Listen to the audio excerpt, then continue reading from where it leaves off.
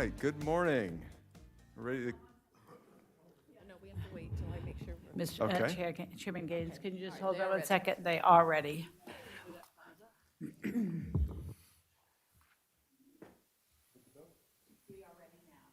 great, good morning. We're ready to call the board meeting to order. It is 9:58. Is that accurate? I'm showing 10:03. Okay, so it's 10:03 on Wednesday, March 26th. Ms. Cicchetti, please call the roll.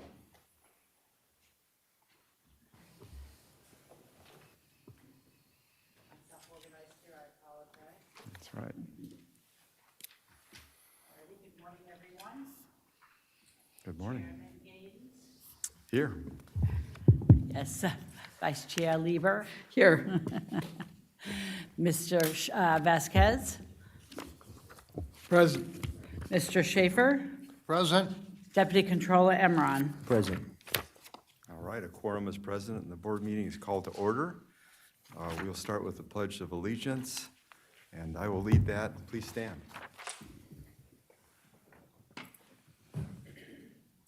pledge allegiance To the flag of the United States of America and to the republic for which it stands, one nation, under God, indivisible, with liberty and justice for all. All right, thank you. We'll go ahead and start with opening remarks, and member opening remarks, if any, are limited up to 3 minutes each, if you could, please. And let's see, do we have comments? Okay, so why don't we start with Member Vasquez, and we'll work ourselves across. Good morning, and thank you, Chair Gaines. I wanted to open up this morning with the recognition of March, as International Women's Month, to celebrate the outstanding achievements of the women throughout history in our society. March is also designated as a Women's History Month as a presidential proclamation to honor women's contributions throughout American history. The 2025 theme is Moving Forward Together, Women Educating and Inspiring Generations, celebrating the powerful influence of women who have dedicated their lives to education, achievement, and leadership. International Women's Day, celebrated annually on March the 8th, commemorates women's fight for equality, and the theme for 2025 is Accelerated Action, emphasizing the importance of decisive steps to achieve equality in the workplace and elsewhere. Two powerful examples of the growing influence of equality of women today came to mind when I was just thinking, and as I've been watching, and some of you have probably been watching the women's basketball competition. These last year, I think it's really when it really kind of tipped it for me. I'm a more of a Lakers fan, watching mostly professional. Never really cared much about college, but last year, with these young women that stepped up, actually I found them a little bit more exciting and actually more competitive because they pretty much play basketball the old school way. When you're watching professionals now, it's all these three-pointers, they're not really driving the lane. And you see these women, and they're just like taking it to another level. And as a result of that, I just saw somewhere that, now the commercial of the advertisement that's drawing and the power, the economic power that's bringing into professional women's basketball is unbelievable. Granted, they're not still getting paid what they should, comparable to men in sports, but I thought that was something to see. And then I'm watching it this year, but then my poor girl, man, from the Trojans, Judo just tore her ACL, so looks like she's out. But we still have a decent team. I don't know if we'll make it to the top four, but with that, I just wanted to bring that out. And then as I look at here, just in Sacramento, the Latino caucus, I remember when I used to watch it back 20, 30 years ago, it was pretty much dominated by males. And now half of the legislators in the Latino caucus are women, Latina women that have gotten elected and are part of the leadership. And so then I was looking at just the overall, and both here in Sacramento, the women legislators between the Assembly and the Senate are like 49% now. Not quite half, but they're getting there. So kudos to the women. And with that, I'll bring it back to our chair. Thank you, Member Gaines. Wonderful. Yes, Vice Chair Lieber. Thank you. Yes, welcome to Women's Month.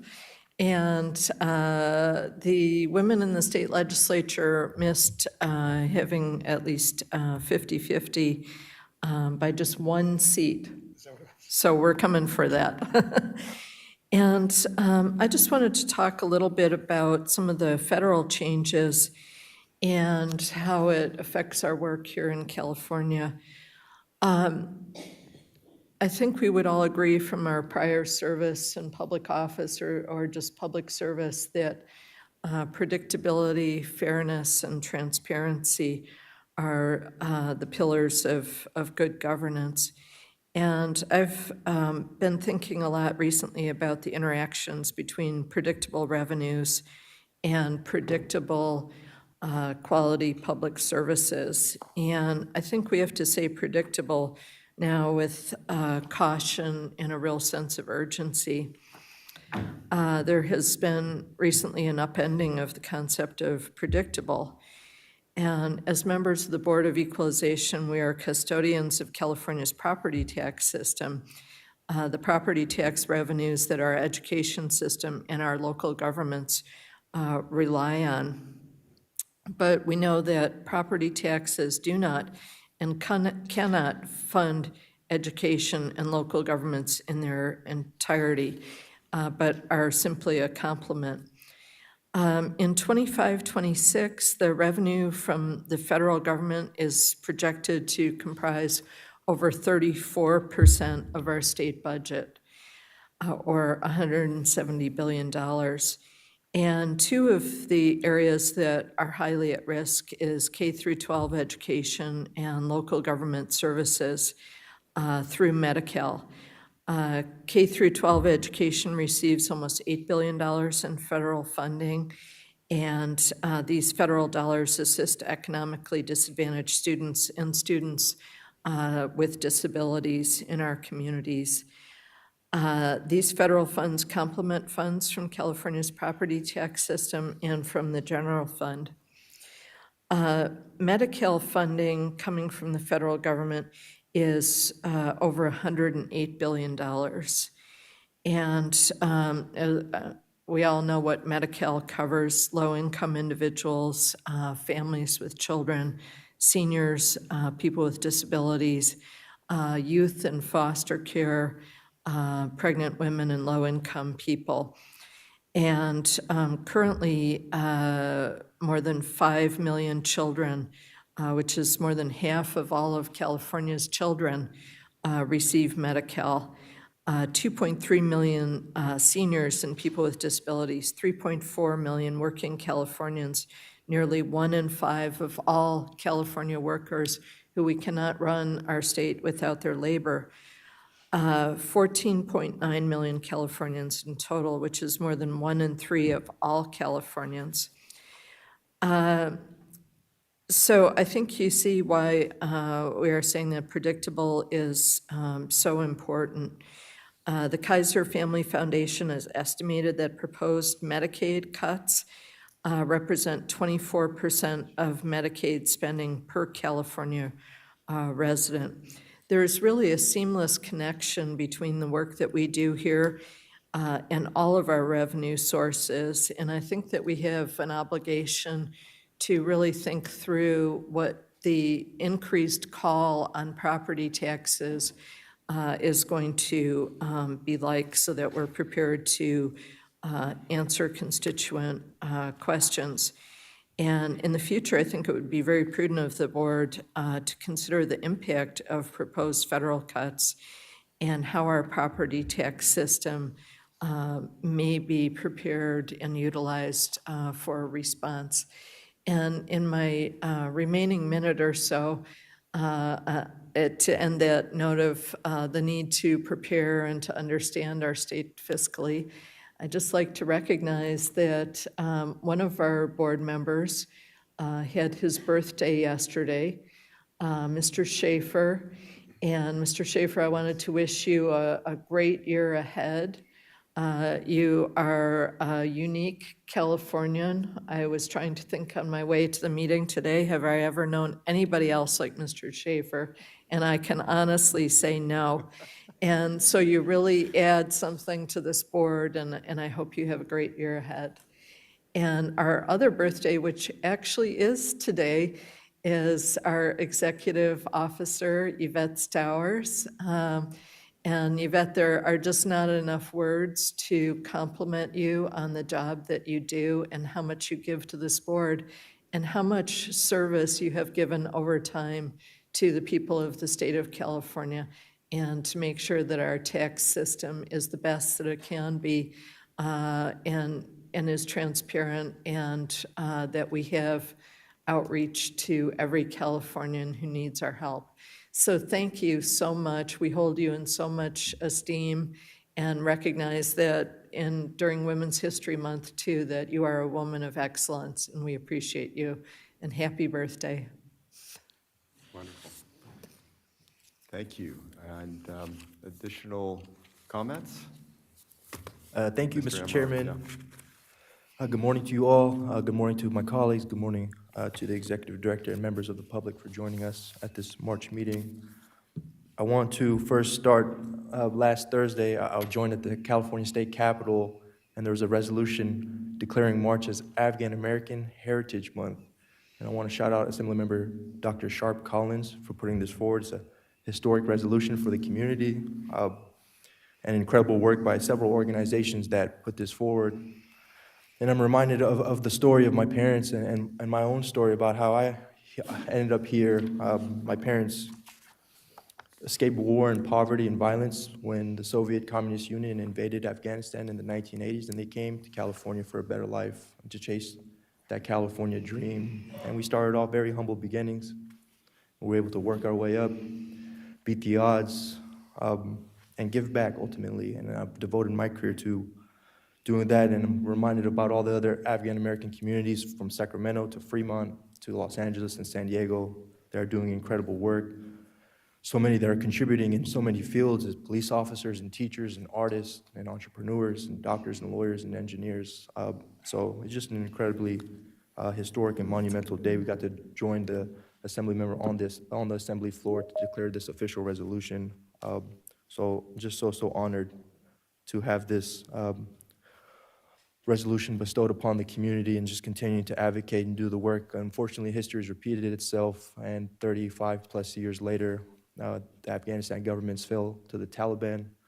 It's a rogue militia group, and you're starting to see women's rights and human rights in general be violated and drawn back. And I can't help but think about my mom being in that position and continuing to fight. And maybe it's a small twist of fate that afforded her the position that she's in today, where she got to be in California and raise her family and not be that young girl in Afghanistan that can't go to school past 6th grade. And she ended up enrolling herself in community college to show an example for young Afghan girls and her children in general that your dreams are alive, that education is a key to economic mobility, to upward mobility.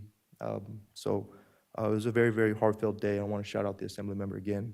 I can't speak to how much impactful that was. Thank you, Mr. Chairman. Great. Thank you. And Member Schaefer. Thank you, Mr. Chairman. First of all, I want to recognize Claude Parrish, our former colleague on the board, and is present today. Nice to see you. I'm very impressed that we have a birthday girl today. If I were staging the event, I'd have half a dozen balloons with helium on them on her chair. That's what we do when we go to a restaurant and celebrate somebody's birthday. I thought I had a exclusive franchise on announcing birthdays, but thank you so much, Ms. Lieber, and I appreciate the kind words. There are two important birthdays today in the world that I always like to recognize. One is Nancy Pelosi. She's 81 today. I've met Nancy several times. She's always showing up at fundraisers for Democratic candidates. I was in Baltimore for a number of years, and her brother and her father were both mayors of Baltimore, Maryland, and they have a street named after the family there. And I've got her book that she came out with recently, all about her career and her problems with her husband being assaulted. And she's really an icon of our government, and I'm so proud of her. But a real icon is Robert Frost. He would be 151 if he were still with us. We lost him in 1973, the poet of New England. I had the honor of meeting him when he came to UC Berkeley. And I asked the great Mr. Frost if he would give me an autograph. And he said, I only sign my writings, my poetry. So there was a book nearby, and I grabbed the book and opened it, and there was a poem called The Turf of Flowers, and it said, and I wrote out the words from it as all men work together, I told them from the heart, whether they work together or apart. And I wrote that down, and then Robert Frost himself signed it, and I was so proud of that. I wanted to share those two people out of society that we should take note of today, and thank again Sally for her kind words. Great. Thank you, Member Schaefer. And if I can just conclude, I again want to recognize you, Member Schaefer. And I believe you're the oldest elected constitutional officer in California history. Is that correct? That's correct, and I don't think anyone will ever catch up with me. I've set a pretty high bar at 87 yesterday. Yes, yeah. Yeah, so congratulations for that, and I hope you had a good birthday and I a good did. I celebration. had coffee with friends, and I had dinner at a piano bar last night. Yes, wonderful. That's great. And then also wanted to recognize our executive director, Yvette Stowers, who's doing a great job. And I hope you have an opportunity to celebrate too after our meeting that hopefully won't be too long-winded, but hopefully give you an opportunity to go out to dinner or do something to celebrate. And then finally, in terms of Women's Month, I did want to recognize that and the importance of women in our society and the roles that they've played. And I've got kind of an interesting story in the sense that I have different roles by different women within our own family. And my mom raised 5 of us, 5 kids, and then felt called to the church and became an Episcopal deacon and then a priest, and did a lot of pastoral care. That was kind of her focus on helping those who were sick and dying. And so I was always proud of the role that she played in that, and that was not a difficult path. That was a difficult pathway in the late 70s, early 80s. And then my wife, I just cherish her and the great things she's done in terms of raising our children and her willingness to serve in the state assembly, but also very focused on our kids and our grandchildren. And then our daughter is running our family business. So I'm grateful for the roles that women play, and I'm glad that they've got so many more opportunities today than they have had historically. And we're all parts of a large puzzle, and so it's nice to have the ability for everybody to figure out where they fit in that puzzle and play a role. So we can now move on to our next item here. Let's see. We've got opening remarks. Ms. Cicchetti, could you please call our first order of business? Good morning again, everyone. Welcome to the Malee State Office Complex. Our first announcement is our safety announcement. In the auditorium, the exits are in the front of each side of the stage, and other exits are at the rear. Please take a moment to find the exit sign and location closest to you in the event of an emergency. The emergency exits behind and to the side of the stages should only be used for an emergency. Our informational announcement. I want to remind the audiences to silence your cell phones and other wireless devices. The meeting will be live streamed to the public and posted on the BOE website. Therefore, we ask all speakers in the auditorium, on the AT&T telephone line, or on the teleconference line to state their names before speaking for the record. We ask that you speak clearly and slowly.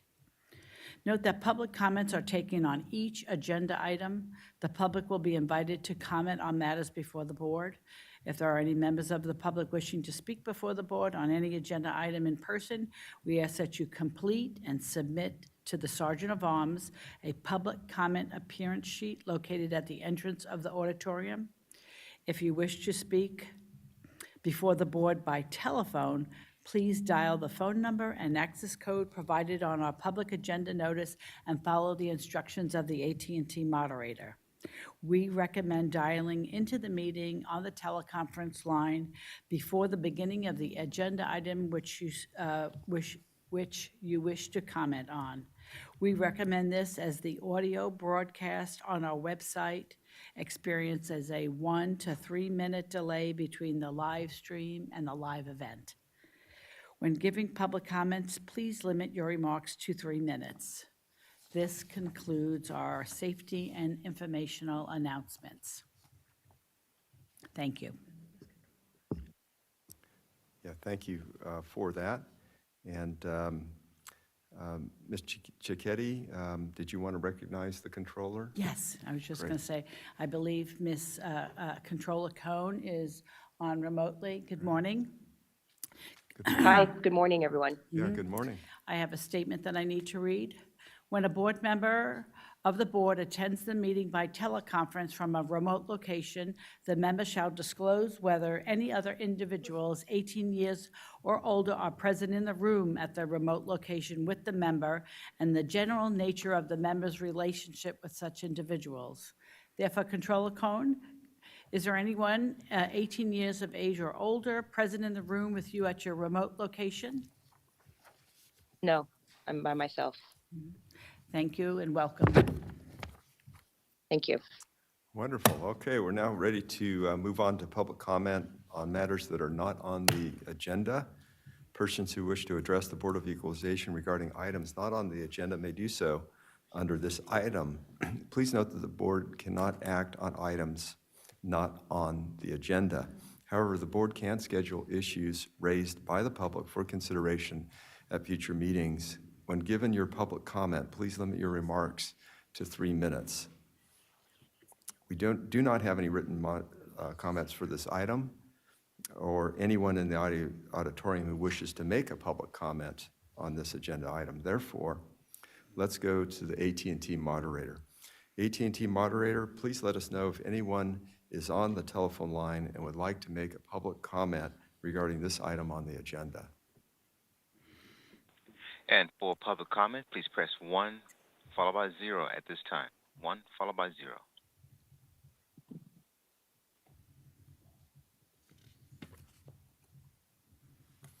And we have no one in public comment at this time. Hearing no comments, we'll move on to the next item. Thank you. Extenet Systems, California, LLC, 8093 audit. This matter is a constitutional function. Mr. McCool, would you present this matter? Apologize. Before we move any further, I asked Ms. Cohen, you have to keep according to the Bagley-Keene rules, you must keep your, camera on. Thank you. Good morning. Good morning, Chairman Gaines and honorable members of the board. My name is Jack McCool, Chief of the State Assessed Properties Division. The State Assessed Properties Division performs routine audits of state assessees under the authority of California Revenue and Taxation Code Section 828 and Government Code Section 15618. The purpose of a property tax audit is to determine the accuracy, completeness, and reliability of the financial data furnished by state assessees and used by the board in the valuation process. Audits also include an internal review of the methods, calculations, and assumptions used by the State Assessed Properties Division. Before you today for your consideration are 2 property tax audits completed by State Assessed Properties Division staff. The assessees have been presented with a copy of the audit report, and given a 30-day window to provide additional information in response to the audit report. Upon adoption of each audit, the assessee will receive official notice of their value change and are provided 50 days in which they may file an appeal. The first audit is for Extenet Systems. Extenet is a telecommunications company. They were provided a copy of their audit report, and they did provide additional information in response to the 30-day notice. Staff evaluated the additional information and did make an adjustment to the initial audit report. I ask for your adoption of the audit for Extenet Systems, California, LLC. Thank you. Great, thank you. Members, would anyone like to make a motion on this item? Okay. All right, we have a motion and a second. We do not have any written comments, and no one in the auditorium wishes to make a public comment on this agenda item. Therefore, let's go to the AT&T moderator. AT&T moderator, please let us know if anyone is on the telephone line and would like to make a public comment regarding this item on the agenda. And please press 1 then 0 at this time for public comment. 1 followed by 0.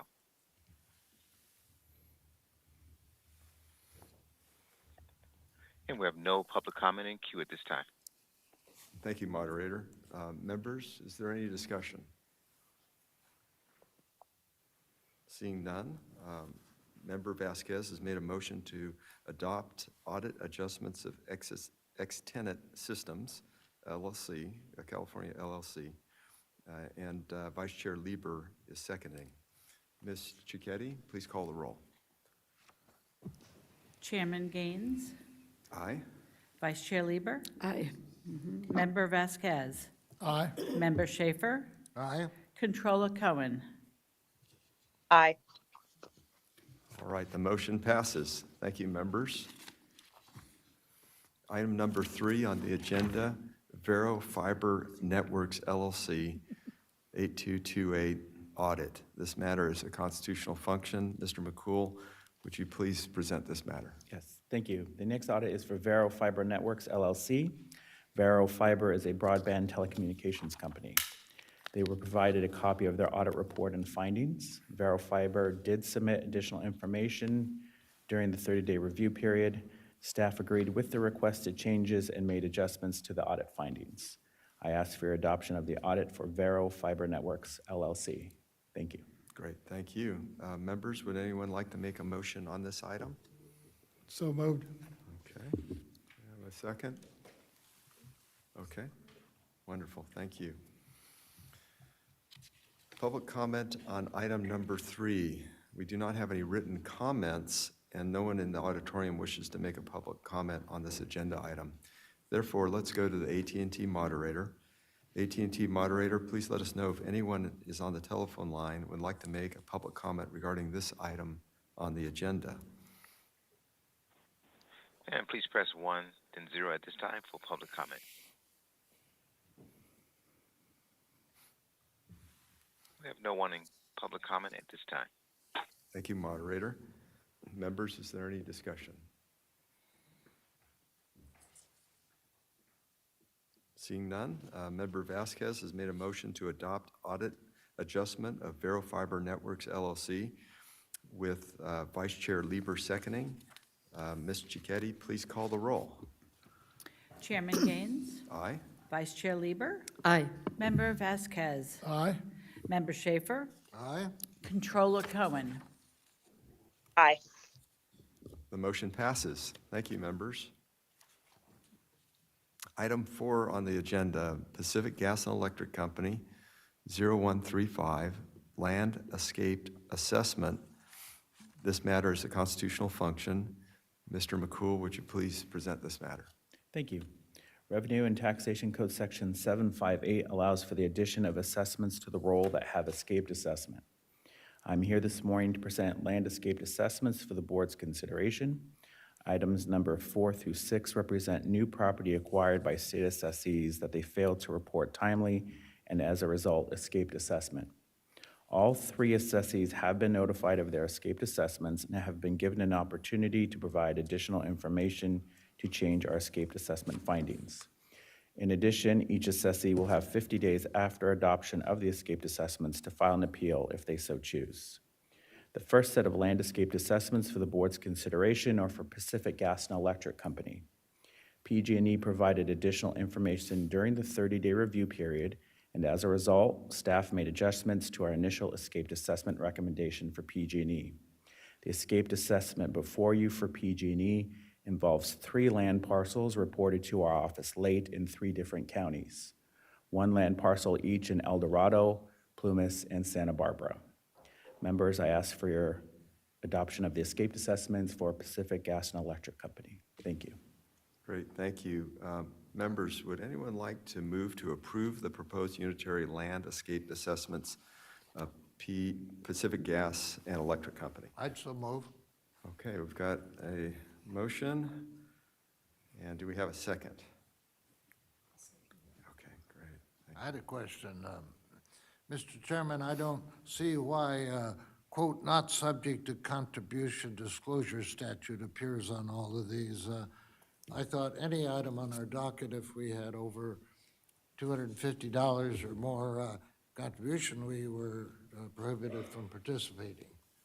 Is there some reason we have this waiver as to each of these items? We'll get advice here from our legal counsel. Thank Yeah, you. Richard Moon, Chief Counsel. That's because this is a non-adjudicatory matter, so the contribution disclosure is not required. So Oh, that's why that's the there. reason. Thank you. Thank you, Mr. Moon. Any other questions? Okay. Member Schaefer has made a motion to approve the, excuse me, am I at the right spot here? Okay. Member Schaefer has made a motion to approve the proposed unitary land escape assessments of Pacific Gas and Electric Company with member Vice Chair Lieber seconding. Ms. Cicchetti, please call the roll. Yeah, I just want to make sure that did we go out to the AT&T moderator on this item? Yeah, that's what I was thinking. Yes. So let's do that. Public comment on item number 4. We do not have any written comments, and no one in the auditorium wishes to make a public comment on this agenda item. Therefore, let's go to the AT&T moderator. AT&T moderator, please let us know if anyone is on the telephone line and would like to make a public comment regarding this item on the agenda. Thank you, and please press 1 then 0 if you have a public comment at this time. And no public comment at this time.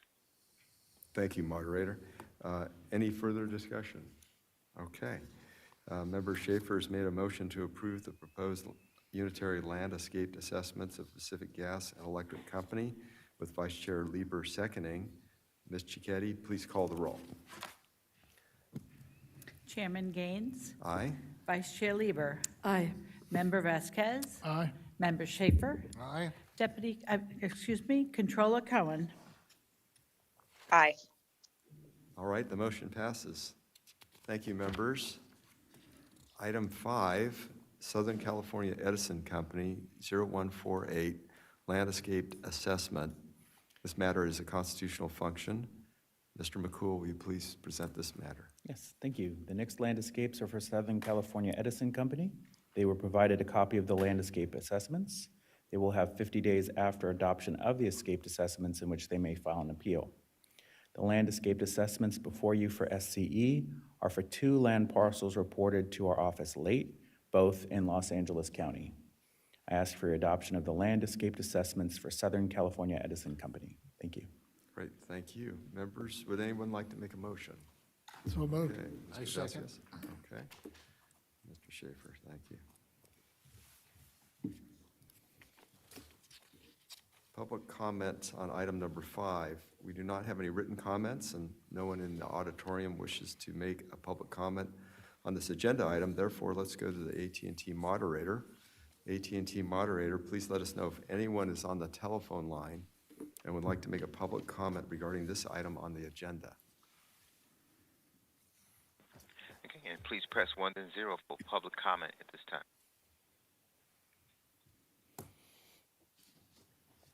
And we have no public comment at this time. Great, thank you, moderator. Members, is there any discussion? right, seeing none, Member Vasquez has made a motion to approve the proposed unitary land escape assessments of Southern California Edison Company, and Member Schaefer has seconded. Ms. Cicchetti, please call the roll. Chairman Gaines, Aye? Vice Chair Lieber, Aye. Member Vasquez, Aye. Member Schaefer, Aye. Controller Cohen. Aye. The motion passes. Thank you, members. Item 6, Selco Partnership, 2559, Land Escape Assessment. This matter is a constitutional function. Mr. McCool will present this matter. Thank you. The final set of land escapes are for Selco Partnership, which does business as Verizon Wireless. They were provided a copy of the land escaped assessments. They will also have 50 days after adoption of the escaped assessments in which they may file an appeal. The escaped assessment for Verizon Wireless is for 3 land parcels reported late, 1 land parcel each in Calaveras, Mariposa, and San Diego counties. I ask for your adoption of the land escaped assessments for Selco Partnership. Thank you. Members, would anybody like to make a motion? Okay. So moved. Mr. Vasquez. Okay. Vice Chair Lieber, thank you. Public comment on item number 6. We do not have any written comments, and no one in the auditorium wishes to make a public comment on this agenda item. Therefore, let's go to the AT&T moderator. AT&T moderator, please let us know if anyone is on the telephone line and would like to make a public comment regarding this item on the agenda. And please press 1 then 0 if there is public comment at this time. And we have no public comment at this time. Members, is there any discussion? I just have a question of clarification in terms of these indicated escaped assessments. So does Selco have an opportunity to review those and then make comment back to us? Yes, At the BOE. in all of these instances, we send a notice with the full information, the values and the parcel numbers for the escaped assessments that we believe missed assessment on our roll, and we provide a 30-day window of opportunity for the assessee to provide additional information. It could have been, we had something misfiled on our end, it could have been maybe they double filed. So there's, in particular for item number 4 today, PG&E, they did provide us with additional information. So we did remove some land parcels from our initial escaped assessment for that one. So that's Yeah, an example of the opportunity they do have to Right. review this. Yes. Yeah, it seems like a fair process in that you're able to provide, as the or the party being assessed, you have an opportunity to provide more information, and then the BOE can make adjustments accordingly. Correct. Yeah, okay, that's great, thank you. And any other discussion? All right, so Member Vasquez has made a motion to approve the proposed unitary land escape assessments of Selco Partnership. Vice Chair Lieber has seconded. Ms. Cicchetti, please call the roll.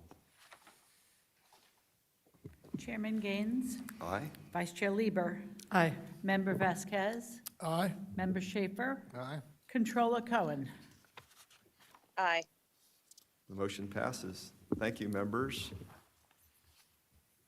All right, the next item is Mr. Gaines, Chairman Gaines, can I Yes. interrupt really Yeah. quickly? We've had a request to go back to item number 1. We have Okay. someone who has arrived in the audience and who would like to make a public Sure. comment. All right, let's So if we return could to, return back to item number 1, public comment on matters not on the agenda. wonderful, Thank you very much. that's great. I will be as brief as I can. I did a convention for the California Assessors Association 8 years ago, so it's finally come around again that I'm going to be having a convention at Knott's Berry Farm in October. And I wanted to invite any and all of you, or at least some representative, to our event, which will be in October of this year. And also, I enjoy coming up here, and as you know, I was a former member of the board, and very supportive of what you've done and how you've supported us, and we hope that one or two or all of you are certainly welcome to the convention. So that's just a basic notice, and we'll send you the exact date in future.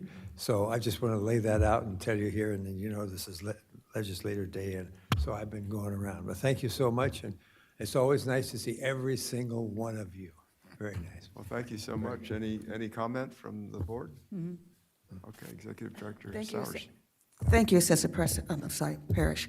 Yvette Stowers, Executive Director. I just wanted to clarify the date for that conference is October 6th through the 9th. October 5th, October 6th through the 9th? October 6th. Yes. And it's where here? Knott's Berry Farm.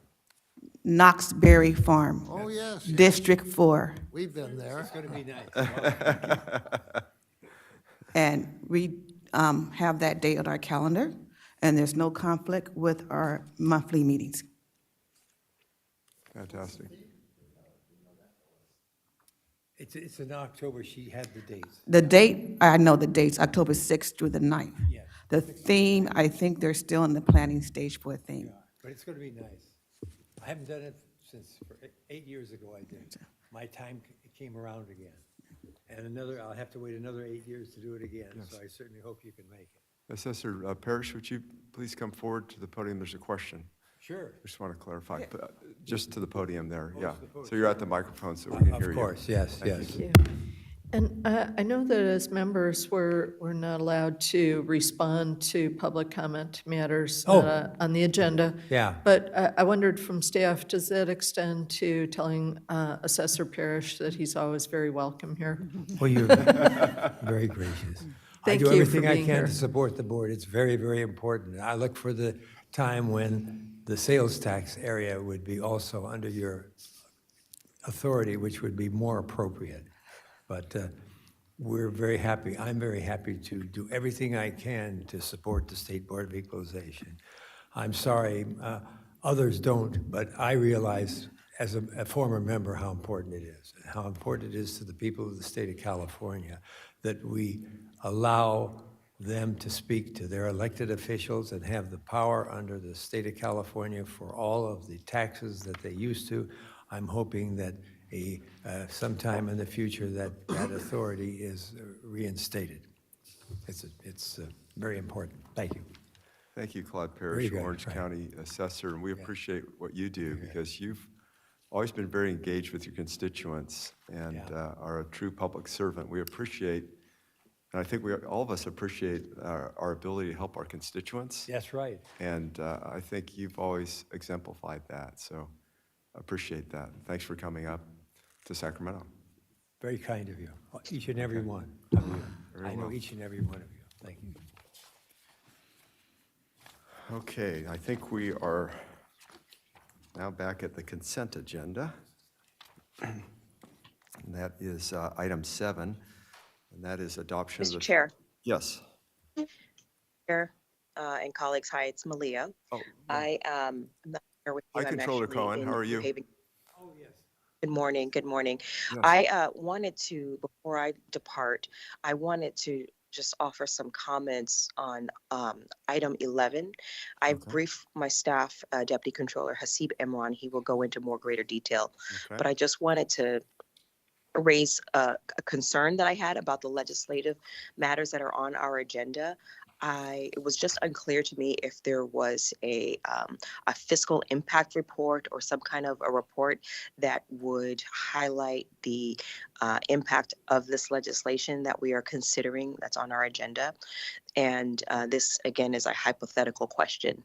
I don't know the answer. I'm sure Member Vasquez did his homework and his due diligence, and it wasn't just attached to the packet, to the agenda packet, but I just wanted to flag that I'm a little concerned that we're being asked to take up legislative matters, but we don't have the full legislative picture, the fiscal impact, if there's opposition, if the opposition has been invited to present. So I just want to make sure that if we take a position on legislation, that we are thoughtful and democratic about the approach. Yeah. And again, I am just bringing this to the body on my own. And then when item 11 comes up, Hasib Emran will raise a few questions Okay. as well. Great, thank you, Controller Thank you, Cohen. colleagues. Have a, you're welcome. Great, thank Bye-bye. you. We appreciate that. And so maybe what we could do is as we move forward on legislative matters, maybe that could be an issue of discussion too, in terms of, because it's kind of, I think through great effort by this board and members in particular of developing our relationship with the legislature, they're seeking our input and support of legislation that's moving through that is relevant to the BOE. And so maybe that begs a question in terms of what sort of vetting should we do as these bills move forward. And we have the blessing of Ted Angelo, who has provided us a lot of kind of backup information, but we can discuss this, I think, as we move forward on the agenda item. But I think it's worth discussing. So let us go back, if we could, to our, we're back to the consent agenda. And that is item 7, adoption of the February 19th, 2025 board meeting minutes. And members, would anyone like to make a motion on this item? I would so move, but I have a question too. Okay, go ahead. Should we seek a second, or you want to wait? Okay, we have a second with Vice Chair Lieber. And the question? Yes, under public comments not on the agenda, we observed that the board received public comments from Palmer Luckey. It appears like maybe he attended the meeting, but he attended by telephone. Do we ever indicate whether the comments are made personally or are made by phone? Is that ever officially of any record? I think we're going to get a response here. Yeah, Executive Director Yvette Stowers, Stowers. Executive Director. It has not been our policy to indicate whether or not an individual make public comments by telephone or in person. So if somebody would call in and say, was Mr. Lucky really there? There'd be no record. Nobody would, unless they talked to somebody who remembered it, huh? Well, in our minutes, we don't reflect whether it was in person or virtual or by telephone. But I'm sure if someone was to call my office or board proceedings and ask if that person was in person or was that person by telephone, we'd be able to respond. Okay. Our meetings, our recorded meetings are Our part of meetings are archives, also aren't always they? streamed, yes. So you could always go back to that meeting. Yes, yes. Okay, that's fine. Thank you. Thank you. Wonderful, good question. Okay, any further discussion? Okay, Member Schaefer has made a motion to approve the February 19th, 2025 board meeting minutes with Vice Chair Lieber seconding. Ms. Cicchetti, please call the roll. I think we need to go out to the AT&T moderator on this first. Yes, thank you. And- So let me Press just go 1 then through. 0. Yeah. All right, let me go through the script here, just to make Yeah, sure that we he's fine. clarify in the audience here too, Yes. right? Yes. We do not have any written comments on this item. No one in the auditorium wishes to make a public comment on this agenda item. Therefore, let's go to the AT&T moderator. AT&T moderator, please let us know if anyone is on the telephone line and would like to make a public comment regarding this item on the agenda. Thank you, moderator. And please press 1 then 0 for public comment at this time. 1 followed by 0. And we have no public comment at this time. Thank you. And we'll now move to the motion. Member Schaefer's made a motion to approve the February 19th, 2025 board meeting minutes with Member Vice Chair Lieber seconding. Ms. Cicchetti, please call the roll. Chairman Gaines, Aye? Vice Chair Lieber. Aye. Member Vasquez, Aye. Member Schaefer, Aye. Deputy Controller Emron. Aye. The motion passes. Thank you, members. Now move on to the next item, which is board member matters. Item 8, the 2025 board meeting calendar revision. Mr. Vasquez is presenting this item. Thank you, Member Chair Gaines.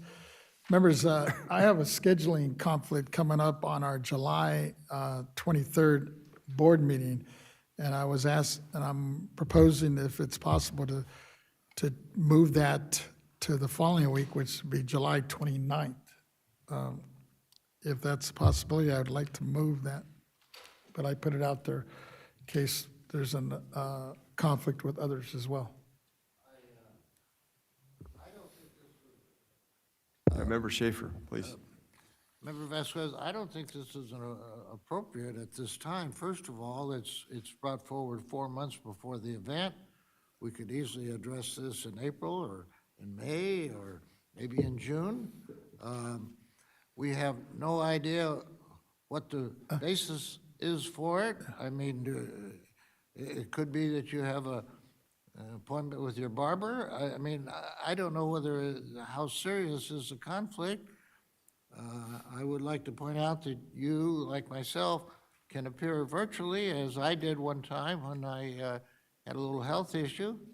I'm just really surprised to see this on here, and I can't support it unless you can justify why whatever you're going to do is a greater priority than what we do, and why you can't appear virtually. If I could just weigh in, because this was raised earlier. I was.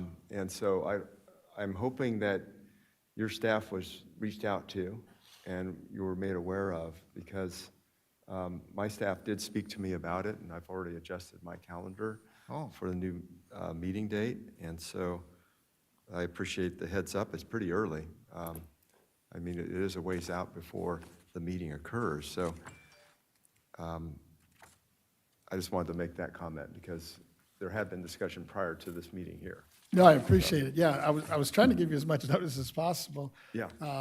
I mean, rather than give you like the month before, because I know all of us have busy schedules and you might have other commitments. So I just wanted to bring it to your attention as soon as possible. And Chair Gaines is correct. I did raise it before, but I didn't realize I had to agendize it. And I think our ED is checked on the locale, but I'll let her speak to that. Yvette Stowers, Or Executive the Director. availability, I guess. Yvette Stowers, Executive Director. The conflict in the scheduling date for July 23rd was brought to my office attention last month. I did speak with Chairman Gaines and his staff to see if he was open to having the meetings rescheduled to July 29th. I also did check to confirm that this auditorium is available on July 29th, and it is available. Rescheduling to the 29th, this is timely enough because this facility does fill up very quickly. So if we were to wait till May or June to try to reschedule the July meeting, there's a strong possibility that this facility would not be available. With respect to the member's conflict on why the 23rd does not work for him, I leave that to the member to discuss with his peers. Well, my staff was not aware of the reason, at least in the memorandum I have from Dr. Pedersen, and he did not go into any specifics. and Okay, I regret- apologize, because I know that our office was contacted, so I wasn't aware that other members weren't contacted, but I think we've got plenty of time here to make a Right. decision, so. In order to avoid violation of Bagley King, since I knew this was going to require a board vote, I only contacted the chair's office. Okay, I'd like thank to you. disagree with you on that. I don't think the public has a right to a seat at the table on an issue such as when we hold our meetings, or what day we meet, what time we meet. That's all in-house matters, and I'm sure if it ever went into court, they would say, of course, that's an in-house housekeeping matter and not anything that affects the substance of what you do. Duty noted. Well, members, if it's appropriate, I'd like to move the proposal to move our July 23rd meeting of 2025 to July 29th of 2025. Okay, we have a motion and a Second. second. All right. I still don't know why we're having to, what the reason is. I have a conflict. I know, but I want to know more about the conflict. Yeah, I don't, I really don't care what the rationale is, as long as it works with our schedules. That's my personal opinion, but. My personal opinion is that upsets of Stowers and checking to see if the meeting is available on that date, and No, there's a dozen different people that are involved in it, and I don't think things like this ought to be brought before us 4 months in advance when you can do it in a couple of months. And I would not bring anything like this on the agenda at all, but if I did, I most certainly would explain the reason, unless it's embarrassing if you're having surgery or, stuff like that, that's personal. I don't want to bring that before the board necessarily, but since my staff has not briefed me on it, you should have caught me before the meeting and said, hey, my wife and I are going to I can't believe we're having this bar mitzvah or conversation. something like that. I mean, you should give me some way. I to feel like we're in understand it. elementary school. Okay. Member Schaefer, are you done with your comments? 'Cause Yes, they're- thank you, Chair. Okay, thank you. And Vice Chair Lieber, like, comment? No. Oh, no. Okay, I'm sorry. Decidedly not. I have no Okay. comments. All right, and Vice, or Controller Emron. Thank you, Mr. Gaines. I'm seeing both sides of the comment, and moving forward, if we do have scheduling change requests, can we have it noticed and agendized in a little bit more of a formal fashion? I understand your concerns too. We do have a quorum without Mr. Vasquez, and we work at a certain time to make sure that the calendar is set. So definitely We're need gonna to get some- look into this process a little Yes. bit more, please. Get a little legal advice Hi. here. Julia Himovitz on behalf of the legal department. If I could just comment on a couple of items here. This is the formal way to bring this forward, was to put it on the agenda as it's been done.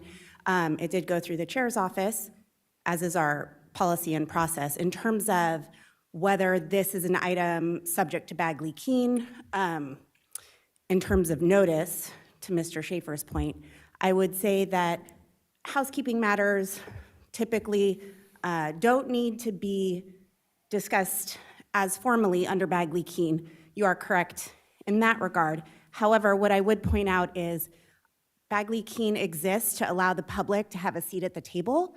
This scheduling conflict would perhaps prevent someone from either attending or not attending. Therefore, it's appropriate to be agendized in this way. Thank you. My I appreciate point, that. thank you, Member Schaefer. My point is, if this is a July request, Mr. Schaefer's asking, like, there should be a window within 60 days or 90 days that a request should be in. So if it's the March meeting now, and if I wanted to change September, I can bring that up at the next meeting, or I can bring something out 8, 9 months in advance to flip the dates. Does that make sense? Like, is there a window if you want to change the schedule in March for the May meeting? You're within the 60-day time frame. But if I want to do March to December, it's a little bit of a stretch, yeah? So I think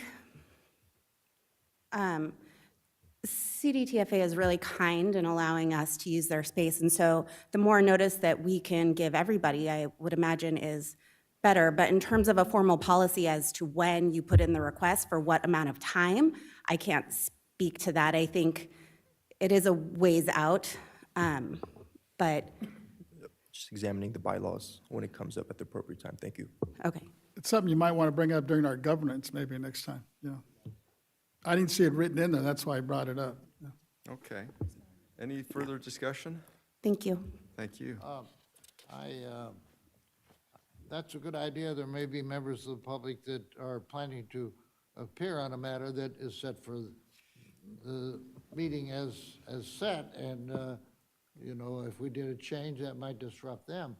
I'd like to point out that none of us are indispensable. We only need 3 of us of the 5 of us, so any 2 of us could be hit by a car or be sick or have a scheduling conflict and just not show up, and we can also show up, as I've done, virtually. I just don't think this item has any business cluttering our docket, is what I'm trying to say. And if you do want to bring it on the docket in the future, I would ask that you favor me personally with a email or a phone call, or catch me if you can.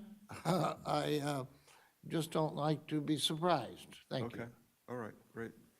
Thank you, Member Schaefer, and Vice Chair Lieber, you. Thank you. I don't know why I'm pointing this out, but I just wanted to point out that there won't be people expecting to come on July 23rd because their matter is up then, because they don't know that their matter is up in 4 months from now, at which meeting.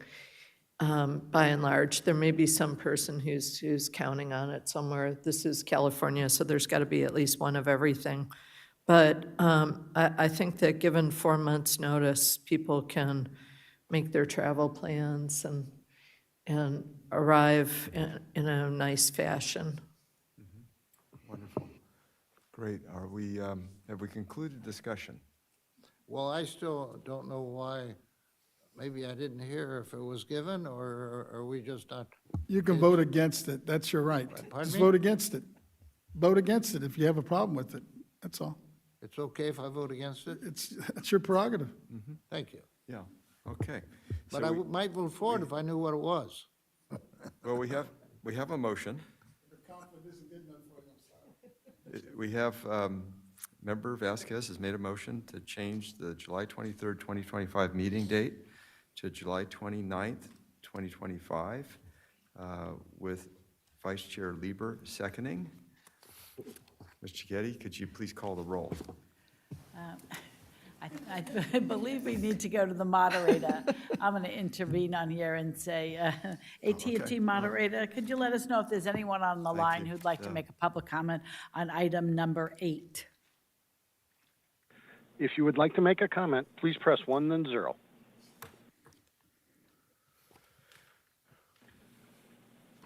And at this time, there is no one in queue.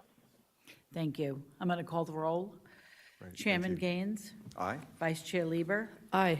Member Vasquez, Aye. Member Schaefer, No. Deputy Controller Emmeron. Aye. All right, the motion passes. Thank you. Next item is board member matters, item number 9, the 2025 Wildfire Disaster Relief and Recovery Legislation and Other Solutions Informational Hearing Summary Report. Mr. Vasquez is presenting this item. Thank you, Chair Gaines. Members, first of all, I wanted to thank you and all my colleagues up here for the robust participation during our 25 Wildfire Disaster Relief and Recovery Legislation and Other Solutions Informational Hearing. I was very impressed with the knowledge and commitment of the speakers that we had during that hearing. Mr. Jerry House, Director of Operations for District Appraisals, and Mr.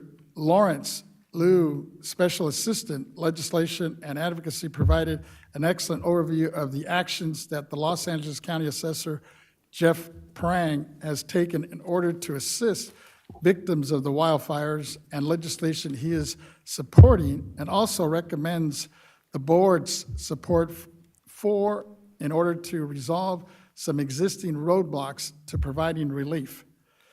We were privileged to receive input on legislation bills that address the wildfires impacts from Senator Sasha Renee Bettis and Senator Ben Allen, both of whom encouraged the board's input and support on these legislative efforts.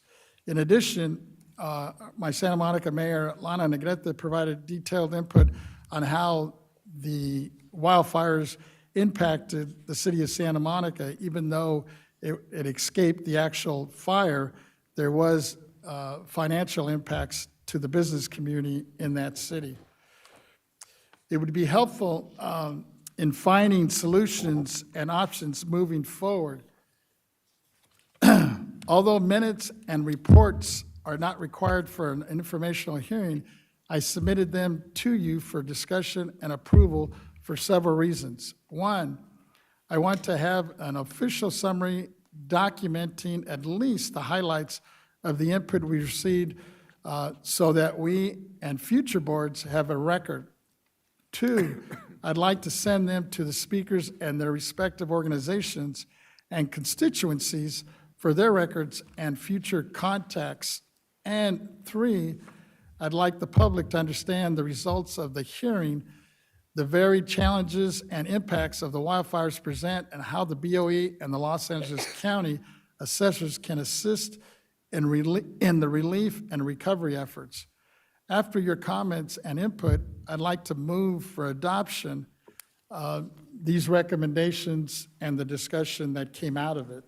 And with that, let me just turn to my colleagues, and if there's any comments, questions, suggestions, or any edits that you want to make, I'd love to hear them before I present a motion to the board. Wonderful. Vice Chair Lieber? Thank you. I just have one small one, and I'll be very brief because I noted that Senator Archuleta is here to present.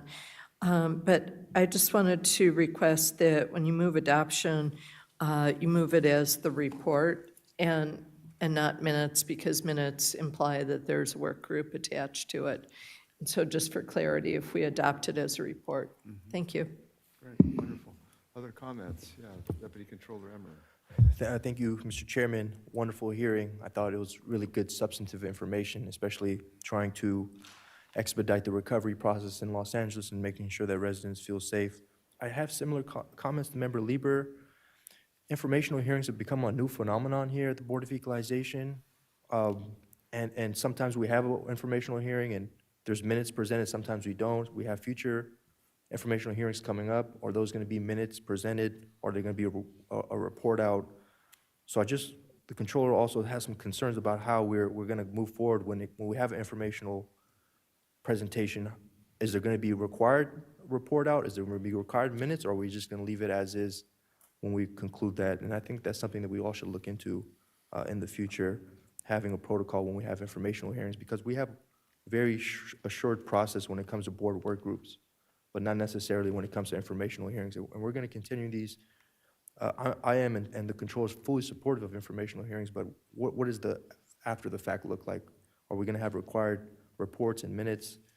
And is the board going to vote to approve it? Is it ceremonial? Is it going to be inputted somewhere? Is it going to be on the website? Is it going to be sent to the legislators and the governor's office? So that's something to think about for now. Thank you.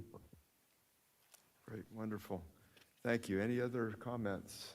Yes, Member Schaefer. Well, I realize that Member Vasquez that's his district where all this horrible stuff is going on, and I appreciate very much all of his vigilance in bringing these matters to the board. Great, wonderful. Yeah, I guess from my perspective, I think we can discuss this further, because I think you raise a good point, Deputy Controller, in terms of, what is the purpose of the informational hearing, and then what is the next step? And I guess from my perspective, it doesn't have to be a next step, but the fact that you're wanting a summary report, I think is valuable, and so we ought to go ahead and continue along that vein. I'm not trying to get off the reservation, am I okay?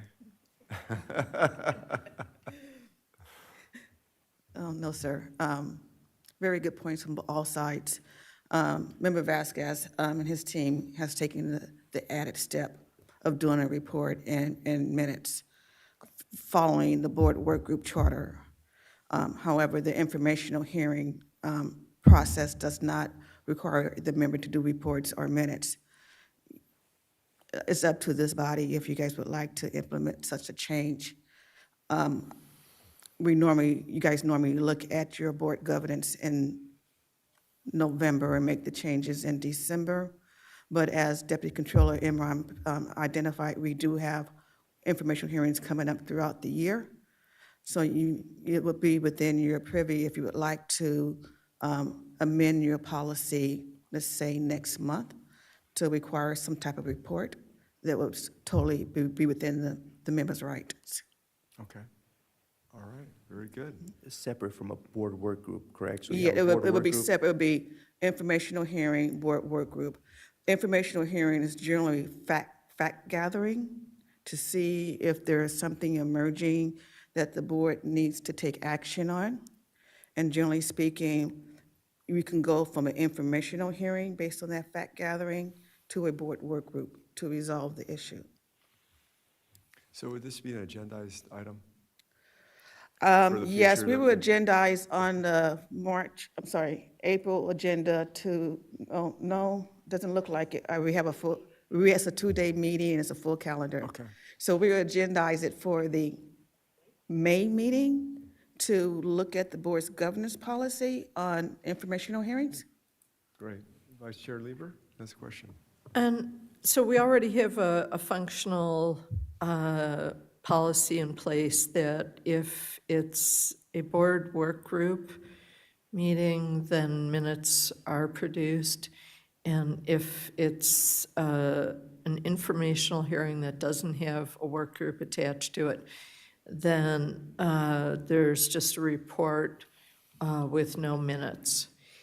And so that's not correct? What, For informational hearings, there's no requirement for minutes or a report. okay, For a board work group, there's a requirement for minutes and reports.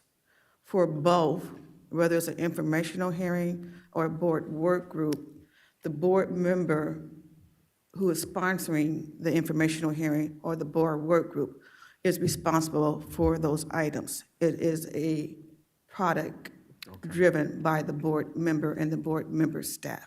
Okay. okay. So it seems like we have a policy in place that's been at least our custom and practice, if it's not in the governance policy. So we're okay for now. But we could bring it back in the governance policy to require a report on the informational hearings that are not part of a work group. And I'd like to suggest that we just consider requiring a report, because as we know from our discussions, minutes can be fraught with I didn't say that, or he didn't say that, or something. And so I think that the report, gives a little bit of a refresher. So if we could have that come back under our governance when time allows. Mr. Chairman, ma'am? Yes. Yes, thank you, Member Lieber. I appreciate your comments. And the reason I say this is because when the participants are coming forward for informational hearing, are they even aware that there's going to be a report or their testimony is being logged? And that's kind of my concern. So, and then moving forward too, in your report or in May, if you can give us an idea of what BOE 1.0 did around informational hearings, even if there was informational hearings or anything like that, kind of looking at the history of it so we can help formulate our plan moving forward. Thank you. Okay, so let me say, thank you, Deputy Controller Imran. So you're asking for this to be agendized for May and to provide a summary of what old BOE did when it came to informational hearings. Vice Chair Lieber is asking that we just continue status quo with the option of the sponsoring member providing a report, but not minutes, and then we address this when we update our governance policy.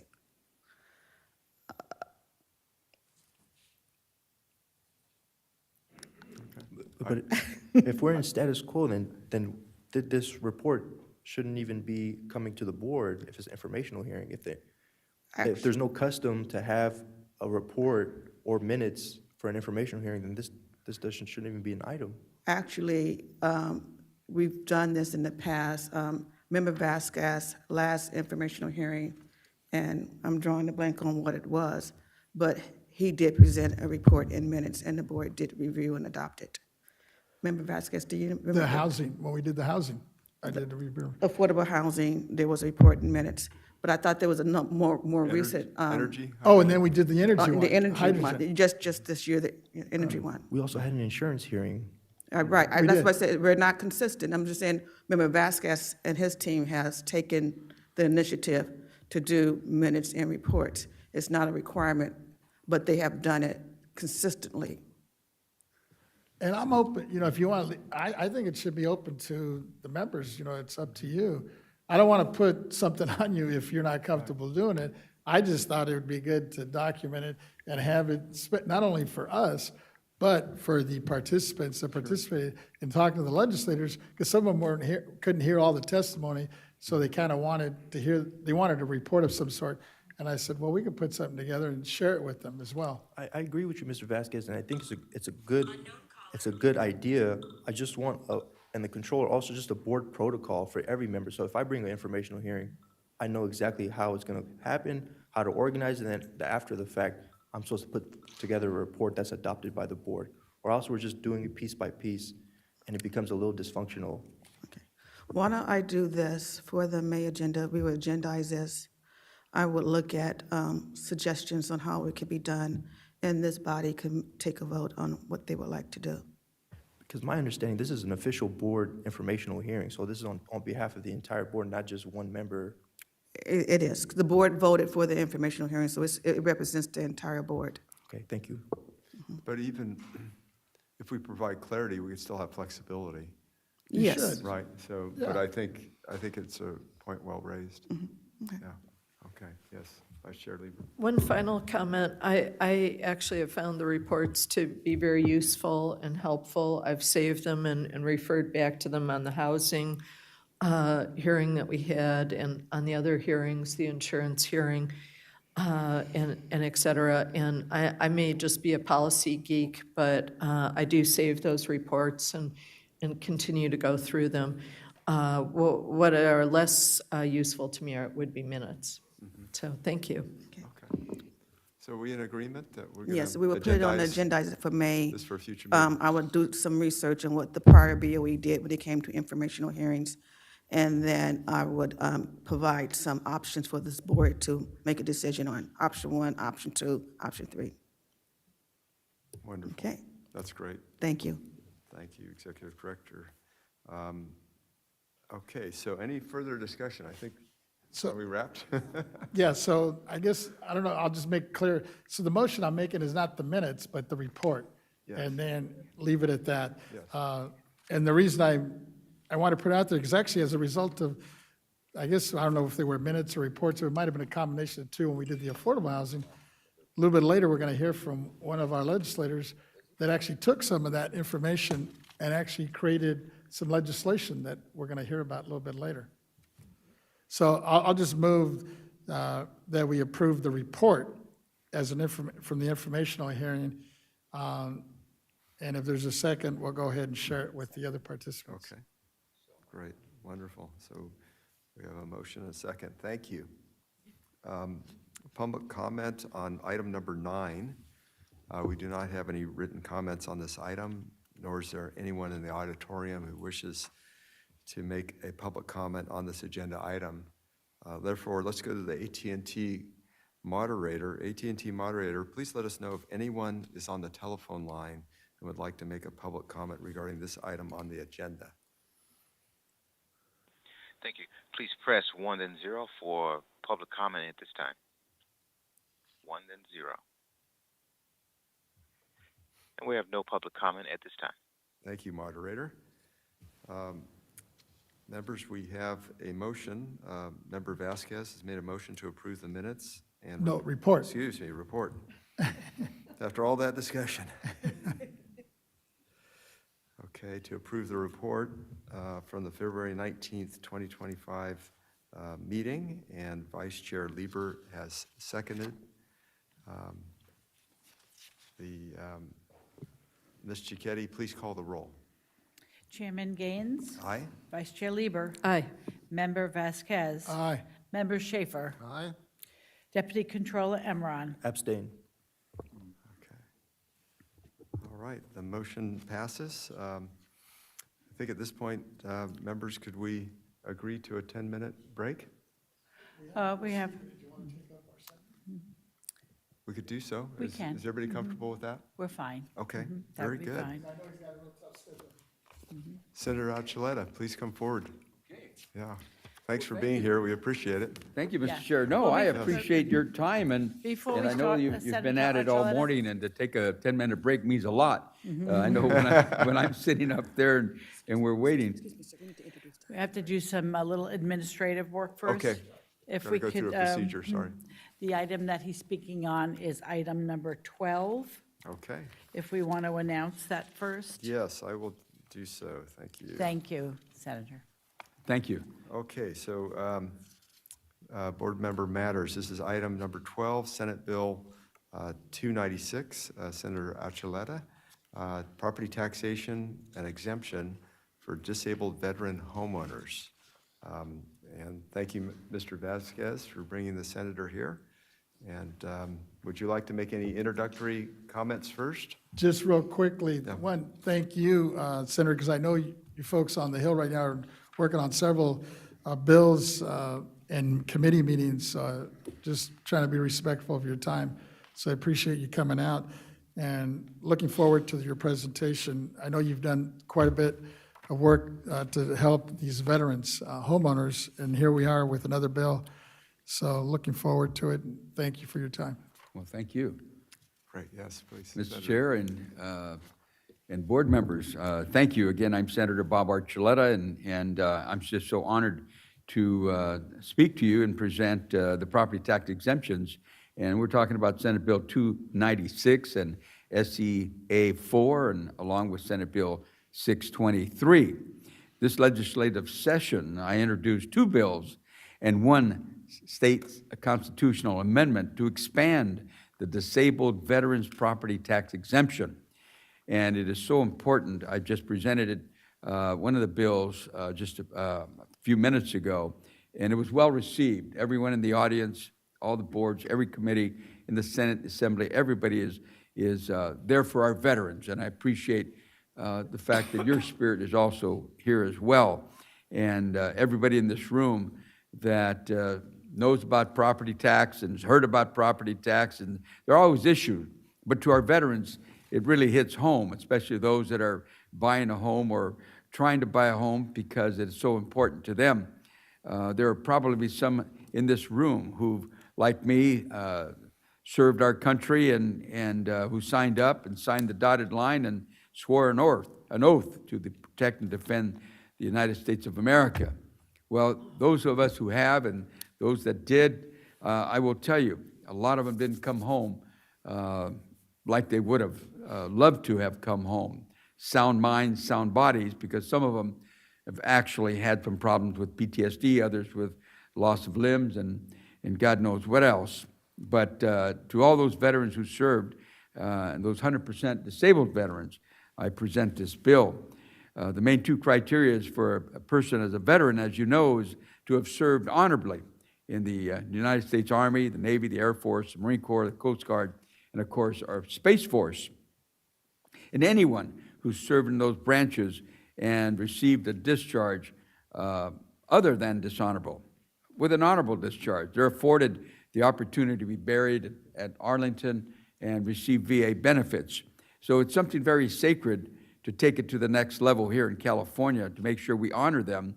The people who will qualify for this property tax exemptions that we talk about, who served our country, not only in combat, but so many who served at wartime and even in peacetime. But maybe they've served in on one of our 44 military installations here in California, also home to the first and oldest veterans home in the nation to care for our aging veterans. And people don't think about our veterans homes that we have run by CalVet. And it's something that if you ever get a chance to visit one of our veterans homes, please do that.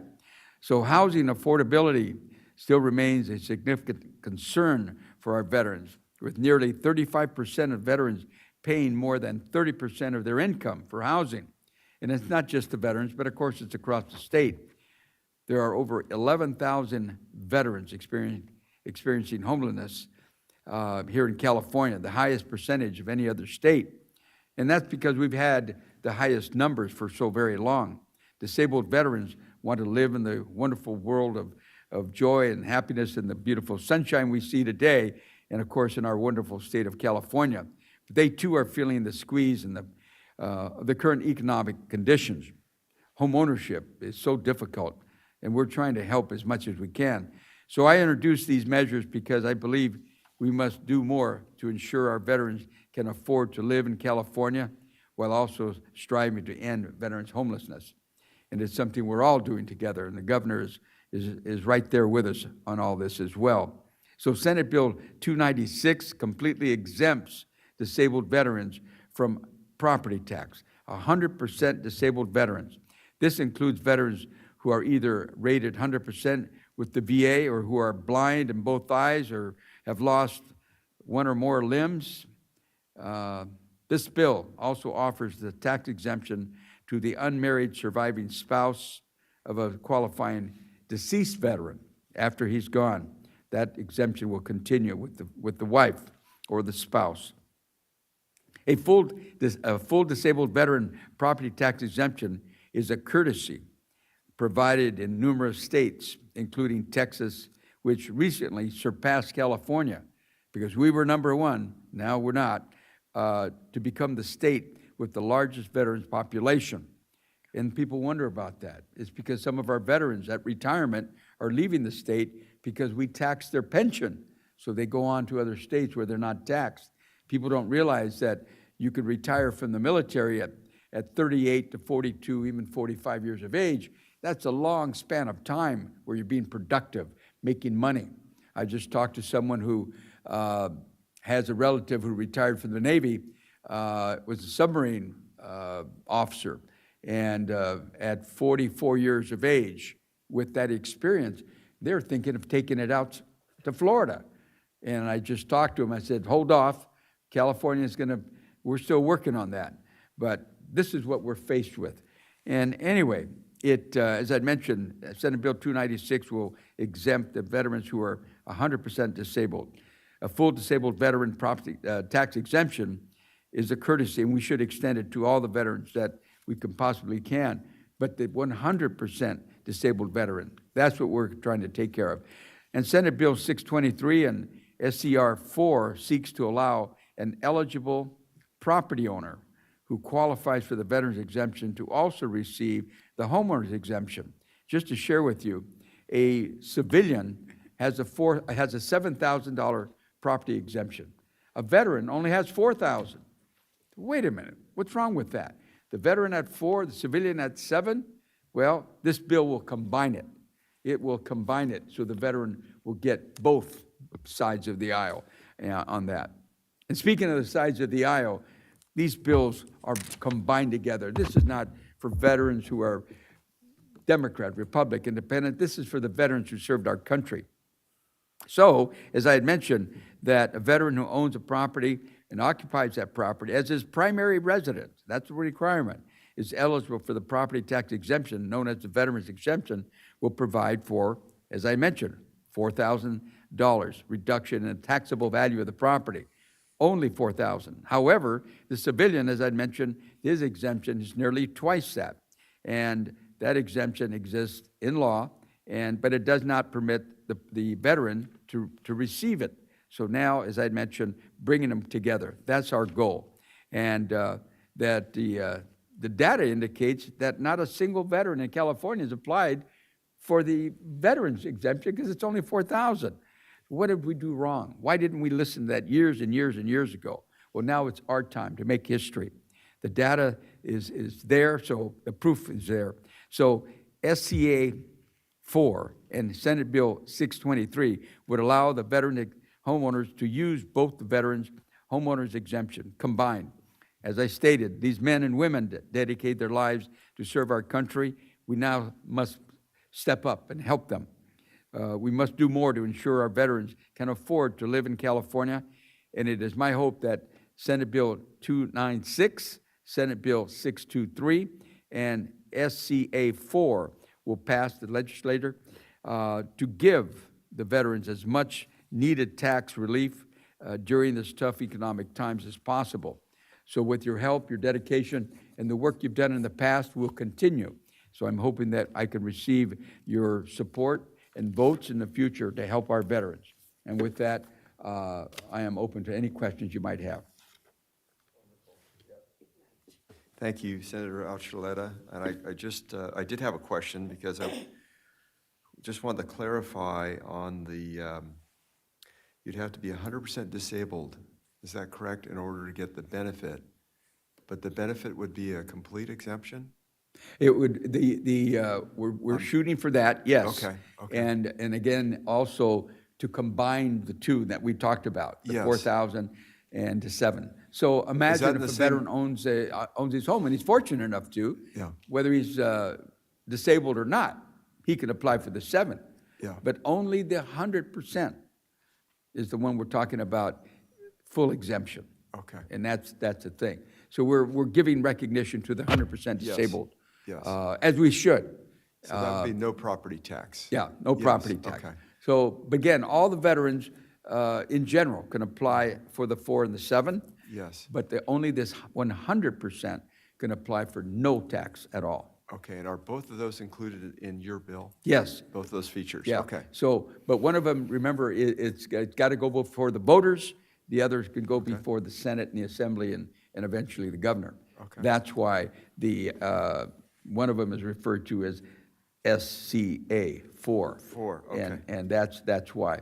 But if it's all done, then we've accomplished what we need to do, taking care of our veterans with the exemption, and especially the 100% veterans. Yes. That are disabled. Wonderful. I'm sure there's other comments and questions. Please, Vice Chair Lieber. And then- Thank you. I want to very much thank you for taking on this effort. This has been something that has really affected people in our state, and especially our veterans who have given all and have 100% disability that is service-related. And I just had a question. SB 623 you mentioned. What does that one do? Each bill is separate, but Right. but in the same family, under the same umbrella. And so rather than get stuck on numbers, it's to get stuck on the entire umbrella. And as I mentioned, one of the bills that the County of Los Angeles, the County of San Francisco, San Diego, and so on, they've weighed in. I just talked to them, and they were our expert speakers when I presented it. So the assessors are with all of this all together. And it's amazing that whether it be San Bernardino County, what I just met with, San Francisco County, LA County, the assessors, we had to get through them first, right? Okay. And once we got to them, then we had to get to our bill, to my committee, which is the Military and Veterans Committee. So after we finish here, within the next week or so, it'll come before me again. And then it's already, then we go through the Assembly. Okay. But again, our goal is to make sure that a veteran can apply for the exemption, the 7,000 and the 4, which he already has, and combine them. The other one, of course, is the 100% disabled veteran, which he would not pay the property tax. Okay, so the ability to stack those is in That's a good 623. word. Stack, yes. I like Yeah. that term. Okay, great. And then the other thing that I just wanted to, make a mental note of, and that I don't know in your travels of putting the bill together, if you've had the conversation with folks about service upgrades. And so if someone had a bad conduct discharge due to a mental illness or due to a situation of racism within the particular armed force that they served in, and later they sought help from some of our very valued veterans organizations in getting their discharge upgraded, would they still be eligible for this? And I'm Yes. assuming that because it changes their record fully, that they would be able to access this. If I may elaborate a little bit Please. for the civilians that are in the room and perhaps the rest of the committee, when one is discharged under honorable conditions, and they have various categories when you're discharged. As an example, at the bottom of the barrel would be a dishonorable discharge, bad conduct, something tragically happened. Then you go up the ladder and you work your way up to, say, a general discharge. And then, of course, then you have the honorable discharge. And the general discharge is something that would be where one of our veterans came back from a deployment, and he was still hadn't been diagnosed yet, and he has brain trauma, right? And then he goes off on his sergeant, or goes off in his superior officer, whatever, and then he's reprimanded, and then eventually he's discharged under general conditions. They didn't get a chance. He didn't get a chance, or she, to explain what was going on. And then, as you say, that then he is examined at the VA, because he's still eligible for VA benefits and medical treatment. Then they discover he had brain trauma because of an explosion. So now he petitions, and there's a process for an upgrade, as you mentioned, and that's called upgrading to the next level, which would be honorable discharge. So, but some aspects of the general discharge would already work for him, but down below it wouldn't. That's a little more difficult. But getting the full benefits from the general to the honorable, yes, that's a process. And it has happened more and more as we discovered racial issues, because of one versus the other, and personnel things, medical things have happened, just service, and so there is the process. And I'm so glad that the VA will sit and listen with a panel like this, and the veteran will present himself. And sometimes it's through the congressional office, sometimes it's through our offices in the Military and Veterans Committee, but someone who's speaking on behalf of the veteran and reopen the circumstances, the case, and then they reevaluate. So yes, and I don't mean to make a long story, but you brought out a good point. Thank you. Thank you. Okay. All right, Member Schaefer. Senator, you mentioned the $7,000 exemption. That's been around for a long time. Do you know when that was set? Wasn't that back in the days when you could buy a home for $25,000? Well, I will tell you, I bought my first home for $21,000 when I got out of the service. $21,000, am I correct? Yes, $21,000. I think it was, $210,000. What am I saying? $210,000. $210,000. And not knowing about the VA benefits. See, that's another issue, madam, because a lot of the veterans come out and they're not counseled and taught and trained to look for these and ask for these things. So if the exemption was there, it still wouldn't have done any good. As a veteran myself, I served with the 82nd Airborne. I'm a combat veteran, and I'd never asked about it. Back then, didn't know about it. So I would have probably, like my neighbors, would have filed for the exemption, the $7,000 exemption, not the $4,000. So that's what we're doing now. So I'm glad you brought that up. I don't know exactly when it started, but I know it was like this, where it started with the panel, the county, the assessors, and the Board of Equalization, right up the ladder until it was established. And now it's there, but it hasn't touched our veterans in any way, shape, or form all these years. Well, it's not that meaningful. It's like $70 a year. It should be brought into the year 2025. Yeah. I see you were mayor of Pico Rivera. I was. I used to visit there twice every weekend when the Amtrak stopped there. They don't anymore. Oh, and visit the Del Rey restaurant, I hope, right? Yeah. But mentioning Pico Rivera, that's a small community, and when the veterans were discharged from the Army in all the branches, they settled in our local areas because of the work, and homes were being built, and they were being built under the VA and with zero down, zero payment as far as cost escrow, and that's how they filled up our communities. And to this day, a lot of the families are still there from World War II and Korea and the Vietnam era. They're still there. Now the kids are taking over.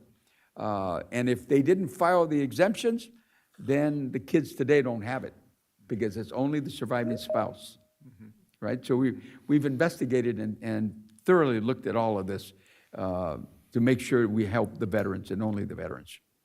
I think you're speaking to the choir here because we're all very much in favor of the veterans. That's Wonderful. Okay, great. If we could now move to Deputy Controller Emron with comments. Thank you, Mr. Chairman. I want to thank you too, Senator, for your support, your service, and for always looking out for veterans. The Controller's father is a Vietnam veteran, disabled veteran. Welcome home, tell him. Appreciate that. When you see him, you say, welcome home. Appreciate that, and he's done incredible things for this country. He's back in his community as a pastor, doing great work. So, Senator, this is the first time I'm really hearing about this bill, still trying to gather information, and it's not necessarily anything towards yourself or the work that you're doing, but the board itself, and I'm going to look to the members and speak about the Controller's concerns earlier about how we analyze these bills as it goes through and it comes before the board. And her proposal is a legislative committee for the Board of Equalization to have it. We're not privy to the conversations happening at the Capitol, Senator. We do have a legislative director here, and the idea of a committee is to form this committee and have to hear opposition, to hear proponents of the bill, to do a fiscal analysis, to do a thorough review and research, and this committee come back before the board to give a formal recommendation. And I think that's something that I believe is standard protocol as we go through this process. So, Senator, I'm going to abstain today, not, of course, because of the work you're doing, but more of the board protocol today. Thank you so much. Good, thank you. And I would like to say that when I presented my bill earlier, we had members of all these various counties, the county assessors and so on. And when the question was asked, all those who support the bill, they lined up. And then all those who oppose it, it was silent. And I'm hoping that we'll accomplish the same thing there in the future. Wonderful. Okay, comments, Vice Chair Lieber, and then Vasquez, and then.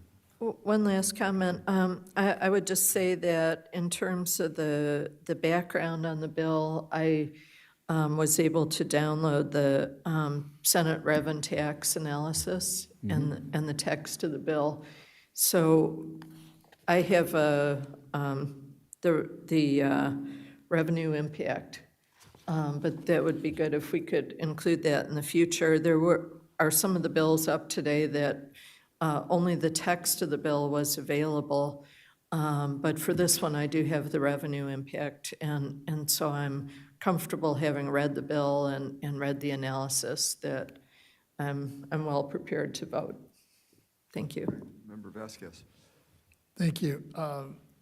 And I think you're raising a good point from the Controller's Office, on the whole financial impact. And just for your information, Senator, you mentioned several other bills, but the only one that was agendized today at this meeting is SB 296. So that's the only one that we really, if we choose to take action on.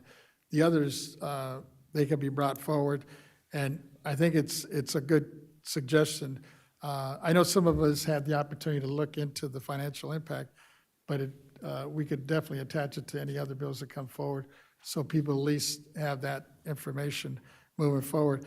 I personally, anything that I think we do so little for the veterans, even the financial impact this might have, to me, I think offsets it, especially when you're talking about veterans that are leaving, which means we're losing that tax base, sales tax that they're providing, to the state as it is, and any investments that they make here.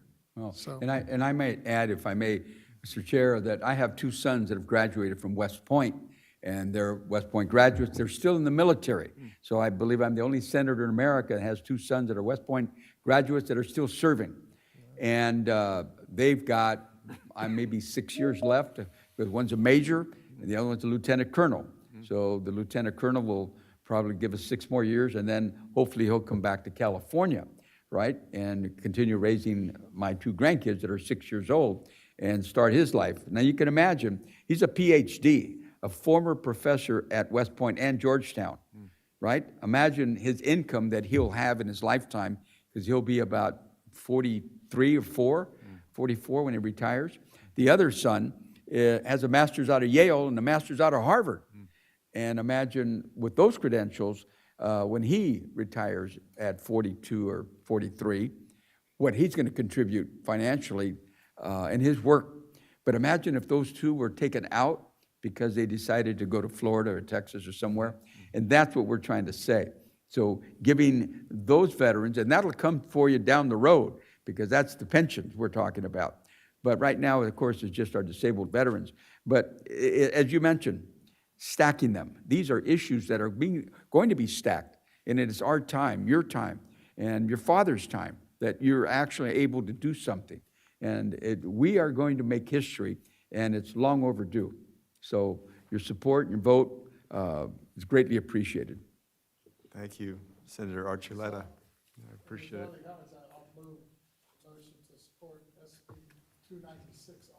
Okay, we have a motion and a second. If we could, I would like to have some further discussion. And if we could have Ted Angelo, if you could please come forward.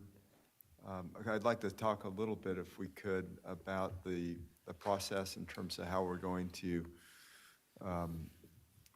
weigh in on bills. Thank you. Yvette Stowers, Executive Director. Although I have all the confidence in Mr. Angelo, I would recommend that we have this discussion later. But we have a motion already. Maybe we could hold off on voting on that motion. We have another senator office online for another bill. Okay. So if we could just not vote on the current bill, have the senator speak on his bill, and then we can take a lunch break, and then I can address, myself and legal can address some concerns that have been raised with respect to analysis of bills, Ledge Committee, and Mr. Angelo's role. Okay, very well. Yeah, please, go ahead, Mr. Vasquez. The only objection I would have to that is that the other bill that's coming forward, I don't think it doesn't conflict with this one. It's not like it's an opposing bill.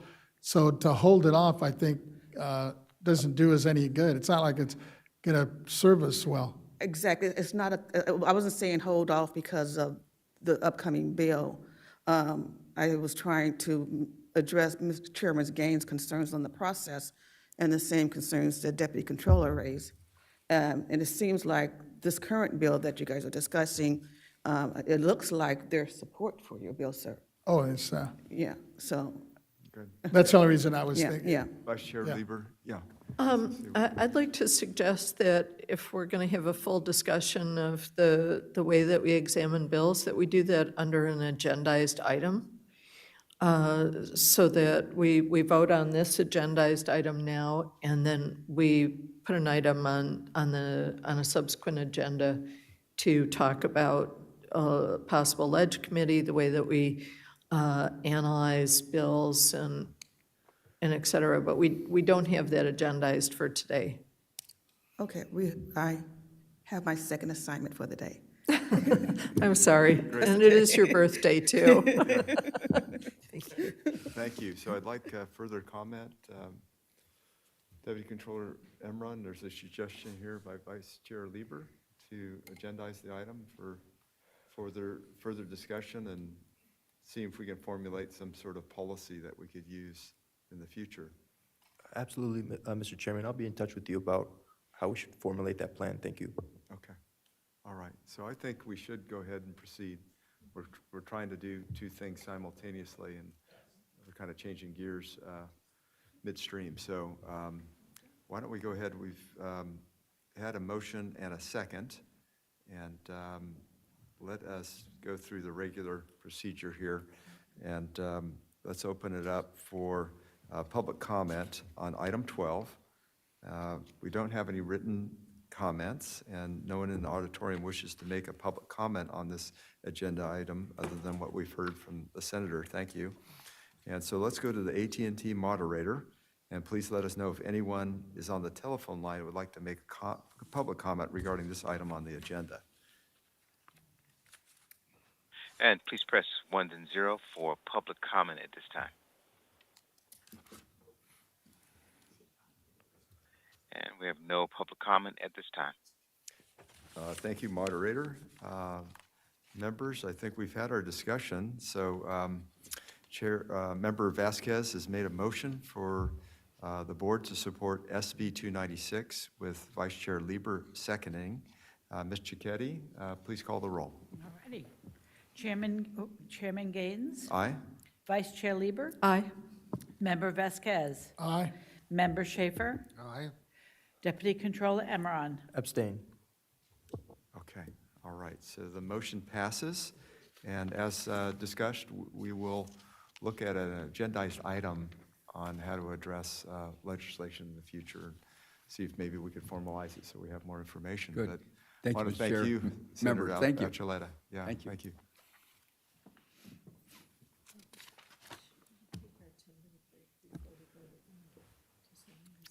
That's a great question. Executive Director Stowers, do we have someone on the line? We do have, Someone on the line. Are we okay not taking? we do, yes, the we're break fine and today. hearing this? Yes, we're okay. Is that okay? Ju- Yes. Just a Member quick, Vasquez? I just got a text from one of our assembly members, Mike Gibson, who's on the agenda and to testify at 1, and he said he would arrive at 12:30 if we could accommodate him, but I'm just trying to check your schedules here and see if that fits in. Yeah. He's scheduled for 1 o'clock. I don't think we're going to be able to accommodate him for 12:30 PM because it's 11:52, and we have an item that we're going to take up right now, and then we'll be taking our 1-hour lunch. I believe we have one of your other speakers that you have slated on the line. Okay. You're okay with that? Well, I'll let him know, yeah. Yeah, okay, so. Because he's scheduled to be at 1, so he's still on at 1, is that what we're saying? Because that's what the agenda shows. Well, somehow we have to fit a lunch in. So at some point, staff has to have a lunch. That's what I'm Can't trying to figure postpone out, it till 4 when, o'clock. when do we take the lunch, I Okay, guess? we'll do our Or how best. flexible are we with this? We'll do our best to accommodate, but staff does have to have a lunch, so let's move to the next agenda item and Yes. see how quickly we can move forward. Okay. All Very righty. good. Let's do that. Okay. Wonderful. This is item 13, Yes. Senate bill by Senator Ciarto, disabled veterans exemption, household income. And Mr. Vasquez is presenting this item. Please. Thank you, Chair Gaines, and we have the honor and the pleasure of having another senator here on SB 56, Disabled Veterans Exemption. And as was mentioned earlier by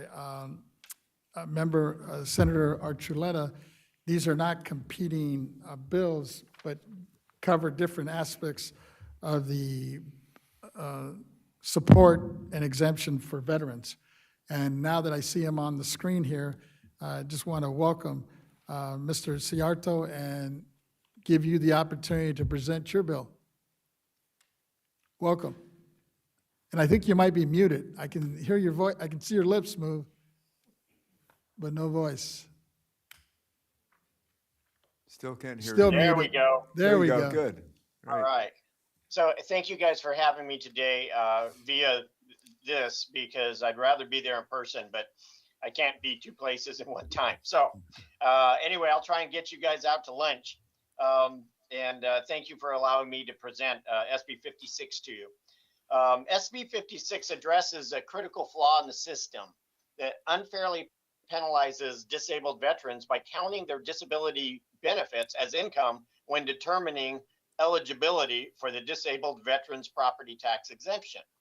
Over the past 2 years, both California and the federal government have recognized this issue and taken steps to exclude disability benefits from household income calculations in housing programs. The problem is that veterans must be disabled to qualify for the tax exemption, yet their disability compensation is counted as income, pushing them over the income threshold and making them ineligible. This creates an unfair catch-22 that denies veterans the very support that's meant to help them. Veterans are encouraged to apply for disability benefits, yet receiving them can disqualify them from other critical support programs. Before AB 535 passed last year, a homeless veteran who secured state housing and connected to support programs could suddenly exceed the income threshold, leading to their eviction and a return to homelessness. Disability compensation is not a source of wealth, as it is recognition of service-related injuries, yet it is treated as income in a way that reduces access to essential tax relief. Last session, the legislature and Congress acted to remove disability income from governmental housing eligibility calculations. SB 56 extends that same principle to property tax relief. Under current law, veterans with a household income under $76,235 qualify for a higher property tax exemption through the low income exemptions of disabled veterans property tax exemption. To qualify, a veteran must be disabled, but the very disability compensation they have pushes them over that limit. So the Social Security Administration reports the average annual payment to Americans as of 2025 is currently $21,456. One disabled veteran with a spouse where both receive Social Security but no other income from anything would therefore not qualify since their income exceeds $76,000.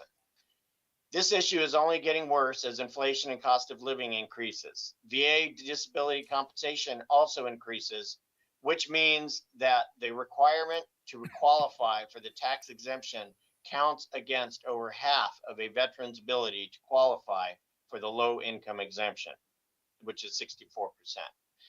SB 56 solves this issue by removing VA payments for military connected disability benefits from the calculation of household income as it pertains to low income exemption for the disability disabled veterans property tax exemption, ensuring that veterans are not penalized for receiving the benefits they rightfully earn.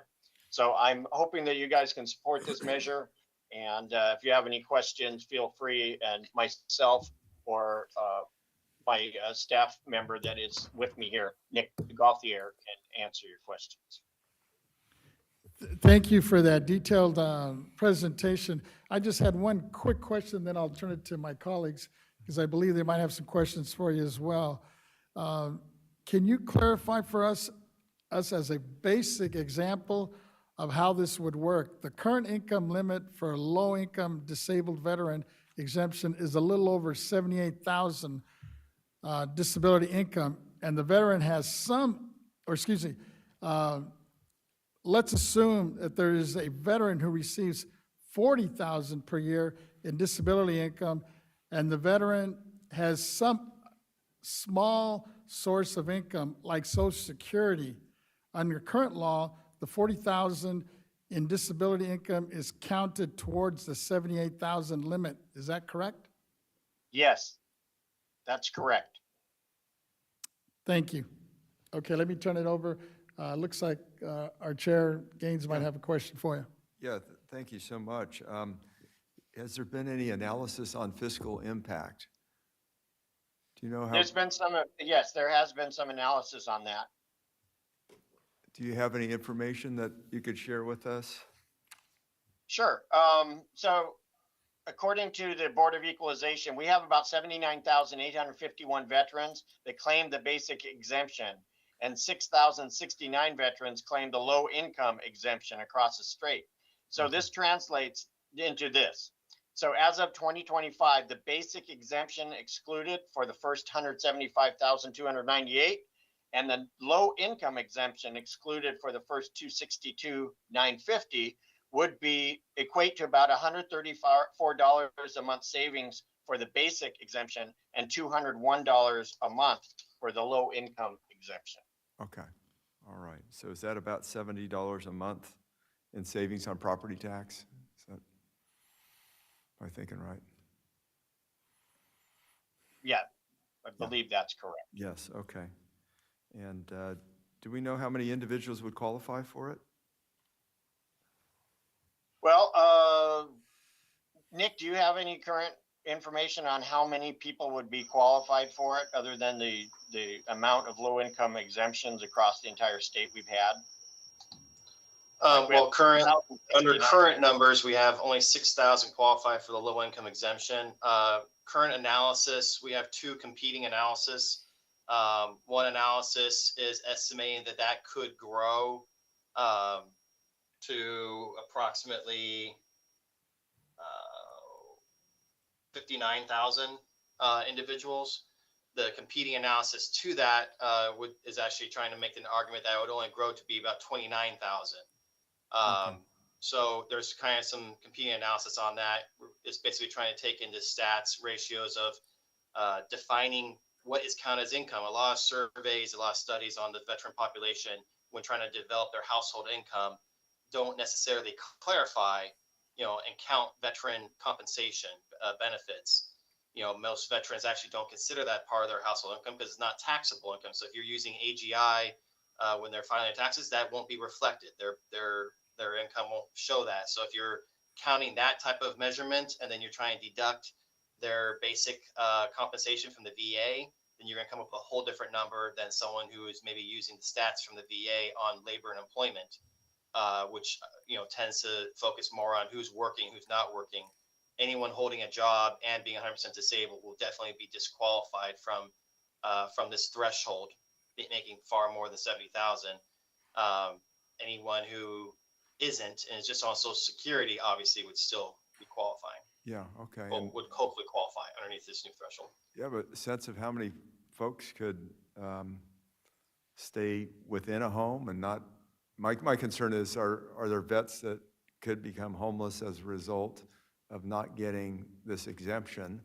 And then I guess another question would be, how many folks are moving out of the state where maybe the exemptions are more generous?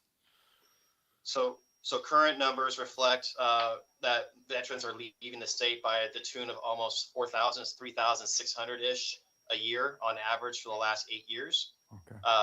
We're the only state that bleeds like that in the veteran population, both in survivors, people who still qualify to fall underneath this homeowner exemption, and the actual veteran themselves.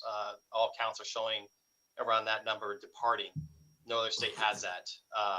And then and the states that do have full exemptions and or better benefits are gaining in lieu of. From all we have is real indirect testimony from veterans.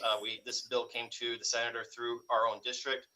A military disabled veteran, not retired from the military, just received injuries and disabled. Him and his wife only on Social Security, only on this disability, didn't qualify, and they don't know how they're going to hang on to their home. Yeah. And so instead of going homeless, they're looking to sell the home and leave the state. And that's what it's coming down to. All right, thank you. Thanks for bringing this bill forward. I think it's critical we keep our veterans in California, and it's a difficult place to live because a lot of people want to live here and land's expensive. So I'm in support of your bill, and we are open to other discussion by members, but we have our executive director here. Please. Good afternoon. Just listening to the comments and your questions regarding fiscal impact, and I'm assuming Deputy Controller will probably have a similar question. I would like to point out that on Friday, March 21st, we did provide the BOE bill analysis on this bill, and Mr. Ted Angelo is available to answer any questions that you may have. Okay, that's great. Mr. Angelo? Thank you.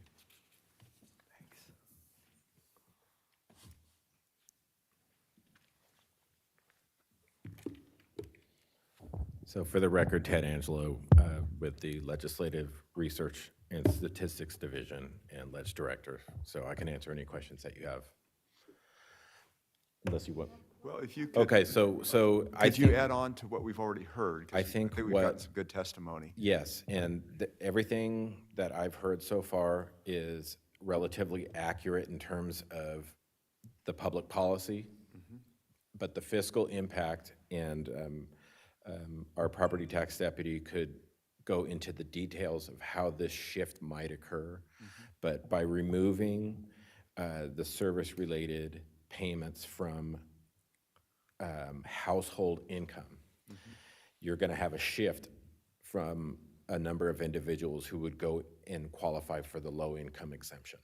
And that shift, based on our math that we've gone through quite a bit, and it's subject to review, of course, is approximately between $56 and $59 million in a decrease in revenue currently collected. So that's our fiscal impact right now. It was shared with the Rev and Tax Committee, which is a policy committee, but it's a fiscal policy committee before it goes to appropriations. So those numbers have been shared. We haven't changed that. There are questions on how that math is applied and how the shift occurs, but we vetted this pretty well, and so that's our fiscal on it. Okay. But if those veterans move out of the state, there's also an economic impact to the economic impact they would have by living here, right? So they would be buying groceries, they'd be buying gasoline, they would be helping with the local employment of the community. So I'd imagine there's another number that we probably don't know, but certainly there's a number in terms of impact on the local economy of having someone move out of the state. And those issues are highlighted in the Senate Rev and Tax analysis. They're not something that we typically calculate because that's a broader scope than just talking about property tax administration. So those are factors that from a public policy global perspective that you're going to take into account. But the point's well taken. It's just not part of our nuts and bolts of changing the numbers. You're focused on property. Right, we're focused on property here, but globally, there's an offset. Right. Okay. Great questions, yes. Deputy Controller Emmerich. Thank you, Mr. Chairman. So, Mr. Angelo, are you recommending support for this bill? I can't take positions on legislation, and the agency doesn't. The board can. So that's the simplest way I can say it. Thank you. But I can say, you know, personally, I love veterans, but I don't take positions, you know, for the board, and the agency doesn't take positions on legislation unless it comes from Mrs. Stowers. But you're providing data for Even when us. it's not her birthday. So we appreciate that. We appreciate the data you provide. Yes. And then we can make the decision here as board members, but I think we're going to be digging into this more in the future in terms of what the process is, so that we have a little bit more clarity.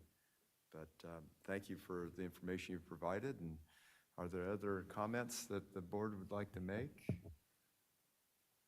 All right, wonderful. Let's see, so we are, do we have a motion that, for which we can move forward with?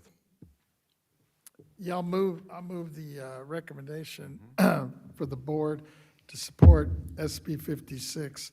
And then I have a question as well, if there's a second. I'll second it. Okay, so we have a motion and a second, and Mr. Vasquez, you have a question. And my question is to the Senator Ciarto. I think you heard earlier that obviously there's a financial impact based on our analysis here, but it's strictly on property tax. But I understand there's also some revenue offset from, I think we heard from our chair, in terms of sales tax. Do we know what that figure is? And how does that offset the cost? Well, thank you for asking that question, because we had to get that calculation for another bill that we did. And that calculation, and it's not just sales tax, it's all of the contributions from our veterans that are leaving, is $500 million a year. That's what I thought. Thank you. Correct, Nick? Yeah, for personal, the personal sales tax was over $500 million, but for total business sales is actually over $2 billion. So, Okay. yeah. Okay, and is that based on, would that be an annual figure if you took the annual number of veterans leaving, and then is that the calculation you've arrived at? Yeah, the study was done by San Diego Military Advisory Council. They have been studying this for the last 10 years, watching the population decrease and the rate of decrease of age groups and compensation rates from all categories and of veterans. And that's what they've basically determined as a lost economic advantage to California. Okay, very good. Well, thank you, appreciate that. Any other questions or comments? No, I just simply thank you very much for having us today, and hope you guys can support this bill. Yeah, thank you, Senator Ciarto.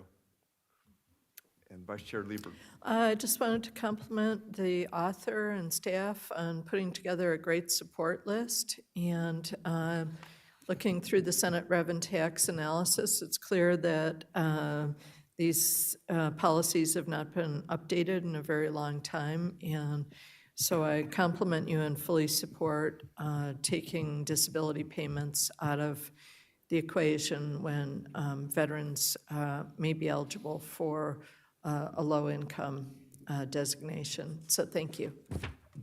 Thank you.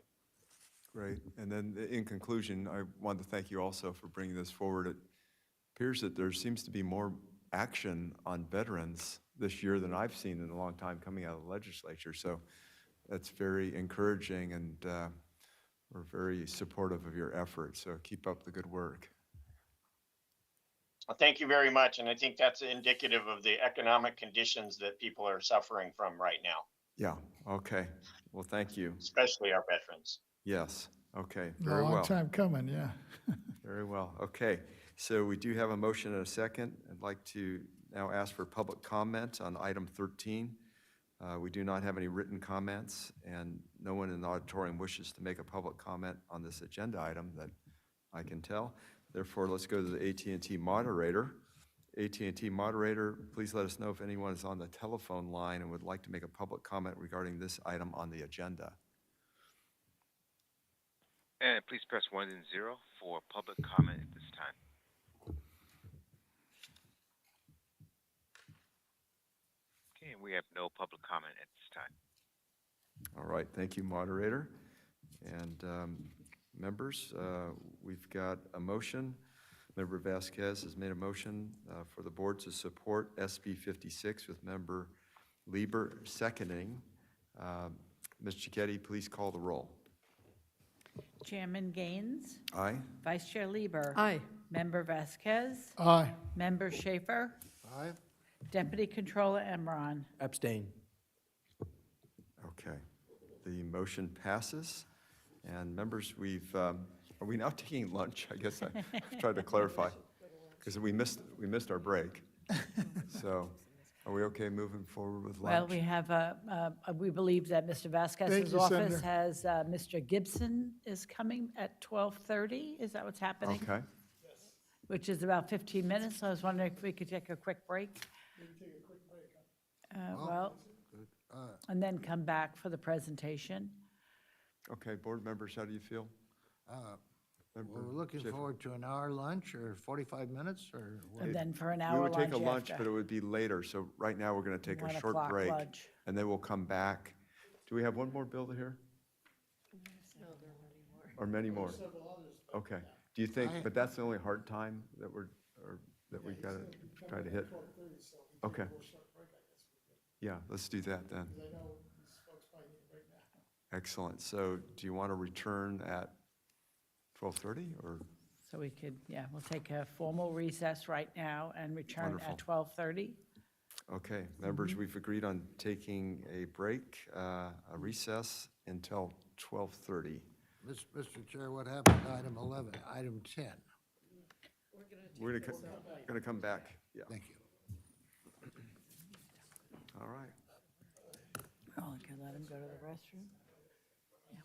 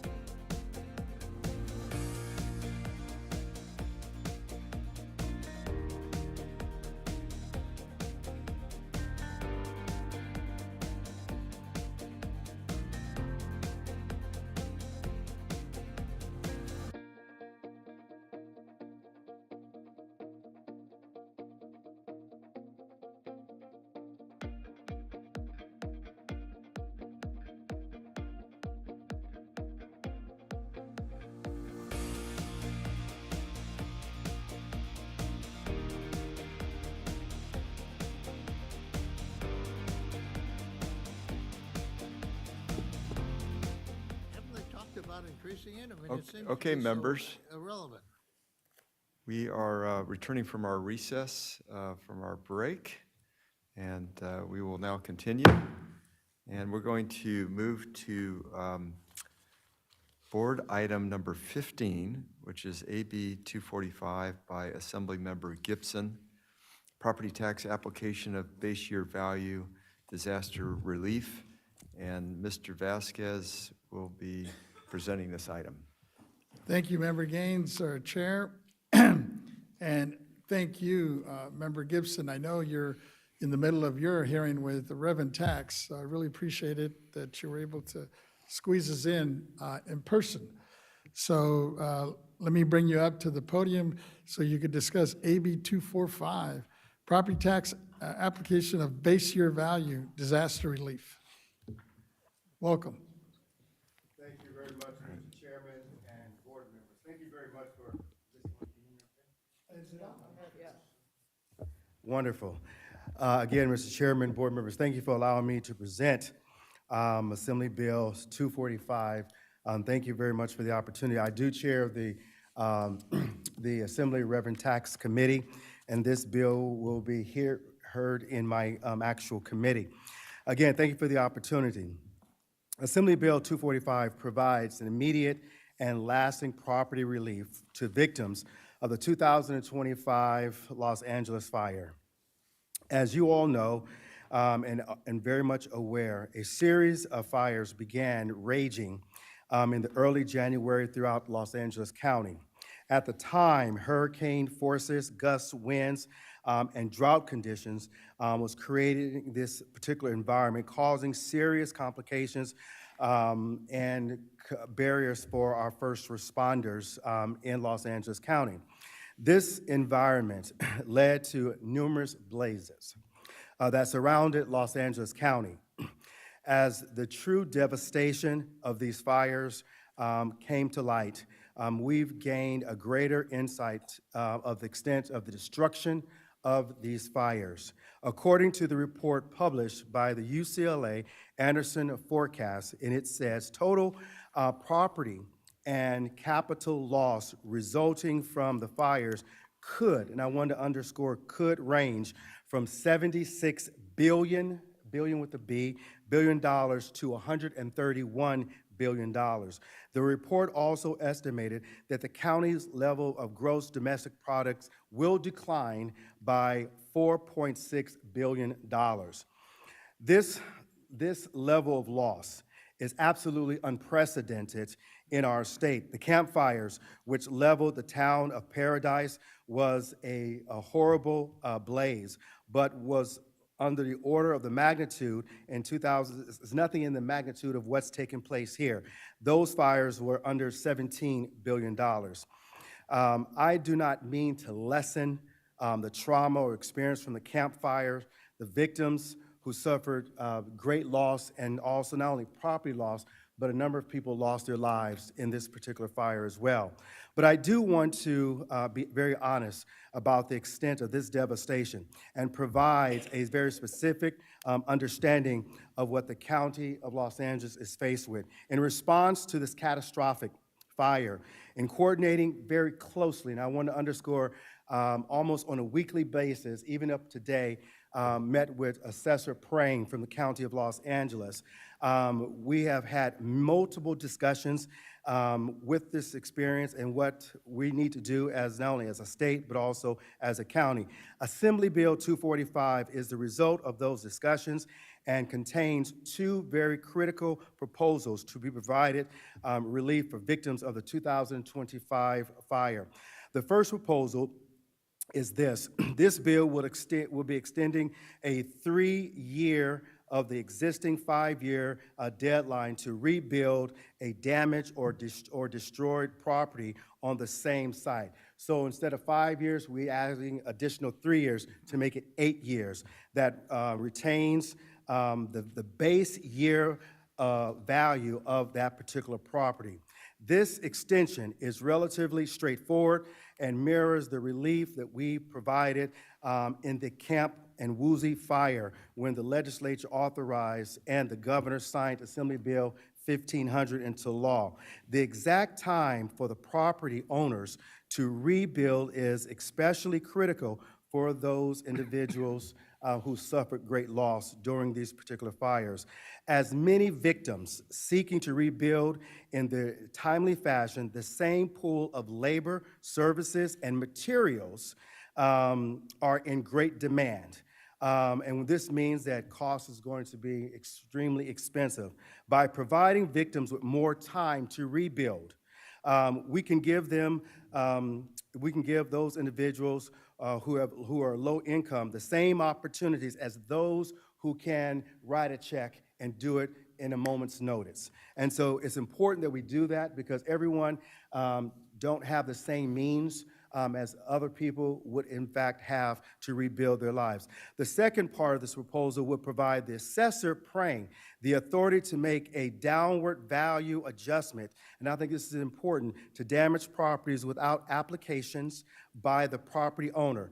Revenue Taxation Code 170 currently provides that owners of the property suffering damage or destructions from misfortune or calamity may apply within 12 months of the qualified event for the reassessment of their property. The assessor may also provide notice to any owner when the assessors determine that a property has been damaged for the past year during this particular fire. Additionally, Section 170 allows applications for a reassessed value to the next fiscal year. Now, we know that as we delay, what that would mean to our state and other particular funds, but this is a step in the right direction that we need to make sure that people are not overburdensome at the same time trying to rebuild their lives. And I think this gets at the heart of the matter. And so if the damage or destruction that occurs between January the 1st through June 30th, in other words, the Los Angeles victims could have their damage value applied to the January 1st, 2020 lien date. But this lien date is very important because, again, during the assessor's time, they don't want to be hit with a tax bill at the same time they're trying to rebuild. So finally, pursuant to the California Constitution and Revenue Taxation Code, Section 51A2, property suffering a decline in value below its base year value may automatically reassess and have the lower assessed value applied to the following lien date. And again, we are working extremely hard. We believe this is a step in the right direction. This bill will be heard in the revenue taxation, and my being here is to let you know that we need this and we need your support, and we'll be asking for your support by my very presence here today to take the action that's appropriate to support this bill, Assembly Bill 245, as we move forward. Again, we have spoken to a number of victims. I've been to these sites 6 times myself, and people are hurting. And they're looking to their government, they're looking to their elected representatives to do everything they can in order to lessen the burden, to lessen the trauma, so they can rebuild what has been lost as homeowners in this particular area. So I respectfully urge your support for Assembly Bill 245, and stand here for any questions you may have. Thank you, and thank you for really breaking it down.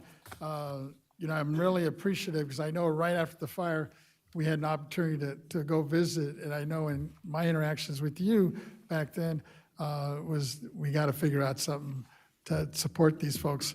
And at the time, we didn't realize that the lien date was something that was set in stone already on the 1st, and the fire happened to take place on the 7th. Right. So really appreciate the fact that you rolled up your sleeves and got your staff on this, and you moved forward very rapidly on this.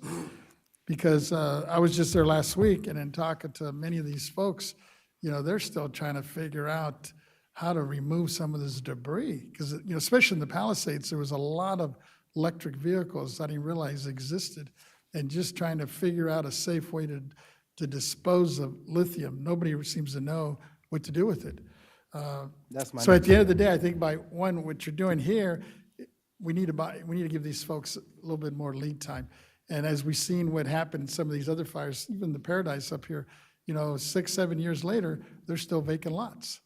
And at the end of the day, these poor folks are getting a property tax bill on a structure. You mentioned homes, but not only homes, there's businesses.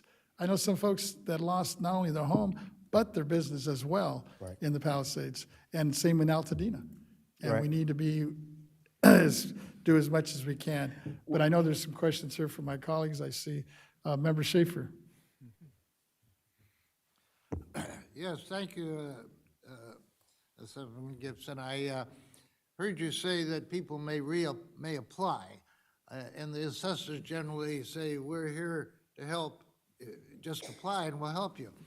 But really, under the law, they don't have to apply. The law specifically says in cases of calamity, the assessor proactive can initiate an adjustment of $10,000 or more in the property. And I have repeatedly and do today urge every one of our assessors to not wait for somebody to apply. We assume that all these nice folks are healthy, middle-aged, alert people that are going to protect their rights, but that's not so. Many of them have dementia. Many of them are in old folks' home. Maybe their children or grandchildren, they've inherited this property from relatives. They don't know what to do with it. They don't know how to apply. I'm saying that each one of our assessors should say, well, we haven't heard about that property over there. Maybe there's a reason. And I would just like you to know that in talking with the assessors that they look after the properties that need attention that maybe aren't getting a spokesman. We can't be their spokesman. The assessors have to be their caretaker. Sure, I have staff here just to address that piece. He's been working on this bill. Thank you, Mr. Chair. Thank you, members of the board. My name is Harrison Bowlby. I am a senior consultant with the Assembly Committee on Revenue and Taxation. You are correct, Mr. Schaefer. Under Revenue and Taxation Code 170, the assessor may proactively notify a property owner that they have appeared to qualify under that section due to a misfortune or calamity. But a taxpayer, or a property owner does need to proactively apply to that notice that the assessor provides in order to qualify under that section. So while the assessor does have authority to proactively reach out, they cannot automatically make a downward adjustment and apply it retroactively to a lien date that has already occurred. Well, are you telling me that you've always done it that way, or are you telling me that the assessor cannot just step in and make an assessment of his own sense of propriety? Under Revenue and Taxation Code 170, that does require an assessor, or that does require a property owner to apply for that downward assessment when the assessor notifies that property owner that the property appears to qualify under Revenue and Taxation Code. Well, I'm thinking of the downward adjustment, Prop 8 decline in value adjustment. Yeah, I'm just thinking of some property owners, no matter what kind of notices they get, they may not be able to understand them for a whole bunch of reasons. Absolutely, and that's exactly what this bill hopes to address, sir. So this bill allows or clarifies that the assessor has the authority to automatically take the damaged value of a home that occurred in the LA wildfires after the Jan 1, 2025 lien date, that they can apply that damaged value to the Jan 1, 2025 lien date. So we have to help those who can't help themselves. Absolutely, and this bill provides that automatic tax relief, Okay, as the thank you. chair I noted. appreciate it. And also, I just want to underscore that representatives, whether they're in the Assembly or the Senate, they have absolute focus bills that's coming before both houses, and they will end up in the Revenue and Taxation Committee. And my commitment is, as a chair, is to making sure that people have an opportunity to rebuild their lives once again. And I think this is a step in the right direction. The assessor have limited authority. That's the reason why we're seeking a legislative fix by moving this direction. Thank you. You're very welcome. Thank you. Yes, thank you. Would Prop 8 kick in this situation? Will Prop 8 kick in? I don't really know. You wouldn't be able to, because Prop 8, the provision that was added in the Constitution, refers to the next, the lien date for the next fiscal year. Okay. So No, you Okay. wouldn't be able to make an automatic adjustment. It would only be under 170 to retroactive, not Okay, retroactive. so but this apply is to- accelerating it. The bill accelerates it, so they don't have to wait until the next year. Well, I wouldn't say it accelerates under Prop 8, because that potentially could be. No, but your bill.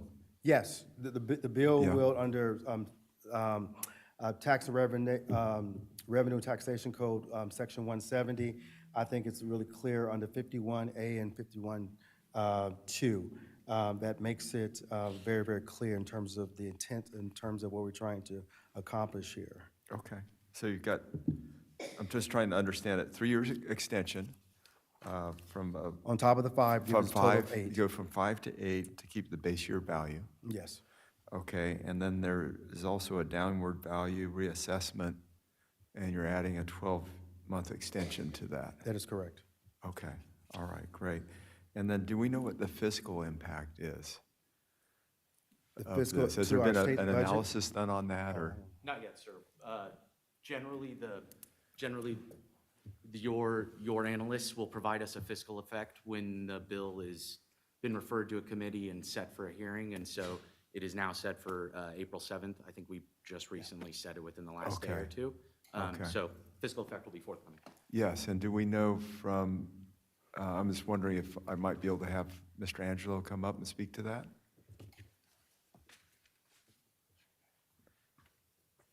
Ted Angelo, once again, I would concur with Mr. Bowlby, where we don't know, but when you're talking about the universe of 76 billion to 131 billion in damage, Yes. then you extrapolate and take single-family and commercial properties and then take 1% tax rate based on that. It's going to be significant. We all know that. Right. But there's already 5 years in the statute. This Yes. extends it by 3, so you're Yes. talking about 5 years from now, it's going to be this much more if those haven't already been taken care of. Right. So you have to qualify it with those factors, and that's really all I'll say at this time is we're analyzing it, and we'll have numbers as they will as well. Very good. The beauty is it gives folks more time to get back on their feet. So thank you for that. Other questions? I think we have the Deputy Controller has a question for you. Thank you. Mr. Gibson, I want to thank you for bringing this bill forward, all the work that you're doing in South LA. The Controller is the CFO, the Chief Financial Officer of California, the 5th largest economy in the world, and without a financial analysis at this point, she's not going to be voting on this bill today, so I'll be abstaining on her behalf. Okay. Thank you. No, we certainly understand that, and again, we want to make sure that this position is positioned in the right, appropriate way. We do know that it will have a significant impact, as was stated, and this is just a projection, as the numbers that I've given, but the final analysis will be forthcoming. But it also means that your support is certainly needed today, if possible, moving in this direction, because what it does, it sends a strong message that government is working together, that the Board of Equalization is working closely with the legislature, and we're going through the legislative process to making sure that people's lives have an opportunity to be rebuilt. And I think you're raising a good point. At the end of the day, while these things, actually, after we hear back in terms of the financial impact, at some point, the governor weighs in and he'll stop. He won't obviously sign it if it's that drastic of a situation. But I think at the end of the day, I think that when he weighs out the pros and cons of this whole thing, I think we should be in pretty good shape. There might, you're right, at the end of the day, there might still be some financial impact on the budget.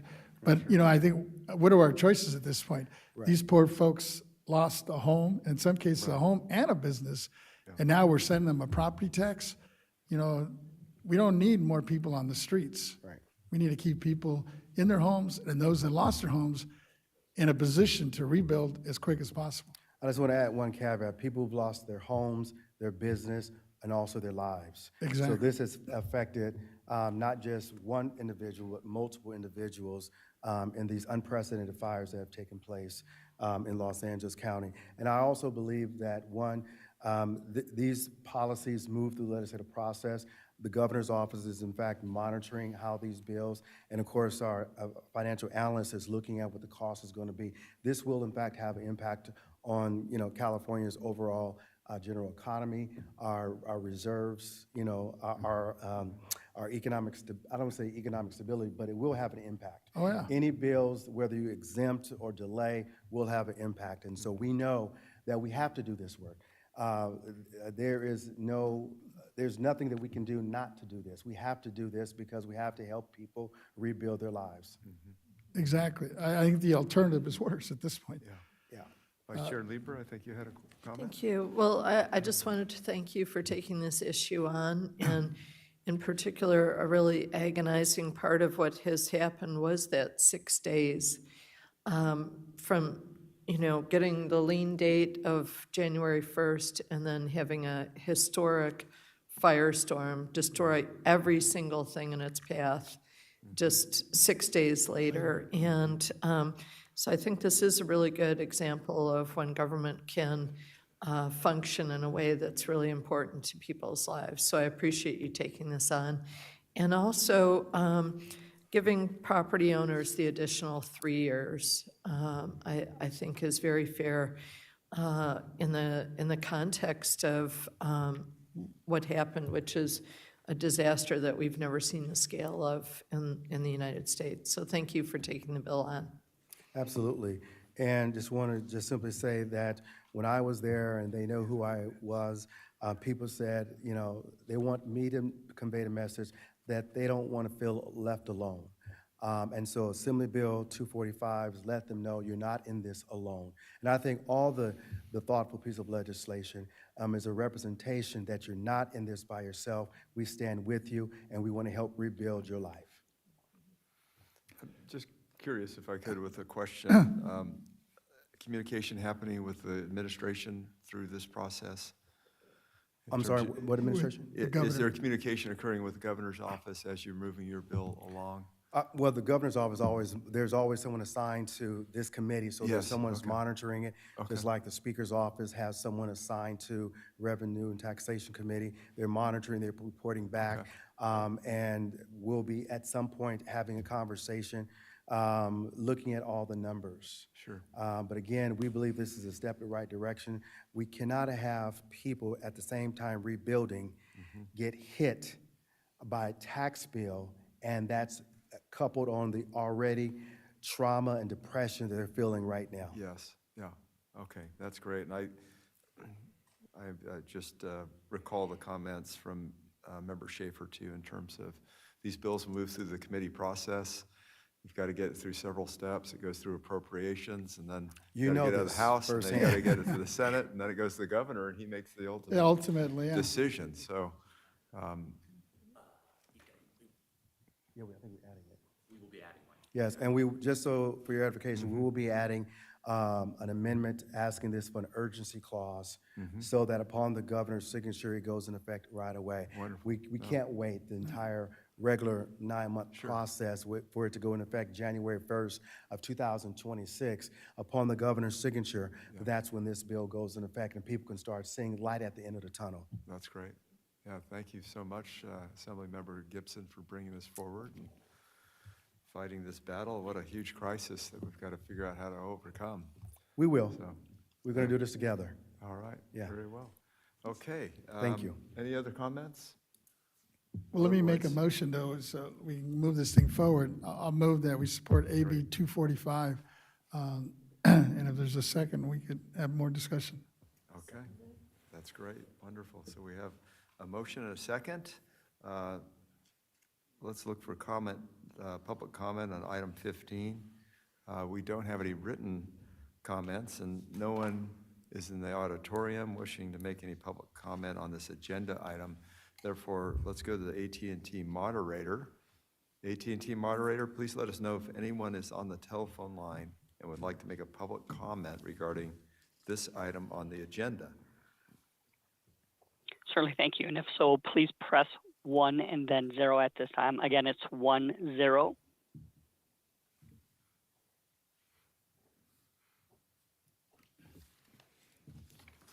And giving it a moment, no questions in queue or comments in queue at this time.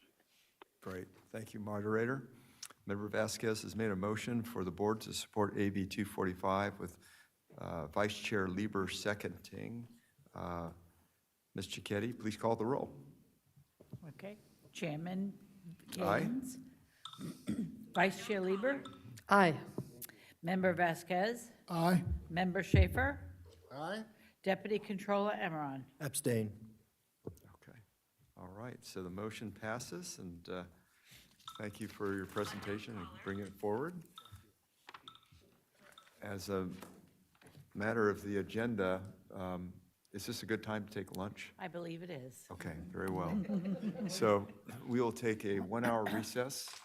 Is that correct? That's correct. 1-hour recess for lunch, and we'll be returning at 1:58. 1:58. Thank you.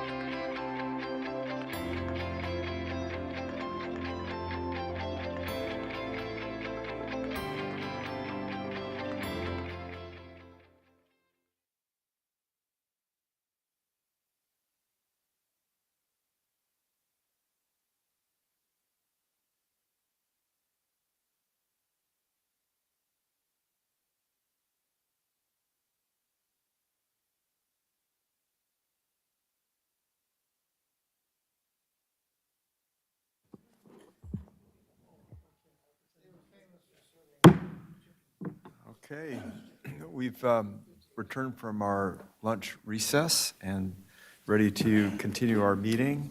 And we'd like to move to item 14 on the agenda, and that is AB 317, Jackson, California First-Time Homebuyer Dream Act. And Mr. Vasquez, would you like to make the introduction? Thank you, Chair Gaines. Yes, the Assemblymember Jackson, who participated in our hearing when we were dealing with the affordable housing hearing, shortly after that, we had a meeting with him and his office, and he was trying to figure out a way to come up with a bill to help first-time home buyers. And here's what we have, and it's AB 317 for California First-Time Home Buyers Dream Act. And I believe it looks like his chief of staff is going to deliver the presentation, and then we'll take any questions and comments. Wonderful. Go ahead, you can go ahead and present. All right, I appreciate that. Thank you, Mr. Chair, and for the rest of the board.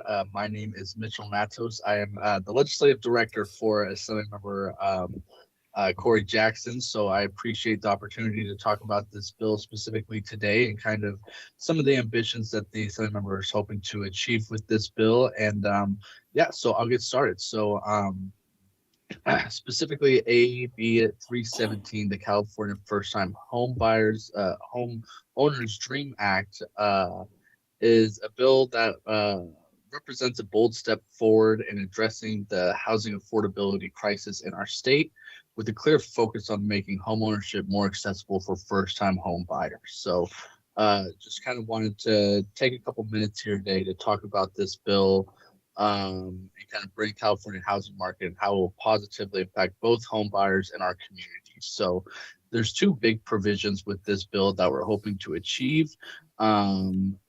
With homes that meet certain criteria, we're looking for a CEQA exemption as well as a property tax deferral for first-time home buyers. So going with the first provision, the CEQA exemption for new housing projects, major provision of AB 317 is this exemption from the California Environmental Quality Act for certain housing projects. CEQA has obviously been a cornerstone of environmental protection in California. Ensuring that new developments consider their environmental impacts. However, we've seen that this law can sometimes slow down the process for building much needed housing, particularly for smaller residential projects that have minimal environmental impact. Specifically, as far as the requirements that this bill would have for new housing, it would be, newly constructed single family homes that are 1,500 square feet or less with no more than 3 bedrooms, designed to be sold to first-time home buyers and priced at or below $400,000. So this exemption will kind of make it easier and faster to build affordable homes for first-time buyers while still preserving the necessary environmental reviews for larger and more impactful projects. Kind of hoping that this streamlined process will allow developers to build more homes quickly, which will help address California's critical housing shortage. By removing unnecessary delays, we are hoping to provide a more affordable housing options and help families achieve their dream of home ownership. And so I think that's something that we struggled a lot with, in recent years. Kind of taking into consideration, specifically the price of homes and seeing, obviously the national or the average in the state is, much higher than this, but I think that kind of just underscores really what we're trying to do with this bill, where, we're trying to make sure that, these specific criteria are met so that homes that are priced around this range, just making sure that we're having this targeted approach. So, having conversations with committee around that, specifically seeing kind of, how we're going to achieve that, if that's something that could possibly already be exempted in some cases, but we're right now in the process of the Natural Resources Committee and kind of discussing kind of how that would look overall in the state. So Second big portion of this bill would be the property tax deferral for first-time home buyers. I think is something that is maybe a little bit more interested for the audience that is here today. For this, we're trying to offer first-time home buyers an essential financial lifeline. Under this provision, property taxes for newly constructed homes that meet the same criteria as we stated about the $400,000 designed to be sold to first-time home buyers, 1,500 square feet or less with no more than 3 bedrooms. That would meet our requirements to have this property tax deferral. We kind of see from our office's point of view that this deferral is especially beneficial for those purchasing their first homes who maybe facing tight financial constraints.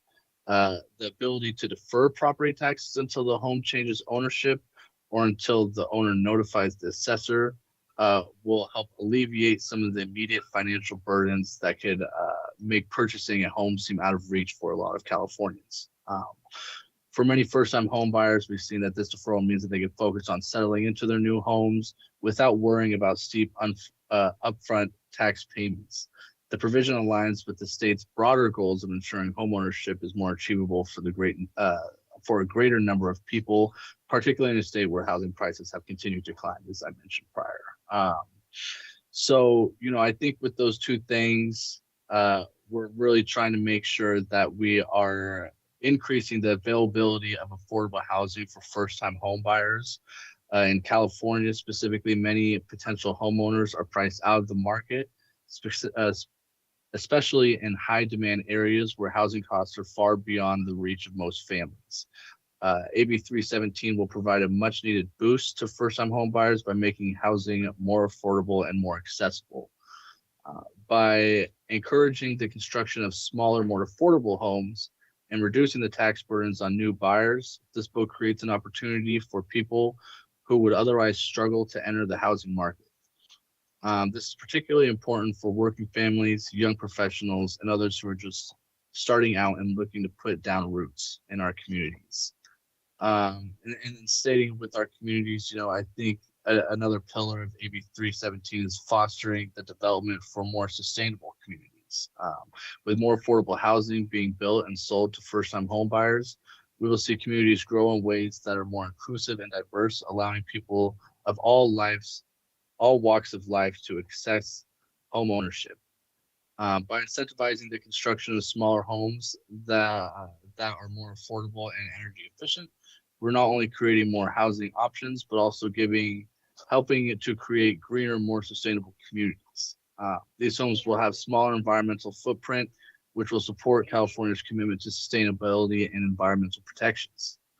And with that too, I think, we are in a nice intersection here of ensuring sustainable communities while also, bringing a little economic stability to our communities.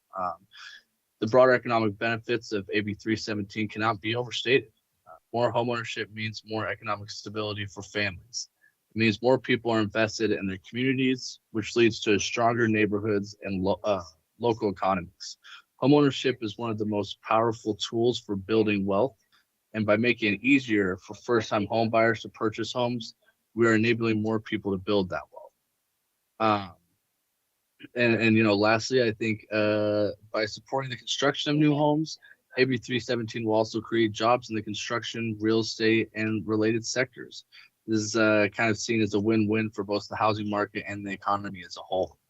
Kind of in conclusion for, my piece here, I think we see it in our office that AB 317 is a vital piece of legislation that offers a practical solution to the challenges of homeownership in California.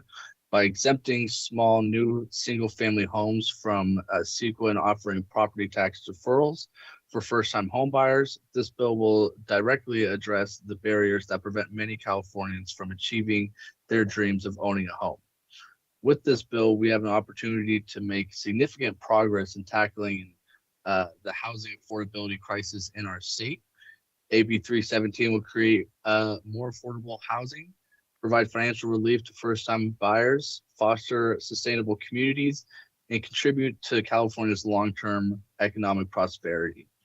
And so I think, we're really excited about this bill. in our office, kind of, not only about the provisions that the bill have, but the conversations that are created from this bill. Uh, Overall, I think, obviously, the Board of Equalization is going to have a little bit of a hand in helping us assist implement this bill if we get, through the process and, uh, you know, ensuring, compliance. The board will ensure that tax deferrals are properly administered and that all changes in ownership or property use are promptly reported to avoid improper deferments. Monitoring the reimbursement process. If AB 317 imposes a state mandated cost on local agencies, we'll need to facilitate reimbursements in according with established procedures. And the clear communication between local agencies and property owners will need clear guidance on how to manage deferrals and file exemptions. And I think kind of the board will be essential in ensuring that information flows smoothly, ensuring compliance with all relevant provisions of the bill. And as I stated, we are kind of in the conversation process with Natural Resources Committee right now. This bill will go there first, then we will go to Revenue and Taxation. And, ironing out some of the, questions that committee has and how we're going to flesh this bill out completely. So I will leave it there. I know there may be some questions that I could potentially answer, and so I would be happy to do that. And thank you very much again for the opportunity for me to present this bill on behalf of the Assembly member. Thank you for your presentation. I have one quick question, then I'm going to turn to my colleagues, who I think also have some questions. As I'm looking at this, I'm trying to figure out where can we produce a home for $400,000 in California? Because I know, especially on the west side, the west side of LA, apartment buildings, new construction is anywhere in the neighborhood of $500,000 to $700,000, and that's for a unit, not a home. So I'm wondering where you guys came up with this, or where it's going to be located. Yeah, I appreciate that. And I think that is, kind of what I was, trying to make the point of, this bill really is trying to create this conversation, to start a conversation. And, I looked through specifically countywide information about, where the average price of a home is, around 400,000. And there's obviously very few counties in California where it's really even close. And, I know that there's some counties kind of, to the north of our state, kind of north coast, as well as, around the members district that might be getting close to that number. I also think that this, in some ways mitigates the bill. I think we want to make sure that, we are still complying with our CEQA obligations. But I think starting at this number of 400,000 gives us the ability to start the conversation, see where this is possible, and see if in the future, if this is something we could move forward with a price tag that might be a little bit higher. Let me, looks like, let me start with our chair, Gaines. Oh, yeah. Yeah, thank you for your presentation, Mr. Matos. I appreciate it. And just curious, in terms of the property tax deferral, could you tell us when that is implemented and at what point does it end? So is this like a tax deferral for the first year, or how does it work? Our ambitions is to, I believe specifically, we are looking for a deferral until there is a change of ownership. Okay. Okay, so would that be a complete exemption?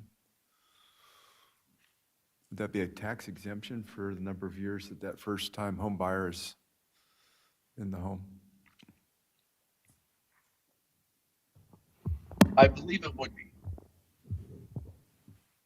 We might have a legal opinion here. But I guess, it would be a deferment. I'm sorry. It would be more of a deferment rather than exemption. If I may. Yes. This is Richard Moon, the Chief Counsel. I'm looking at the language of the bill as it's currently drafted. the property tax deferral would go to the property builder, not to the first-time home buyer. I see. And so there may be, this may just be language that's the initial language that needs to be amended. But it's unclear that the benefit of the deferral would go to the home buyer. Okay, so it'd be a deferral for the builder, but it would offset expenses for the builder during the construction, I guess. That's also unclear because the language, again, as it is right now, it doesn't specify, exactly how sort of the mechanics of all this would work. I see. I think it's also probably important to point out that typically it would be the tax collector, not the assessor, that deals with property tax payments, deferrals, collections, et cetera. But again, as it is now, the language of the bill gives that responsibility to the assessor. I see. Okay, that's great. Thank you. I mean, I like the idea of the CEQA exemption for a first-time home buyer, and I understand your target that you're trying to keep the home smaller and at a certain price point. Those are all good aspects. I'm not quite sure on this property tax deferral in terms of how that is going to work, and I don't know if you can provide any more clarity on that, but. Yeah, I appreciate that question. I appreciate the council as well by pointing that out. And I think overall, I know that the Assembly member had a meeting with you guys and we're kind of discussing options. And I think, with this bill, we kind of started out intentionally vague. And so we kind of, again, are trying to incite this conversation about, okay, how are we going to be able to increase the amount of people that are going to be owning homes, right? And so I think, again, it's very appreciated that you guys let me come here today and kind of have this discussion and open this communication. I know that is conversations that we've been having as well as far as, okay, well, if a project is getting approved, how are we going to ensure that first-time home buyers are going to be buying these houses? And how are we going to ensure that, the right people are going to be targeted with the intention of the bill? And so, again, I think that's why we kind of started with language that was specifically a little bit more vague, just so we had that ability when having conversations with people that, we were able to kind of trim it down a little bit as well. So as I mentioned, that's kind of something that we've been having communications with the Natural Resources Committee right now about how can we get this bill in a place that ensures that we're getting first-time home buyers in homes, while also making it, more workable for local agencies as well. Okay, very good. Thank you. Vice Chair Lieber, I think, has a question or comment. Thank you. Appreciate you being here today, and thank you very much for appearing. I had some questions. I didn't see anything in the text of the bill that would indicate that the buyers would be income qualified, so that we'd be targeting first time under X amount of income. And so as you move forward, I'd love to see that be covered. And I was looking at, let's see here, Section 3 of the, Section 3 of the bill, 2636.3, B1 through 2. And so in the event that there is a house, a single-family home, and I had a question, does that include mobile homes? Because I'm sort of an amateur real estate watcher, and the only home for $400,000 or less that I've been able to find in the Central Valley or Inland Empire or any place is pretty much a mobile home. And those do sell for up to $600,000. And then I think it was already mentioned that the deferral is in a change of ownership. So I'm thinking about some of my constituents who are boxed out of home ownership in the Bay Area and maybe are looking for something to buy, and they're not going to rent it because they would have their elderly parents living there or something like that. So they might buy one of these inexpensive homes someplace else. So I'm just still in search of how do we get it into the focus on the lower income families who really intend to have the whole family live there, and they're, perhaps income qualified, and they would be first-time home buyers. I like the first-time home buyer part of it because ostensibly that would prevent the homes from being bundled and sold on the secondary market. But I just still wonder how all this will work. And then also under 2636.3 C, the conditions that would require the property owner to notify the assessor or the other responsible officer that there have been these changes in the property. How would the property owner, I guess the property owner would know if their property is being rented. But I do want to very strongly support the concept, but I'm still a little bit in search of how this would all work. And so you're going to go to natural resources first. Has the bill already been set there? There has not, I don't believe there has been a specific hearing date. No, I've been having communications with their consultants about specifically when. I believe we are anticipating within the first 2 weeks of April that it will be heard. Okay, and then rev and tax, and I think there would be more detail to it at that point, most likely, because the consultants will have a lot of ideas for you. Yes. So I'm sorry this isn't a question. It's more just a reaction in my own searching in my mind for how to get a really good handle on a great concept. So thank you. Yeah, I definitely appreciate your comments, and I think that's why, it's so valuable to have these conversations about where are we going. And I think the mobile home piece is something that is, very important to think about as well.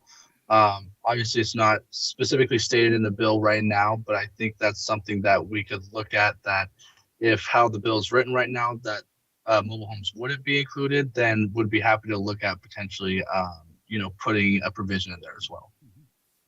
Great, that would be very helpful, and I don't want to get you guys triple referred, but I think that might be the only available housing at that price point. Mm-hmm. So thank you. Okay, members, any other questions or comments?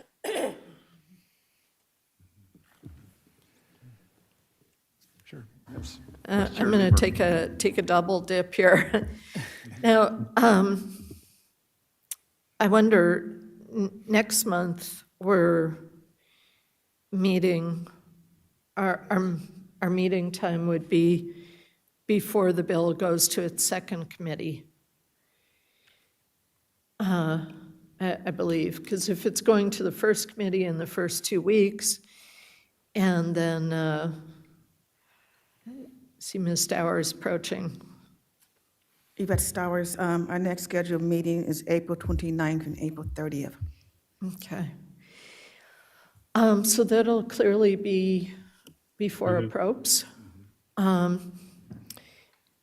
And I wonder, I don't want to signal that we're not interested in the bill or that we don't feel like the concept has a great deal of merit. But I wonder if it might be acceptable to put it over to our next meeting and stay in contact with the author and get a little more definition of it. And maybe also, at some point, I know that Rev and Tax will have a price on the mandate piece of things. So if that's acceptable to folks. Yeah, if I could just weigh in, I think it would be helpful if we did have more information. I think in particular on the property tax deferral, because that's probably what touches us most at the Board of Equalization. I love the concept. I think that's a great bill idea, but I think if we reviewed it at our next meeting, there might be just more information that I think would be helpful in making a decision. Yeah, of course. If you guys, Oh, go ahead. if you guys would have me back, I'd be happy to come back at a later date during your next hearing and, talk a little bit more about the discussions that we've been having. And I'll certainly take, all of the questions that you guys had for me today back to the member, and we will continue those conversations. I think it would be real helpful if, when you do go back to the member, to see if he could hopefully find time in his schedule. I know it's probably real busy, to come back either on the 29th or the 30th, so we can have a little bit more of a robust discussion, because I think several of us have questions. While I think there's, in concept, there seems to be an agreement here, we just need to work out some of the details, because at the end of the day, I want to make sure it's successful, both on the exemption side and actually on the reality side, to find something at that affordable rate. Yes, sir. Excellent. All right, wonderful. So we're okay in deferring this and putting it on the agenda for our next An April meeting, yeah. April meeting. Fantastic. All right. I look forward to it then. And yeah, we will try and get the assembly member there as well. And we will talk to you guys then. Thank you, Mr. Matos. Appreciate it. Thank you, Mr. Chair and members. All right, take care. All right, this time we will move to item 10 on our agenda.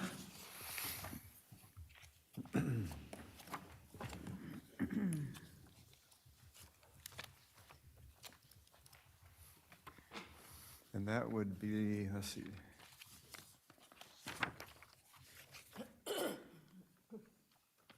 That's public comment instructions, and that would be Member Schaefer. Are you prepared to bring that forward? Yes. First of all, I'd like to apologize for having to clutter up our agenda with it. I look at this strictly as an administrative matter, and that's Ms. Stowers' department, and we are the policy people. I became irritated a year ago when we had a story in the paper about a San Bernardino City Council lady, a black lady, who appeared to speak on the appointment of a city manager, and there was a comment waiting online anonymously who called her the N-word and told her she was a bitch and she ought to go back to where she came from. If some of these people were identified or known, they probably would not burst out like they do. I checked with the Public Utilities Commission, and I found out that they require people to sign up, but they don't enforce it. If someone says, I don't have to sign up to speak, they let them speak anyhow. I then decided Ms. Stowers wanted it to go on the agenda because she felt it was a policy matter. I said, well, I don't think it is. I think administratively, I represent 9.5 million people. When I ask you to modify the forms that we have here as to what we disclose, it's really not a policy matter. Our council, I think, totally misunderstood me. They thought I was trying to change the policy that if they don't want to sign up, we let them speak. Well, no, I agree with that policy, that if they protest the signing up, we yield to them. It's just, I don't like what we say on our form. So in the form, it says here, you know, in person, please fill out the appearance sheet. But then we go ahead and put completing a public appearance sheet is voluntary, and if you decline to fill it out, you will not be precluded from speaking. That's free legal advice. We don't have to give free legal advice to the people that want to be anonymous. I'm suspicious about the anonymous people. I think a lot of them have another agenda. So I did about a half hour worth of work. I went online and I got at least 6 different printouts of the sign-up sheet to see how other places handle it. I went to the Public Utilities Commission website. I'd been there before. I went to the UC Board of Regents website, and they just say, fill out if you want to speak. I went to the San Diego County Board of Supervisors. They say, fill out if you want to speak. I went to the Los Angeles County Board of Supervisors. They say, fill it out if you want to speak. I went to the Agricultural Association. They say, fill it out if you want to speak. I went to Assembly Policy in the Assembly, and they say, fill it out if you want to speak. They all leave it guesswork as to whether that's going to be enforced or not. I can tell you that it's not going to be enforced. If somebody who wants to be anonymous says, I'm not going to fill it out because I don't have to, we don't know what the law is, because the statute on this matter, which is Government Code Section 11124, clearly says if you want to attend the meeting, you don't have to sign up. And if there is a sign-up sheet, it has to say on it, this is optional. That's all that statute says. None of us know whether you have to identify yourself if you're going to speak. That's the unknown thing. So with due respect to our counsel here, I'm not fighting the way we all handle it. All agencies except us say, fill it out if you want to speak, and then we yield to them if they don't want to fill it out. I go along with that. I don't like it, but I go along with it. But what I don't like and can't stand, and I think I'm being disrespected by management here, not by my board, is that we go further and give free legal advice. We say, P.S., completing the form is voluntary, and if you will not be precluded from speaking. We don't need to give that free legal advice, and I'm also very unhappy that I gave these 6 examples in my letterhead to my colleagues, and I sent it to her to go on the agenda for today. I also said if you decide that it's an administrative matter and just go ahead and do it administratively and make our little sheet like all the other agencies, and I gave her the 6 examples, then I'll withdraw it. Well, I never heard anything back, and it got on the agenda with nothing but what you see in your book here, just that I'm going to speak on it today. I talked to her yesterday. I said, do we have those 6 copies of what the other agencies are doing, how they just merely say sign up if you're going to speak. They don't go ahead with this free legal advice that we do. And she said, no, that wasn't included. And I asked her, I said, well, could I get you to include it with our docket tomorrow, or I can include it? And she said, well, I could include it. Well, I couldn't find it. I think when I sent the 6 pages to her, if I had printed out a set, I must have given them to Cody. So I'm asking you to take a look at this notice of public meeting, and it says, in person, completed public comment on the appearance sheet at the meeting. That's all we need to say. That's all that these 6 other agencies say.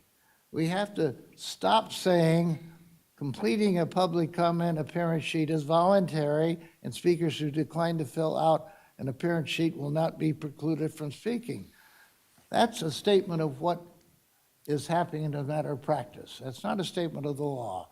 No court, nobody else. If you call up the First Amendment Committee and discuss this as I have, they say that we feel that we have a right to speak, but all the forms just merely say, fill out the form. That's all we're going to do here is say, fill out the form. If somebody wants to argue with us, then they win the argument. I don't like it, but I agree with that. And I don't want you to think I'm disagreeing with that and trying to change the way the 8 agencies or the 6 agencies do. What we need to do is we need to have a court of competent jurisdiction, just simply say that it's vague, and all that statute says is you can come to the meeting and be anonymous. It doesn't say you can get up and speak. See, when they get up to speak, they know who I am. They know who every public official is. I think if we knew who they were, they could be lying to us, but if we knew who they were, they're less likely to start calling names like happened in this meeting here. And since then, there's been a number of other people that have been bad actors at meetings. And I'll bet you all the bad actors are anonymous. And I think we have to strike a blow for making people who come before us and have our name and address, we have to strike a blow by suggesting that they sign up. It's okay if we don't enforce it, but it's not okay that we give free legal advice. We're the only agency in California giving free legal advice. And Ms. Taylor, when she reads it, she only reads the, fill it in, and that's all she reads. She doesn't go ahead and say, I'm only kidding. But this document here that's online today, and it's in my booklet today, goes ahead with the free legal advice, and that's very upsetting to me. And I also don't think it belongs on the agenda. I think it's just a matter of the stars would have said, well, I see none of the other agencies of government bother to tell the anonymous person that if you want to object, you're going to win. Only Okay, we're now we the have ones a who do that. comment. Could we hear from Vice Chair Lieber? I have a question. Oh, I would Or a like your question. comment. I'm tired Good. of doing all the speaking. Wonderful. Give me a rest. Oh, I have a question for Mr. Moon. And now we're calling on people. I think that it's the case that in a previous meeting, one of the meetings where we talked about this before, that you had mentioned that there were certain court decisions that supported not requiring individuals to identify themselves as a condition of exercising their free speech. Can you refresh our memory a little bit about that? I'd be happy to. Actually, before I get into that, maybe if I could just sort of put this all in context. Please. So the reason why this is on the agenda is for a couple of reasons. One is because although Mr. Schaefer has some explicit ideas of what he'd like to see on the website vis-a-vis these comments, the executive director typically does not take direction from one member of the board. And so if this were going to be a change, especially where this topic has already been brought to the board a couple times before, out of respect to the other board members, now I'm speaking a little bit for Ms. Stowers, but I believe she wanted to show the proper respect to all of the board members rather than to just a single board member. And so that's why it's on the agenda here today, especially because everybody has heard this a couple times.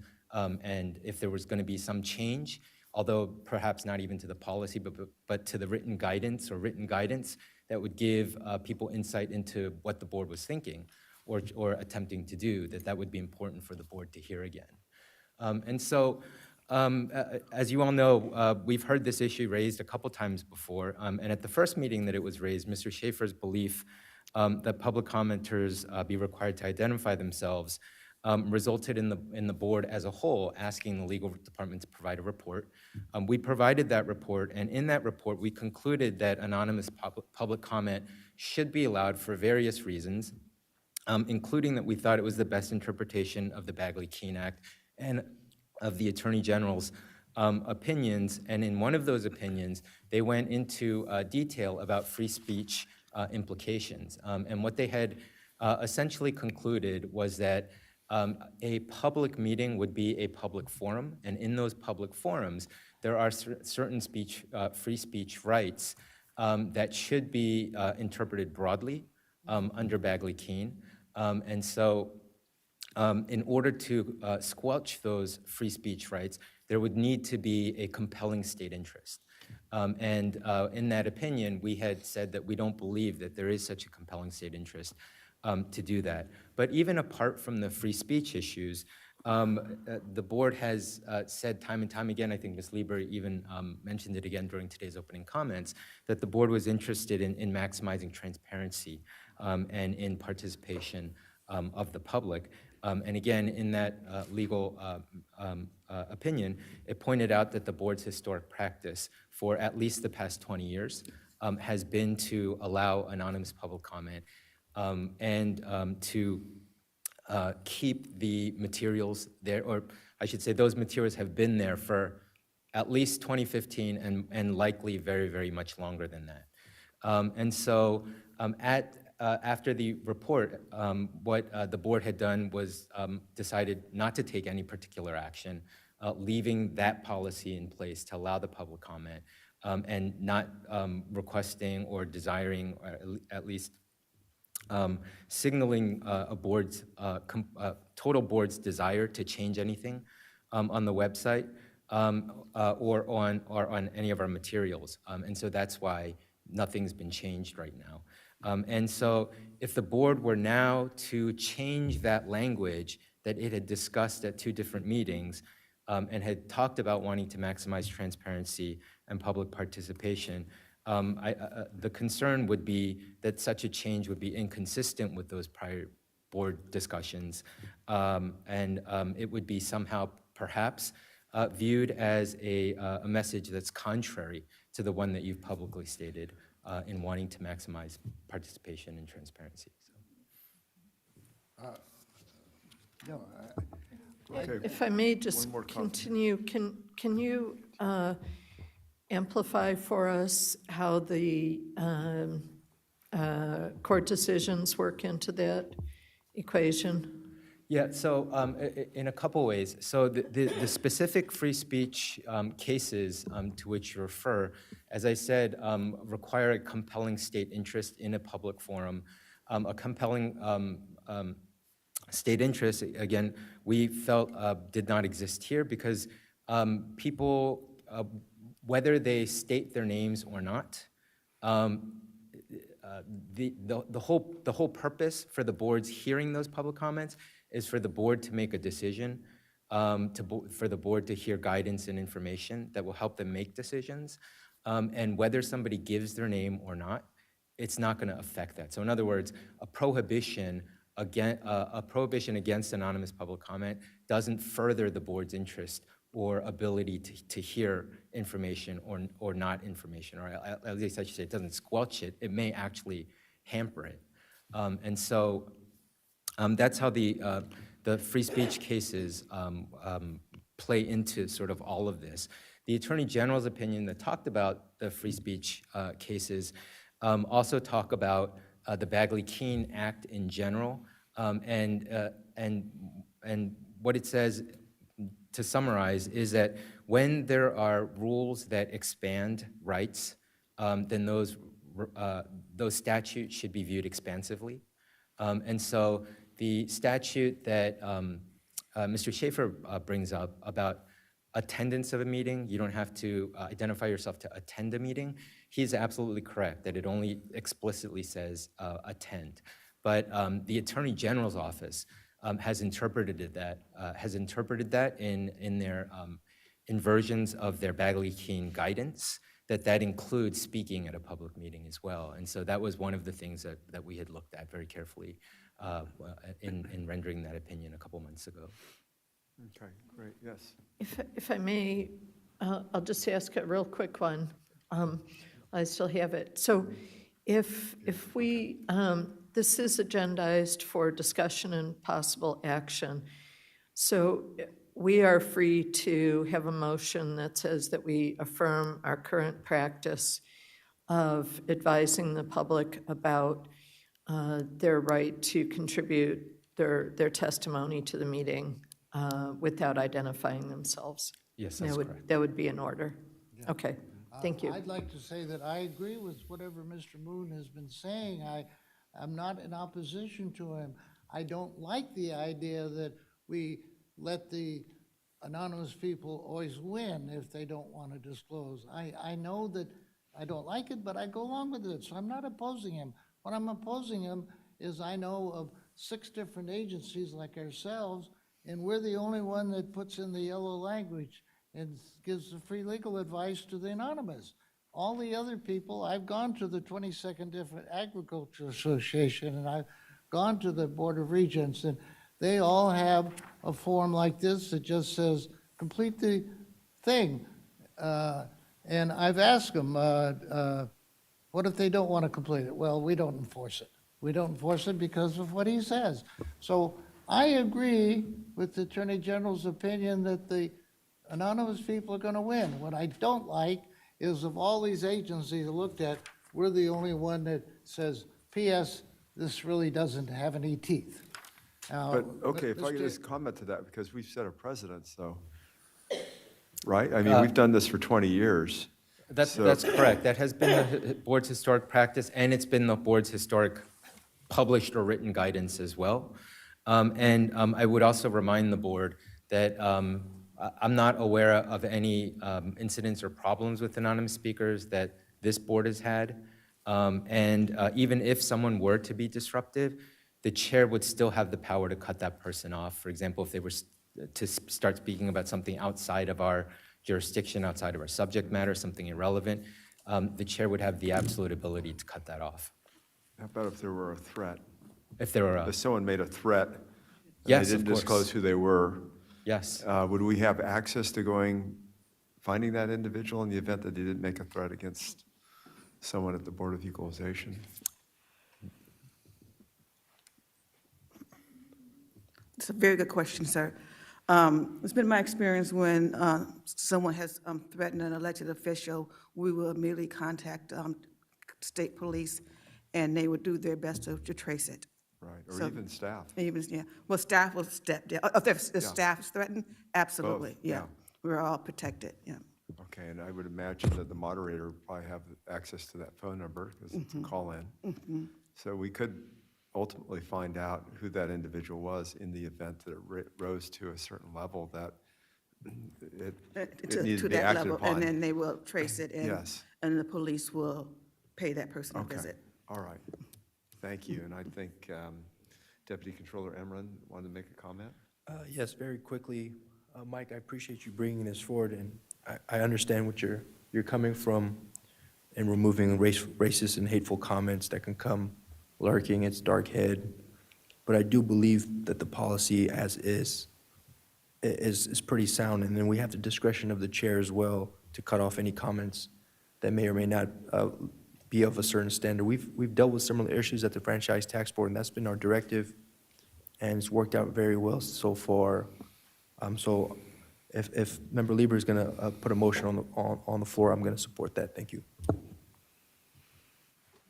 Wonderful, yeah, please, Member Lieber. Thank you. Well, I would like to move that we affirm our current practice of advising the public of their right to make comments anonymously pursuant to Bagley-Keene. Okay, we have I a have a motion. question. Does that include asking Ms. Taylor when she says sign up, that she start saying, if you don't want to, you don't have to? I mean, I think she hadn't been doing that for the last year or two, and I've been very pleased that she does it like all the other agencies of government. It's only the printed form that I passed around that annoys me, and I've only become upset when I've been seeing big news stories about abuses by anonymous people. I don't know if we can cure the abuses, but we could make a little step in that direction. I think what's needed is the courts to look at the statute and say yes or no, it does include the right to enter and the right to speak. I'd like to see a decision clarify that, but we don't have that yet. Well, we're right in the middle of a motion, so. I'd like to second that motion, please. Thank you. Okay. All right, great, So we're gonna wonderful. have a Okay. different, Now, different discussion? discussion of a different announcement by Ms. Taylor than we've had for the last 6 months or so. We want her to add the yellow language to her presentation. We'll hear from Ms. Stowers. Members, excuse me, Yvette Stowers again. It may be helpful to know, although Ms. Taylor doesn't say that verbally when she asks for public comment, it is on our hard copy public comment sheet that's at the front desk. And it's the same language that Mr. Shaper is taking exception to, but it's there. So we're consistent across the board, whether it's on our website or it's in the auditorium.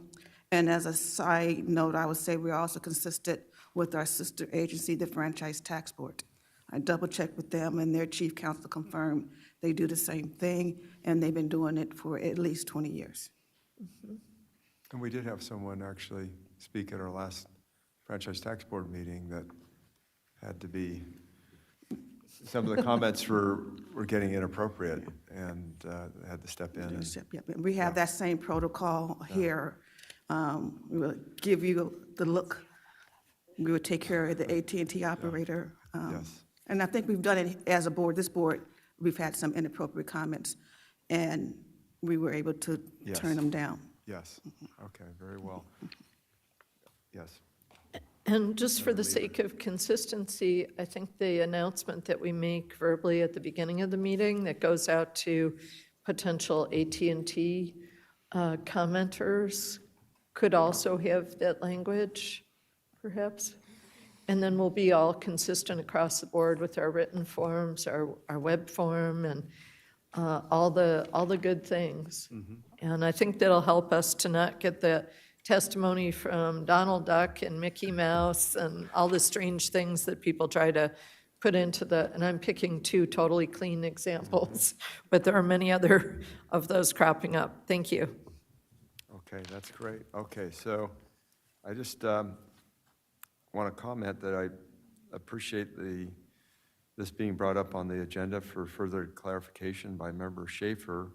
But in my opinion, I think we're okay, and I think we're following precedents, and there also seems to be legal justification based on the research that's been done, and I don't see a problem here, so I don't see a reason to make any change. So that's my perspective. Any other comments before we go to a vote? Okay, all right, seeing none, we will ask for public comment. We do not have any written comments, and no one in the auditorium wishes to make a public comment on this agenda item. Therefore, we'll go to the AT&T moderator. AT&T moderator, please let us know if anyone is on the telephone line and would like to make a public comment regarding this item on the agenda. Thank you. For public comment, please press 1 then 0 at this time. 1 followed by 0. And we have no public comment at this time. Great, thank you, moderator. Member Vice Chair Lieber has made a motion can you clarify your motion, would you mind? I can repeat it if you'd like. Or if you could recite it, yeah, that'd be great. Yes, I can. Mhm. Affirm the board's current practice of advising the public of their right to make comments anonymously pursuant to Bagley-Keene. Wonderful. And Deputy Controller Emron has made a second to the motion. Ms. Cicchetti, please call the roll. Chairman Gaines? Aye. Vice Chair Lieber? Aye. Member Vasquez? Aye. Member Schaefer? Nay. No, You said no? no, and I'd like a copy of that resolution if I could get it. Thank you. Deputy Controller Emron? Aye. Okay, the motion passes. Thank you, members. Now move on to agenda item 11, which is Senate Bill 663 by Senator Allen, Winter Fires of 2025, Real Property Tax Exemptions and Reassessment. And Mr. Vasquez is presenting this item. Members, at the last meeting, we had a discussion about this, and I don't think we didn't invite anybody at this point since the senator was here at the last meeting. I just wanted to thank the Chair Gaines, and I wanted to bring this bill back up for the board support after last month's informational hearing during the Senator Allen's described the bill and what it is aiming to achieve. The center has worked closely with Los Angeles County Assessor Prang to address the specific needs of the county, including, one, extending the deadline for taxpayers to file claims for reassessment from 12 months to 24 months. Two, extending the 5-year rebuild requirement to 8 years for properties that qualify to continue the base year value of destroyed property. And three, allowing properties which previously qualified for the welfare exemption to continue to qualify through 2033 or until the property is rebuilt. I think that there is some room for additional relief measures, including some aspects that are not included in AB 245, which was the Gibson bill we heard earlier, but I wholeheartedly support this bill as it is believed that the board should make it clear that we're supporting those wildfire victims moving forward. There's a lot of similarities to what we heard earlier from Assemblymember Gibson's bill. The only real difference, I think, is Gibson's bill specifically targets the lien date, going from January 1st and extending it out. And with that, I will just open it up for any comments or questions you may have. Well, yeah, we heard this bill earlier, and I'm in support of it. I think it's targeting the right areas in terms of trying to provide relief of the fire victims, and I'm ready to move forward. Any other comments? Yeah, Vice Chair Lieber. I think from my perspective, representing Ventura County, a very important difference to me is the coverage of Ventura County as well. And I'm sure that Mr. Gibson will include that in his bill because it's been a very difficult year for not just Los Angeles, but also sections of Ventura County. And so I appreciate the inclusion of Ventura. Good, wonderful. Other comments or discussion? Okay, thank you, Member Vasquez. With that, I would just, I'm sorry, okay. Go ahead. I'm sorry. I just wanted to make one. Yeah, please. Sorry, members, just one quick comment. Ted Angelo with the Legislative Division. I just wanted to be clear that a third provision of the bill extends property tax exemptions for the religious charitable. If that wasn't covered or I missed it, it is a technical way. They're already exempt. Yes. So it's just providing the fact that they remain exempt and then has an extended date on that. So Exactly. if you said that, I'm sorry I missed that. I just wanted to be clear that it isn't providing a new one. It's just providing the statutory framework to continue what would be welfare existing there. exemptions, yeah. Exactly. Yeah. So if a school had one before, but they decide they're not going to rebuild a school there, then it won't have it in the future once that property is sold and reassessed. So it's Wonderful. There are different factors at play there. So Thanks for the clarification. sorry to interject. Yes. Yeah, thank you, Mr. Angelo. Okay. So with that, I guess I would just make the motion that we go on record as supporting SB 663, Senator Ben Allen's bill. All right, great, wonderful. So we have a motion and a second. Let's look at public comments. We do not have any written comments, and no one in the auditorium wishes to make a public comment on this agenda item. Therefore, let's go to the AT&T moderator. AT&T moderator, please let us know if anyone is on the telephone line and would like to make a public comment regarding this item on the agenda. And please press 1 then 0 for public comments at this time. 1 then 0. And we have no public comments at this time. Okay. Member Vasquez has made a motion for the board to support Senate Bill 663 with Vice Chair Lieber seconding. Ms. Cicchetti, please call the roll. Chairman Gaines? Aye. Vice Chair Lieber? Aye. Member Vasquez? Aye. Member Schaefer? Aye. Deputy Controller Emron? Abstain. Okay, the motion passes. Thank you. Members, we're now going to move to item 16.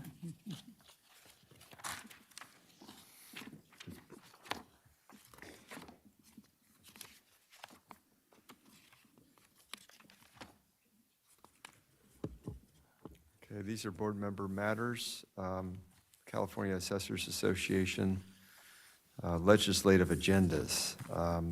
And Mr. Vasquez will be presenting this item. Thank you, Chair Gaines.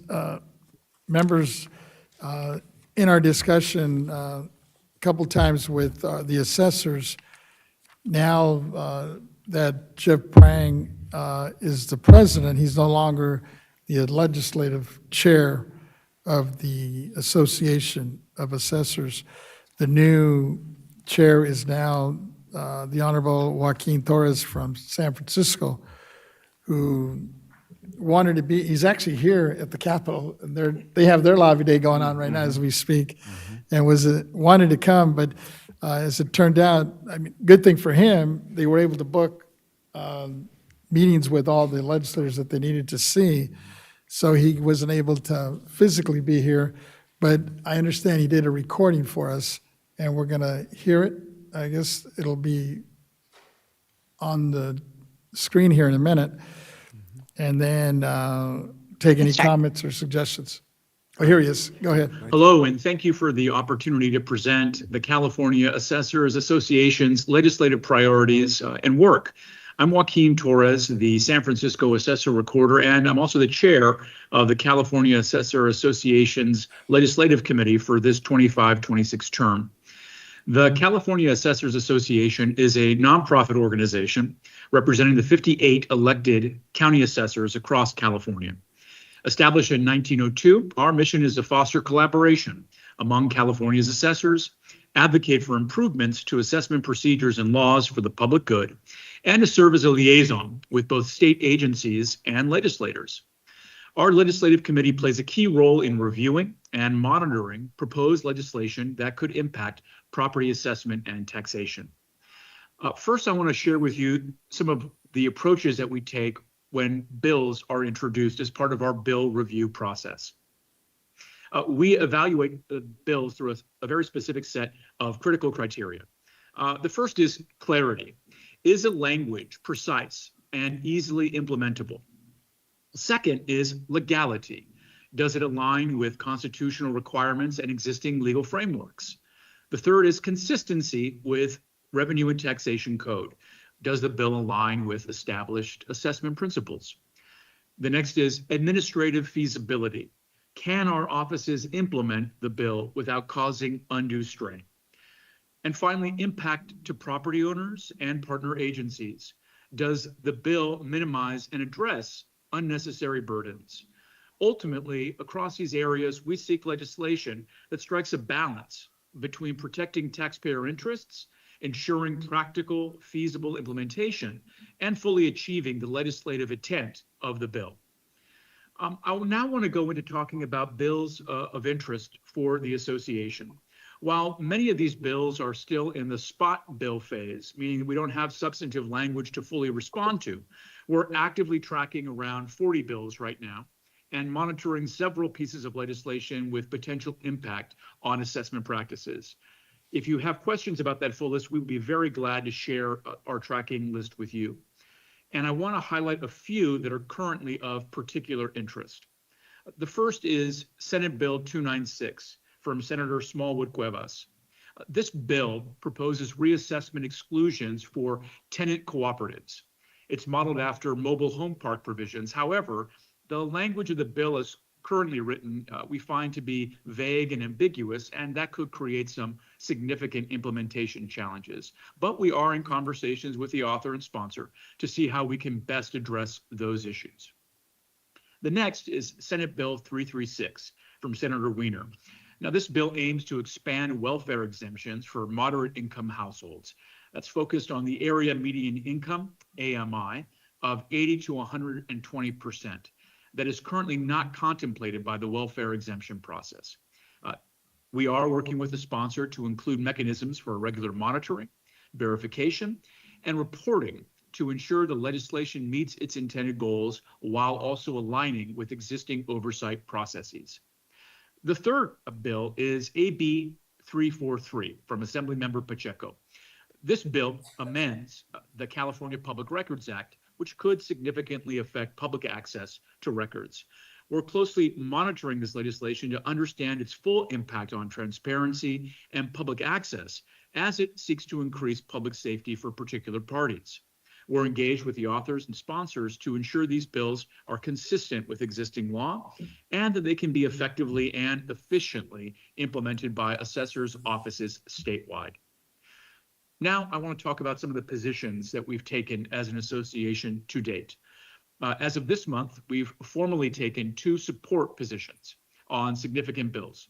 Both of those bills provide clear and actionable language that aligns with legal requirements and enhances consistency in applications statewide. The first bill that we're supporting is Senate Bill 663 from Senator Ben Allen. This is in response to the wildfires of Southern California. This bill provides tax administration relief for those impacted by the 2025 wildfires in Los Angeles and Ventura counties. It will enable assessors to offer timely relief and create streamlined processes for disaster reassessments, ensuring there's a simple process for property owners to the extent feasible so they can receive the support they need, especially during a difficult time such as this. The second is Senate Bill 296 from Senator Bob Archuleta that we're supporting. This bill expands veterans exemptions, maintaining consistency with existing exemption frameworks while also streamlining processes. It supports our commitment to fair and equitable assessment practices, and it also honors the service of our veterans. I just want to thank you for your interest and consideration of our legislative priorities, the process that we undertake when we're doing bill review. And we very much look forward to ongoing dialogue. Again, we're present in legislator offices all day today during our annual Ledge Day to make sure that assessors are able to meet directly with sponsors of bills that have our eyes on them, and also to share concerns or observations about other bills that might be coming before legislators. We always look forward to the collaboration as we continue to advocate for policies that serve both the public good and the practical needs of assessors' offices across the state. I want to thank you for your time, and I look forward to working and being in communication with you shortly. Thank you. It's a shame we don't have a chance to interact with them, but as I was listening to the bills, it looks like it's pretty much in line with the ones we supported, with the exception of SB 296, that we haven't heard from yet. But it sounds like they're kind of monitoring that one.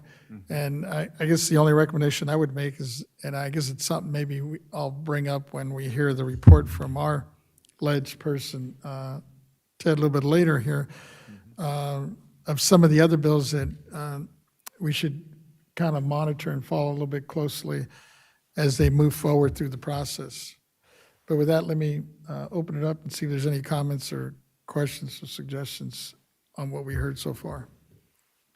No, I think it was interesting how we've aligned with Right. what they've supported. Yeah.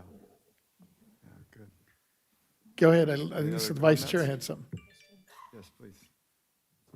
One bill that I was hoping to get some input on from Assessor Torres is SB 592. That's by Senator Smallwood Cuevas. And this is a bill regarding community land trust networks and their proposal to exclude a transfer of property to a tenant-controlled nonprofit or cooperative or to a community land trust from reassessment of the property value for tax purposes. So it's something that I would be interested in seeing a little bit more information about, maybe in the time that elapses between this meeting and our next one. We'll get a little bit more of a bead. I know that I can take responsibility for researching it a bit, and I guess it's going to be up in Senate Rev and Tax on April 9th, and is also double referred to Judish. So as things are developing, we can put together a little more information on that. I guess he's got two bills. I noticed he mentioned also SB 296 as well. Yeah. Again, Ted Angelo with the Ledge Office. On 592, the Smallwood Cuevas bill, we're going to be having a conversation with the sponsors. So we'll be gathering some more information on the goals of the legislation, because it is complex when you're talking about community land trust statutes, what exists currently now for the welfare exemptions, mixed use provisions where some tenants qualify and others don't. What they're looking to do is prevent reassessment when these transfers occur, given certain conditions. It's very complex, so I can't speak on it now, but I thought I would just give you a flavor for what they're trying to achieve. And we're in the process of analyzing the bill and speaking with the sponsors to get more background on the proposal. Great, thank you. And our office can also provide you with the individuals who have come forward in our district to raise the issue with us, just in the interest and openness. Thank you. Great, thank you. Other questions, comments? I think we're good. All right. Thank you, Member Vasquez. And we do not have any written comments, and no one in the auditorium wishes to make a public comment on this agenda item. Therefore, let's go to the AT&T moderator. AT&T moderator, please let us know if anyone is on the telephone line would like to make a public comment regarding this item on the agenda. And please press 1 then 0 if you have a public comment at this time. 1 then 0. And we have no public comments at this time. Okay, thank you, moderator. Next item is item 17, Executive Director's Report. Ms. Stowers. Good afternoon, Chairman Gaines, honorable afternoon. members. For the record, my name is Yvette Stowers, Executive Director. For today's meeting, I would like to report on a few events recently attended by BOE and then highlight dates on the horizon.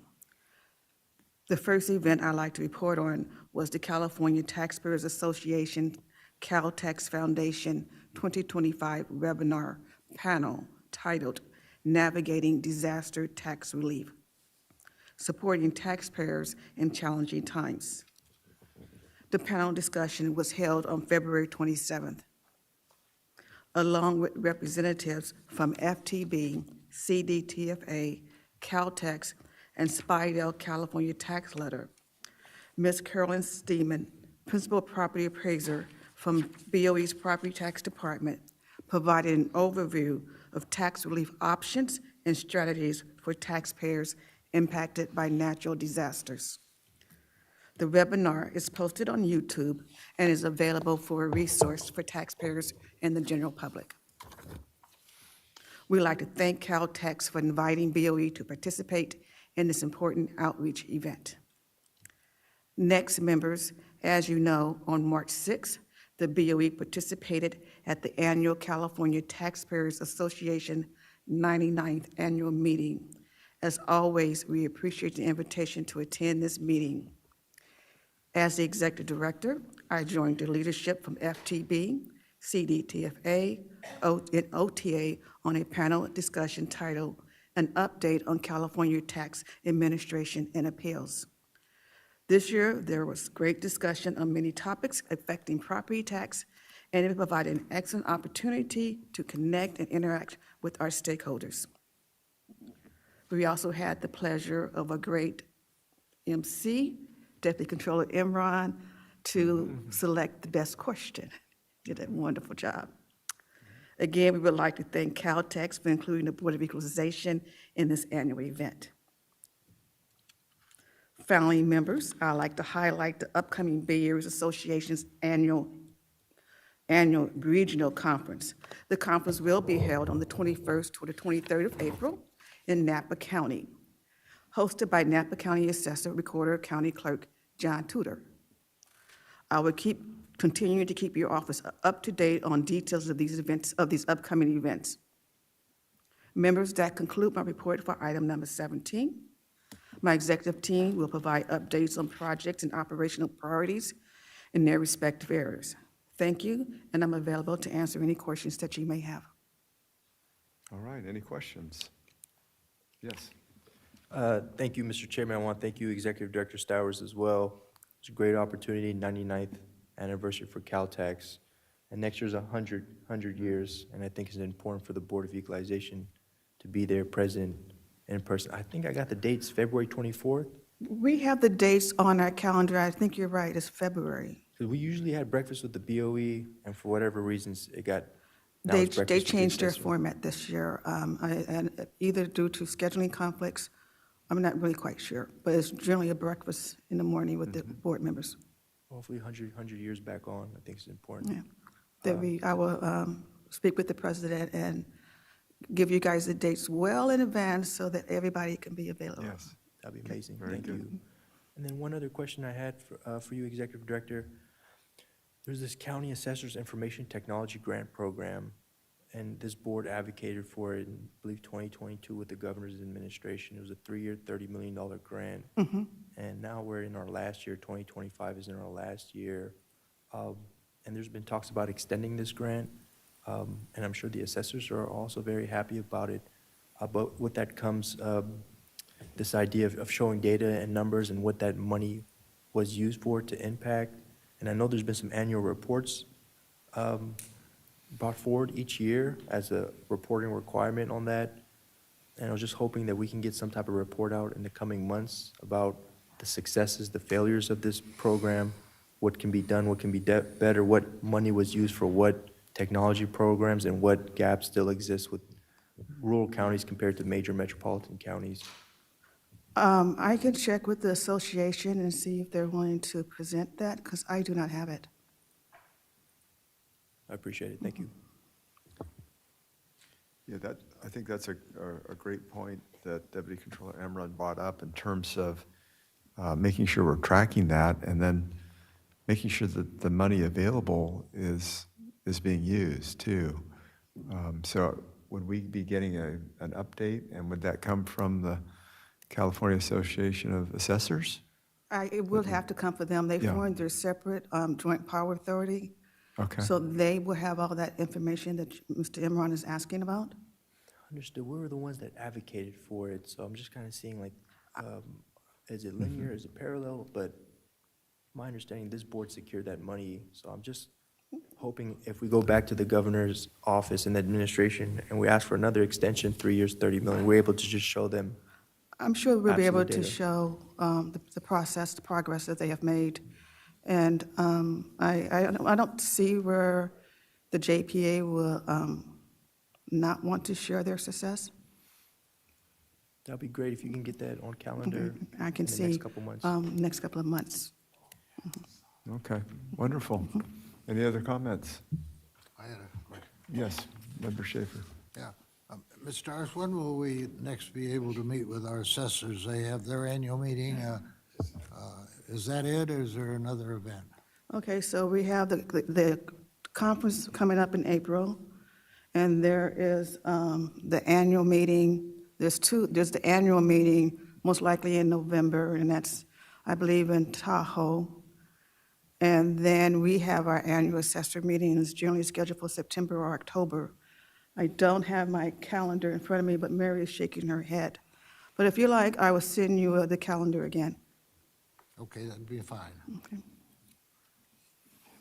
And do you have the 6 copies of the disclosure from the other counties that I sent you? If you have, I'd like you to scan them to me because I couldn't find I mine. don't have that. I believe that you sent that information to me on your personal email account, so I did not retain it. Okay, I'll look it up again then. Thank you. Okay, we're ready for our next item, item 18, extension of time to complete local assessment role. Okay, so item 18, members, Revenue and Taxation Code Section 616 requires county assessors to annually complete their local assessment role by July 1st. Section 155 provides that the board or its executive director may extend by 30 days the deadline for an official act by the assessor. In the case of public calamity, the deadline may be extended by 40 days. Section 155 also requires that the executive director inform the board of any such extension at its next regular meeting. This report is to inform you that Los Angeles County and St. Louis Obispo County assessors have requested and have been granted extension for completing their 2025 local assessment rolls. That concludes my report. I'm available to answer any questions that you may have. Any questions? No? Okay, thank you. So item 19, operational priorities report presented by Ms. Renati. Hello. Good afternoon, Chairman Gaines and honorable members. For the record, I am Lisa Renati, Chief Deputy Director. Today, I'll report on some of the agency's strategic efforts on BOE's workforce. The first is our recruitments. We continue to actively fill our remaining vacancies. And since our last meeting, we filled 3 positions. One is an employee new to the Board of Equalization, and 2 are promotions of internal candidates. Our management team keeps doing an amazing job. They have continued to recruit and fill our vacant positions, and as such, we maintain a vacancy rate consistently of under 10%. So we're doing very well. The next item relates to our unfunded liabilities due to large leave balances for vacation and annual leave.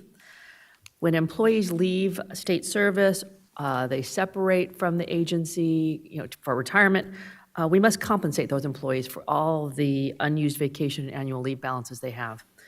And as a small agency, when we can be really affected by these payments, especially when an employee has a large balance.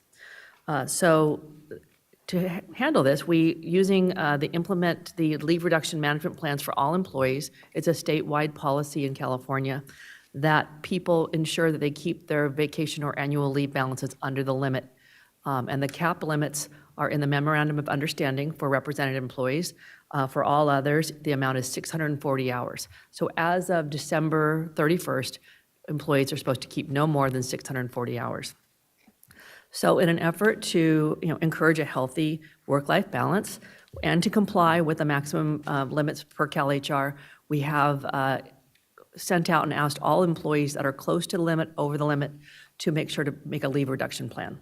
And so those are in process right now, and most people have complied and taking those vacation, putting them on the calendar, and making sure that we can still have our operational needs met. So this concludes my report. If you have any questions, I'm more than happy to answer them. Mr. Schaefer. Oh, I'm sorry. I'm not. You're the chairman, not me. Mr. Roddy, we've all read about the slashes being made in the federal government by the present administration. I wonder if any of these federal government employees are savvy about assessment. Maybe we might be able to find some talent that we might hire from the federal government that is cutting back. That's a great point, and that's why we continue our recruitment. And we keep using the social media posts, LinkedIn. We are reaching out to associations in every group that we can. And if we can get that great talent here, that'd be fantastic. Thank you. Great. Any other questions? Thank you, Ms. Thank Renati. you. Appreciate it. Now, members, I'm showing on the agenda a break, but we're also getting close to completions. Can we just continue? All right.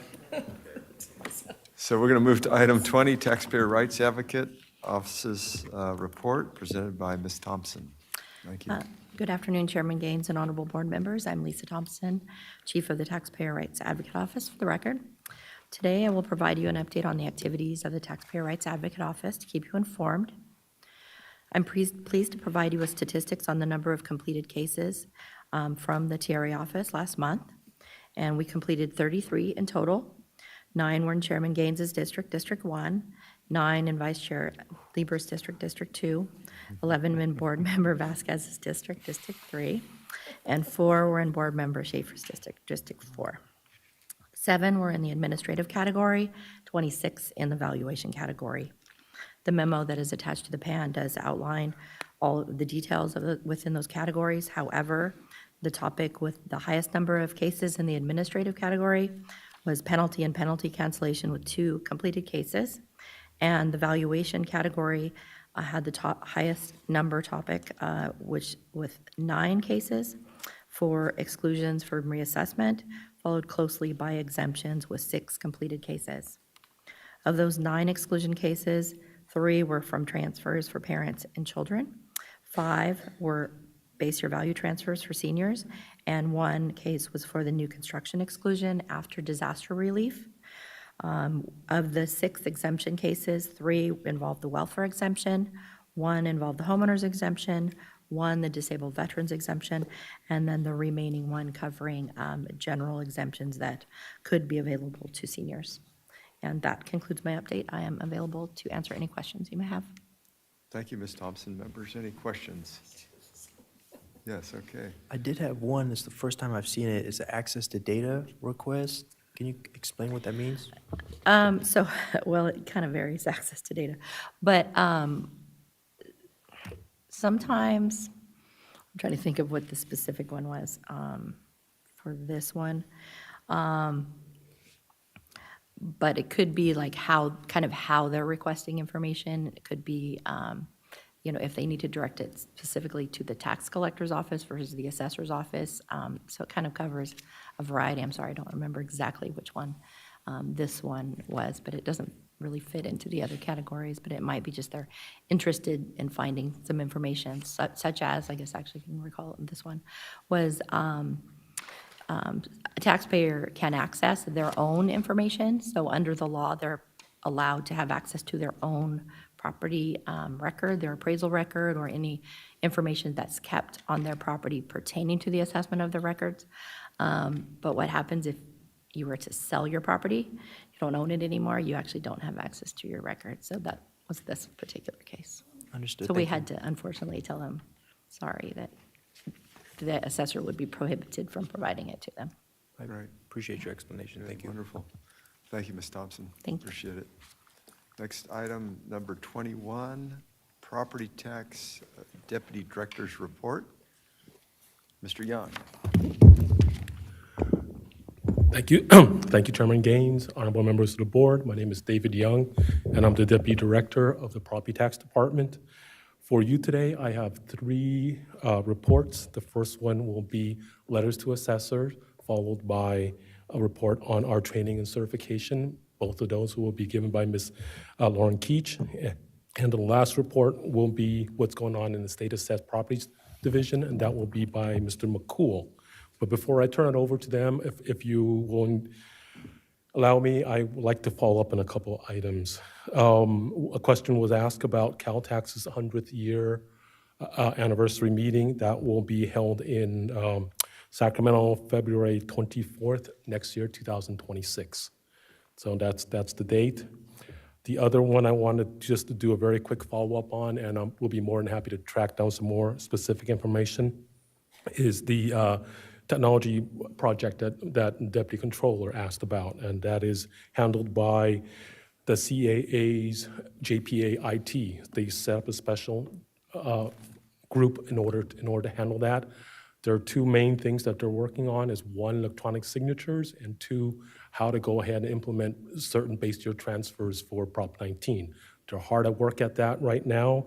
I believe they're either just about to or have already released the request for proposal for a vendor on that. So they are working on it. They're making good progress. So, and then the very last thing I wanted to follow up on, Vice Chair Lieber, you asked about SB 592. The intent of that bill is to basically allow rental property that is going to be either sold or purchased by either a co-op, a limited equity co-op, or a CLT, a community land trust, to go ahead and take ownership of it, buy it, without having subjecting that property to reassessment if certain conditions are met. And the main condition is that if it is a limited equity co-op or a cooperative or a land trust, that at least 51% ownership of that entity were tenants prior. So if residences buy it and take it under a new form, it's not reassessed right away. And what they're doing is they're following a model that has worked for basically mobile home parks. A lot of mobile home parks have gone cooperatives. People are living there. They have their mobile home on a rented space. They go ahead and they try to buy the park. And when they buy the park, because it's a change in ownership under Prop 13, it's all reassessed and the taxes go higher. So it's worked for mobile home parks. This is the model they want to follow. So the language is out. I've taken a look at it. There's probably going to be some more discussion on it in the future. I wanted to let you know. So if you any questions before I turn over to the next three reports? No. Then I will turn it over to Ms. Lauren Keach for the next two. Great. Thank you for the clarifications. Great. Lauren Keach, how are you? Hello, good afternoon, Chairman Gaines and honorable board members. I'm Lauren Keach, Chief of the County Assessed Properties Division. Today I will provide a brief report on letters to assessors. Attached to this month's agenda is a memo on letters to assessors, which provides a list of the LTAs issued since the last board meeting and a link to the BOE's website where a list of all LTAs issued to date can be found. As of the date of the attached memo, BOE staff has issued a total of 8 LTAs for calendar year 2025 and since the report at the last board meeting in January. Those 8 LTAs are summarized in order as follows. The first LTA is to issue the property tax forms list, an LTA to announce the Colusa County Assessment Practices Survey, an LTA for a report on budget, personnel, and appeals data for 2023-24, and roll data for 2024-25, an LTA on evaluation of certificated aircraft California standard flight times, an LTA to announce the Fresno County Assessment Sampling Survey, an LTA to issue the report on 2024 state assessed property appeals, an LTA to announce the Butte County Assessment Practices Survey, and lastly, an LTA to report on the intergenerational transfer exclusion, adjustment of the $1 million amount. And this concludes my report on letters to assessors. I'm available to answer any questions you may have. Thank you, Ms. Keach. Members, any questions? Yes. Just a quick one. Ms. Vasquez. Thank you for your report, Ms. Leach. I was just wondering on the, excuse me, on the LTA report 2025-001, can you go over just for the audience, I guess the difference between what they call, I guess, prescribed and recommended forms? Yes, so this is an annual list that we issue with the current forms. It includes prescribed forms, recommended forms, as well as our own BOE program forms. So the prescribed forms are prescribed for the county assessors to use and implement. Recommended, those are not required. Those are simply recommended for their use, for their convenience, but are not required as the prescribed are. That's what I thought. Just wanted to hear it for the record. Thank you. Yes, you're welcome. Okay, and my next report. I will now provide a brief report on the BOE's appraisal training and certification program. For the 2024-25 fiscal year, BOE staff has scheduled 32 classes and 3 webinars. In addition, 8 classes had been scheduled using instructors from county assessors' offices. Since the beginning of the fiscal year, the BOE has taught 25 classes and 2 webinars. We continue to offer our existing online basic training courses available through American River College and California State University, Sacramento, as well as online courses and self-studying training sessions available on the BOE's website. This concludes my report on training and certification. I'm available to answer any questions you may have. Great, thank you. Ms. Keach, any questions? The quick one, I noticed in the report, you kind of go over the plans for the next fiscal year. I was just wondering if there's any new classes we are developing that haven't been taught in the past, or offered, I guess. Yes, this past fiscal year, actually, thank you for that question. We did bring back course 18 and course 28. Those had not been taught for quite some time, I believe possibly a decade or so. And with bringing on new staff, we were able to update, modernize those courses and bring them back for the first time this fiscal year. Each were scheduled to be taught 3 times, and they are being taught relatively recently, so we're still collecting the data and statistics on those. But from what I've heard so far, they've had good attendance and have been going well. Thank you. Excellent. Thank you, Ms. Keach. All right, thank you. Appreciate it, yeah. And now we have Mr. McCool. Thank you. Good afternoon, Chairman Gaines and honorable members of the board. My name is Jack McCool, Chief of the State Assessed Properties Division. Today I will provide information on the status of ongoing work in our division. SAPD has completed our annual capitalization rate study. The study encapsulates months of research and analysis from our staff. The capitalization rates will be utilized in our income approach value indicators for the upcoming unitary valuation season. The full study is available in PDF format and is available upon request. The summary pages for each industry have been placed on the BOE's open data portal and are available to anyone to view. March 1st was the last day to timely file the annual property statement. We received and processed 191 requests for extension to file.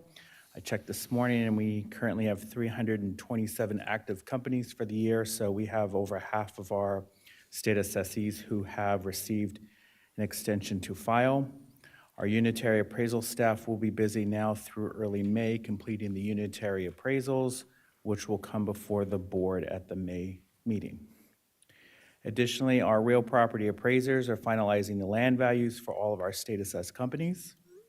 The real property unit typically values about 10,000 land parcels statewide each appraisal year. They accomplish this by conducting site inspections of each state-assessed land parcel, as well as potential comparable sales in order to determine the current market value for land parcels owned or used by our state assessees. And finally, our private railroad car property statements are due on April 30th, so our staff will begin work on those as we wind down the state-assessed appraisal season. That concludes my report on status of ongoing work in our division for this month, and I'm happy to answer any questions. Thank you. Yeah, thank you, Jack McCool. Any other questions or comments? Okay, seeing none, I think we're good. Thank you. Yeah, thank you. Any other comments by Mr. Young, or are we okay? Okay. All right, we'll move on to item 22, Legislative Research and Statistics Division Chief's Report. Mr. Ted Angelo.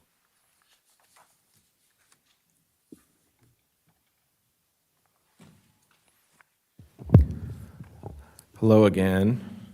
Ted Angelo with the Legislative Research and Statistics Division. And we've pretty much covered everything today that I plan to talk about. Yes. So I am not going to belabor too much. I'm just going to kind of summarize, similar to Mr. Torres, even though I'm live and in person and can answer some questions. His summary of what they're doing was very well aligned with what we're looking at. Ours is a little broader. I would say, so just to recap, everything we're looking at is sent to you every week on Friday, and we try to keep that as accurate and up-to-date and comprehensive as we can. There may be a few bills missing that we'll catch up on, but the ones right now, I can say AB 245 Gibson, so today you approved as support of that with the Deputy Controller abstaining, and all of these, that was the roll. So 245 Gibson for the disaster relief. And our analysis is underway right now, so we'll be finishing that up soon. That's the case for most of these. SB 23 is very similar to SB 296 by Senator Archuleta, who was here, and we supported his bill. So those are almost a carbon copy of one another, but that bill is online and posted, so the analysis will be the same, and 296 is put on there as well. So I just wanted to give you a status update on those. Those are posted on the website and available. Let's see here. There was a bill that was just amended on the 24th by Senator Perez, and it was an intent bill for the disaster relief for LA County. But this bill is extending the Prop 19 timeframe for transfer. It's currently 6 months in statute, and it's allowing for up to 3 years. I just saw it. So we'll be analyzing that bill as it was just amended and be taking a look at that. It extends what? So SB 293, let me grab it for you because I just saw it today. SB 293.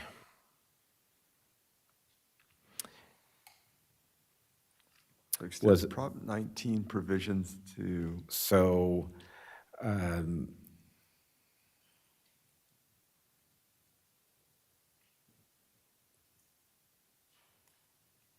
So under the Prop 19 provisions for transfer, this bill, let's see, and I probably shouldn't have spoken on it because I didn't have a chance to read and thoroughly go through exactly what it does, but we will follow up with you on it. Yeah, you could do it next month. Yeah.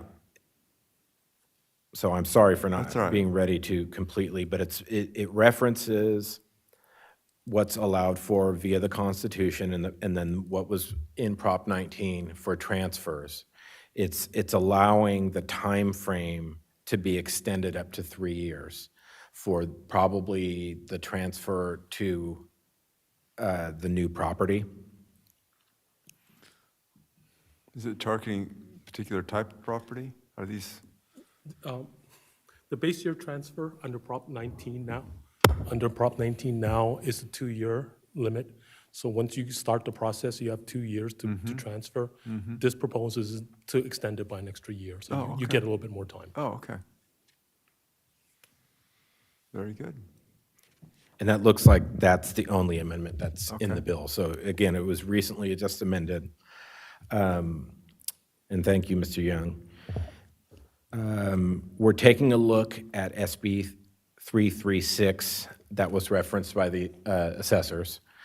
So that one's for the current framework for low-income housing welfare exemptions is part of that bill, and I think it changes the formula in there to allow for slightly higher moderate income to receive a partial welfare exemption. So we're looking at that. It's being analyzed, and you'll have updates on that soon.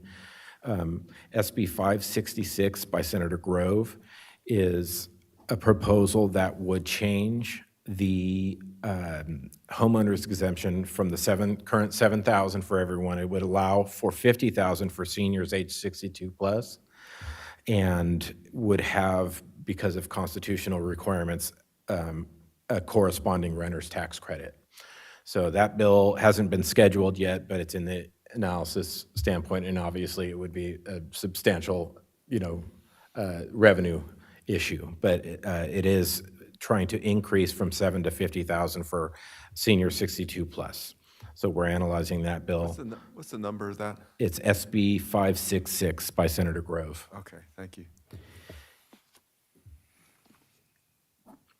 Mr. Young just referenced SB 592 by Smallwood Cuevas and was talking about the 51% of tenants prior, so I'm not going to go into that one.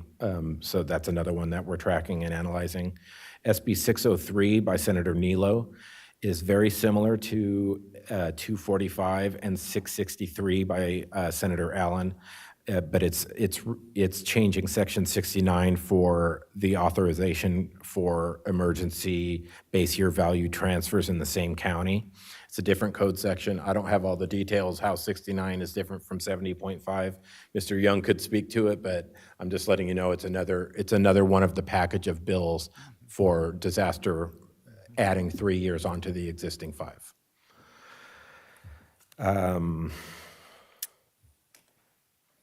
There's an active solar extension in SB 710 that we're analyzing, and I don't have, the comment I had on AB 317, going back to the Assembly bills for that First-Time Homeowner Dream Act, we're taking a look because I think legal counsel came up and spoke to some of the concerns with who the intended recipient of the tax.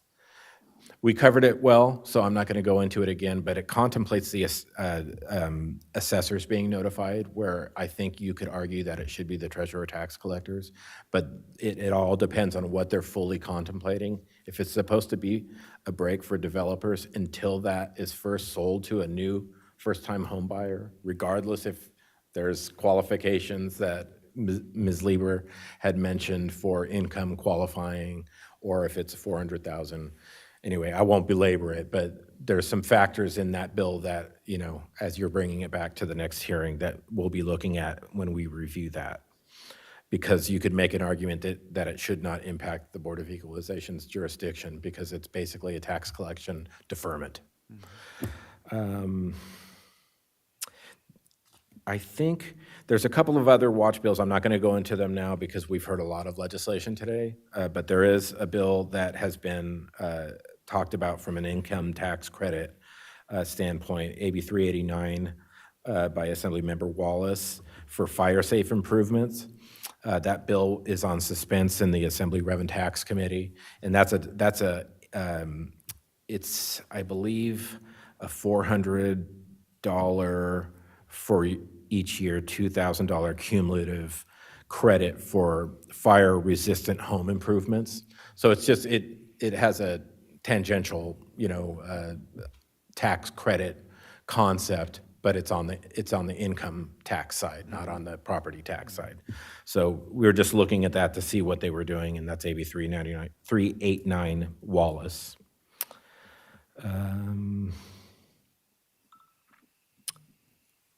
And then the other bills that we heard about, I'm not going to recap in great detail, but the SCA 4 that Mr. Archuleta talked about today, we're looking at that. That's the one that combines the 7,000 homeowner exemption and the 4,000 disabled veteran exemption, not the 100% disabled exemption and 100% exemption he talked about in the other bill.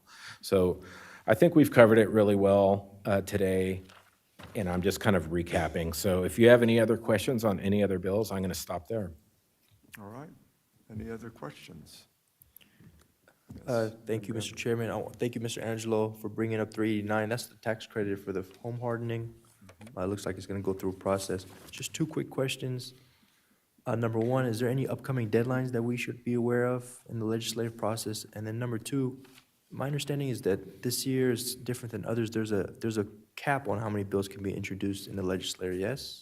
There is. I don't have the number in front of me, but they reduced the number that each legislator can carry this year.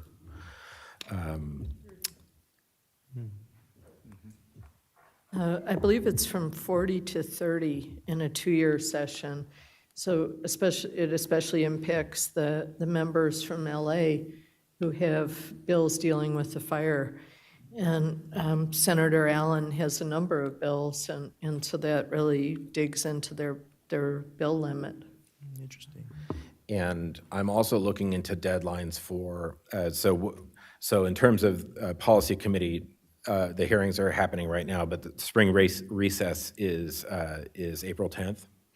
So that's when generally most fiscal bills go through there, but I'm seeing some bills set for May that look like they have a fiscal implication, but it may be because they don't have a direct general fund impact, and so they're past the fiscal bill deadline and can be heard in policy committee past that.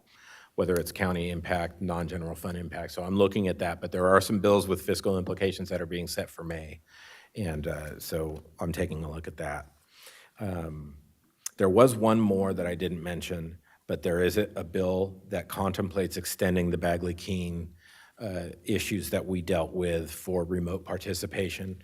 SB 470 is a bill that would extend that. What I'm trying to see, and we're taking a look at that, and we'll be analyzing that as well to see if it changes the current framework or just extends it further. Okay. It does make it permanent, but what I'm not sure of is it, okay. So according to Ms. Stowers, but I have to verify, it just makes what was in place permanent. Yes. The existing framework. Okay. Eliminates the sunset, maybe, huh? Is it a sunset? I don't bill? think it had it. Did it have a sunset? Yeah. It removes the sunset date. Yes, Yeah, okay. removes it, so it makes it permanent. Okay, very good. Thank you, Mr. Angelo. Thank you. Appreciate it. And we'll now seek public comment for executive director reports. Oh, okay. Thank you. Thank I you for thought you were indulging me done. again. No, I thought so too, Okay. but I needed to correct myself. SB 293, Okay. it is an extension. It's an extension. There's so many of them swimming around my head. I'm trying to keep them all straight. It's an extension for the parent-child exclusion. And it is from 6 months to 3 years. What it does is that when the assessor notifies the new owner, whoever is the transferee, it gives them extra time to file that parent to child. So it's a Prop 19. Oh, good. So Good. it does do that. It does give Yeah, more we've time had some for it. people caught in that, right? Exactly. Yeah, okay, Yeah. very good. Okay, thank you. Who's the author? Yep. Who's the author on that? I'm sorry, what's that? The author? Do you know the author of that? Perez. Perez, okay. Yes. Wonderful, thank you. Thank you. Can I make one more comment, Chair? Yes. Mr. Chairman, I know we had the Assessor's Advocacy Day today. I would love to just hear what came out of that too at our next meeting. Thank you. Very well. That'd be great to get an update. Thank you. Okay, yeah, Member Schaefer. Our legislative, were you going to distribute these? How could I forget? Yeah, I saw a pile of interesting brochures, and he gave me one, said I'm going to give it to everybody, but he forgot. I'm sorry, Ted Angelo again. The legislative summary from 2024 is ready, was bound, and Mr. Schaefer was just holding it up, and I have copies for everyone here today. I'm sorry I didn't mention that, but they're nice finalized copies for you, and I have copies, and there's extras if you need them for to share. Thank you. Great, thank you, Mr. Angelo. Okay, public comment for executive director reports.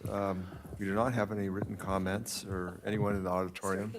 Still trying to say Did he? I have a question of the executive director. Okay.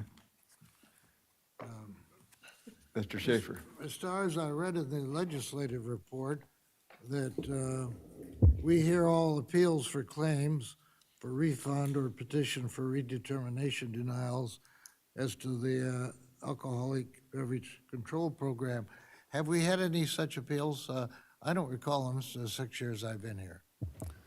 That's a very good question, sir. I will have to check the records and get back to you. That is one of our Sure. programs. And I'm talking about a comment in this. Okay, thank you. Okay. We're ready to proceed? Public comment for executive director reports. We do not have any written comments or anyone in the auditorium who wishes to make a public comment on the executive director's report. Therefore, let's go to the AT&T moderator. AT&T moderator, please let us know if anyone is on the telephone who would like to make a public comment regarding these items on the agenda.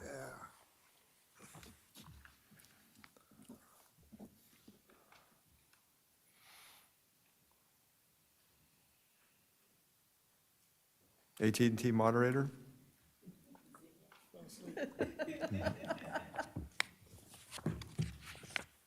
The moderator on the line? Phone participant. Yes, phone participants, please press 1 and 0. We have a public Thank you. comment at this time.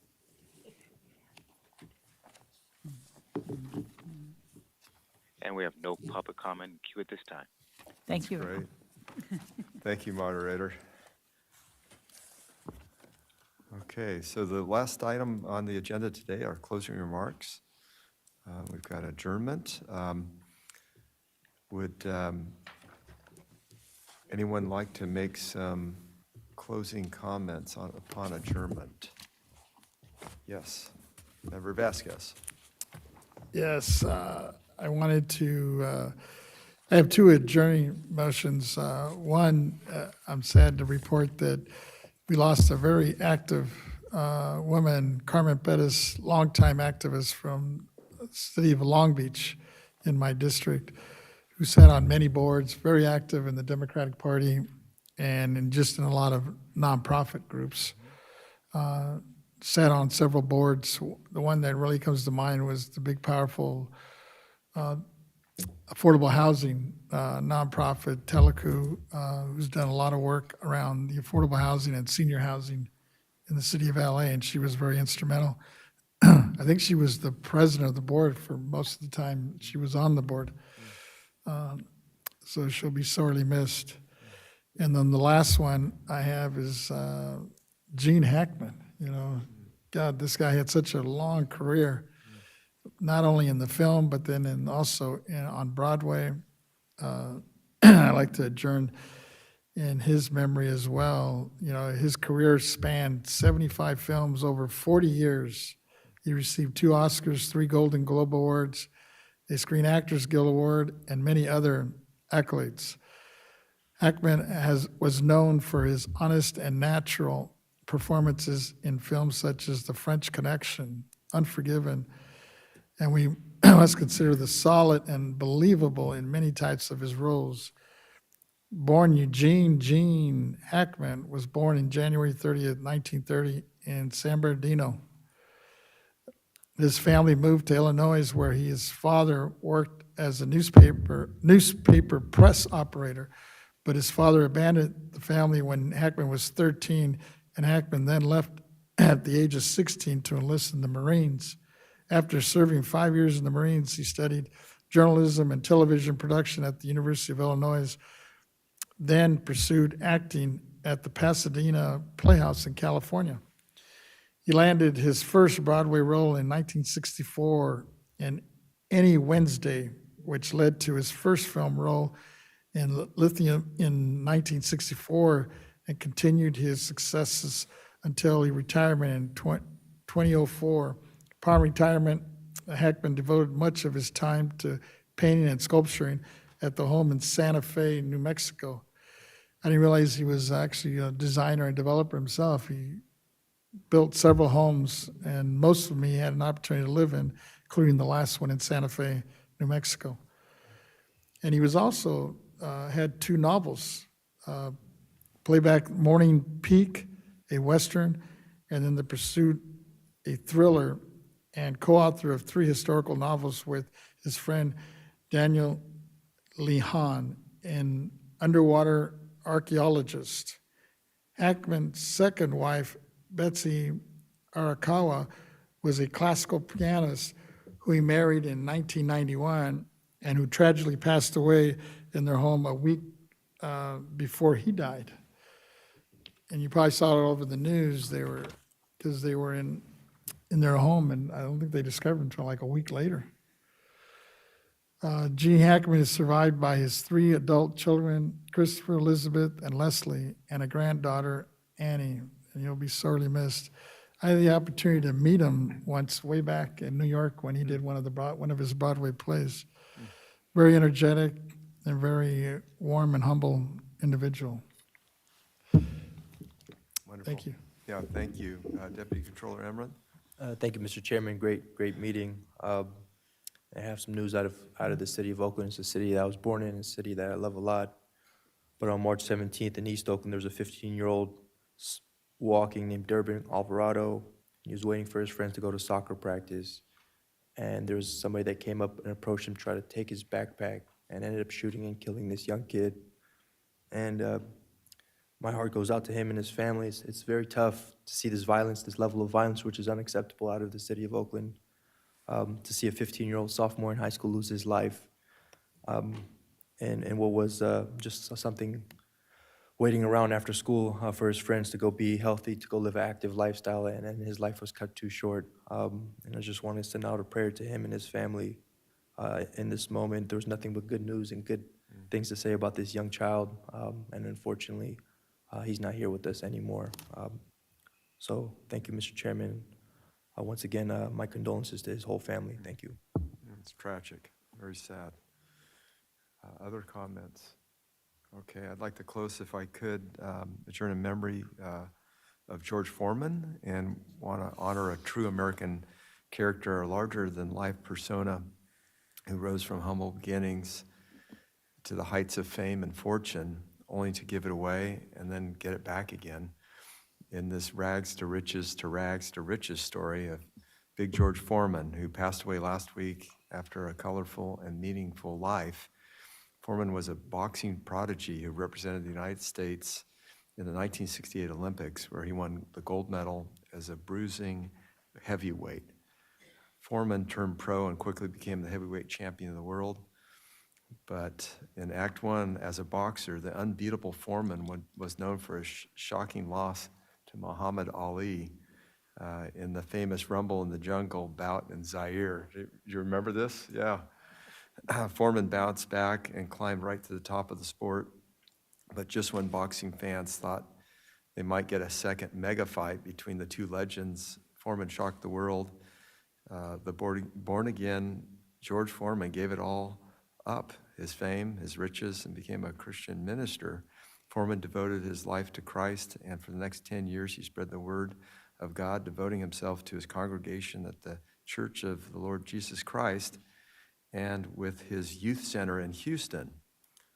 Foreman later made a remarkable comeback as a boxer, winning the heavyweight world title again at the remarkable age of 45. If that isn't enough of a full life, Foreman also became the face of the beloved George Foreman Grill, which we've all seen on TV, right? Which earned him millions of new fans for something entirely separate from sports. So God bless George Foreman, his family, and the many people whose lives he touched. Ted, the grill, I think he sold millions of them, and they were known as the lean, mean cooking machine. That's right. Yes. Yeah, it's just a remarkable story. So, yeah, thank you so much.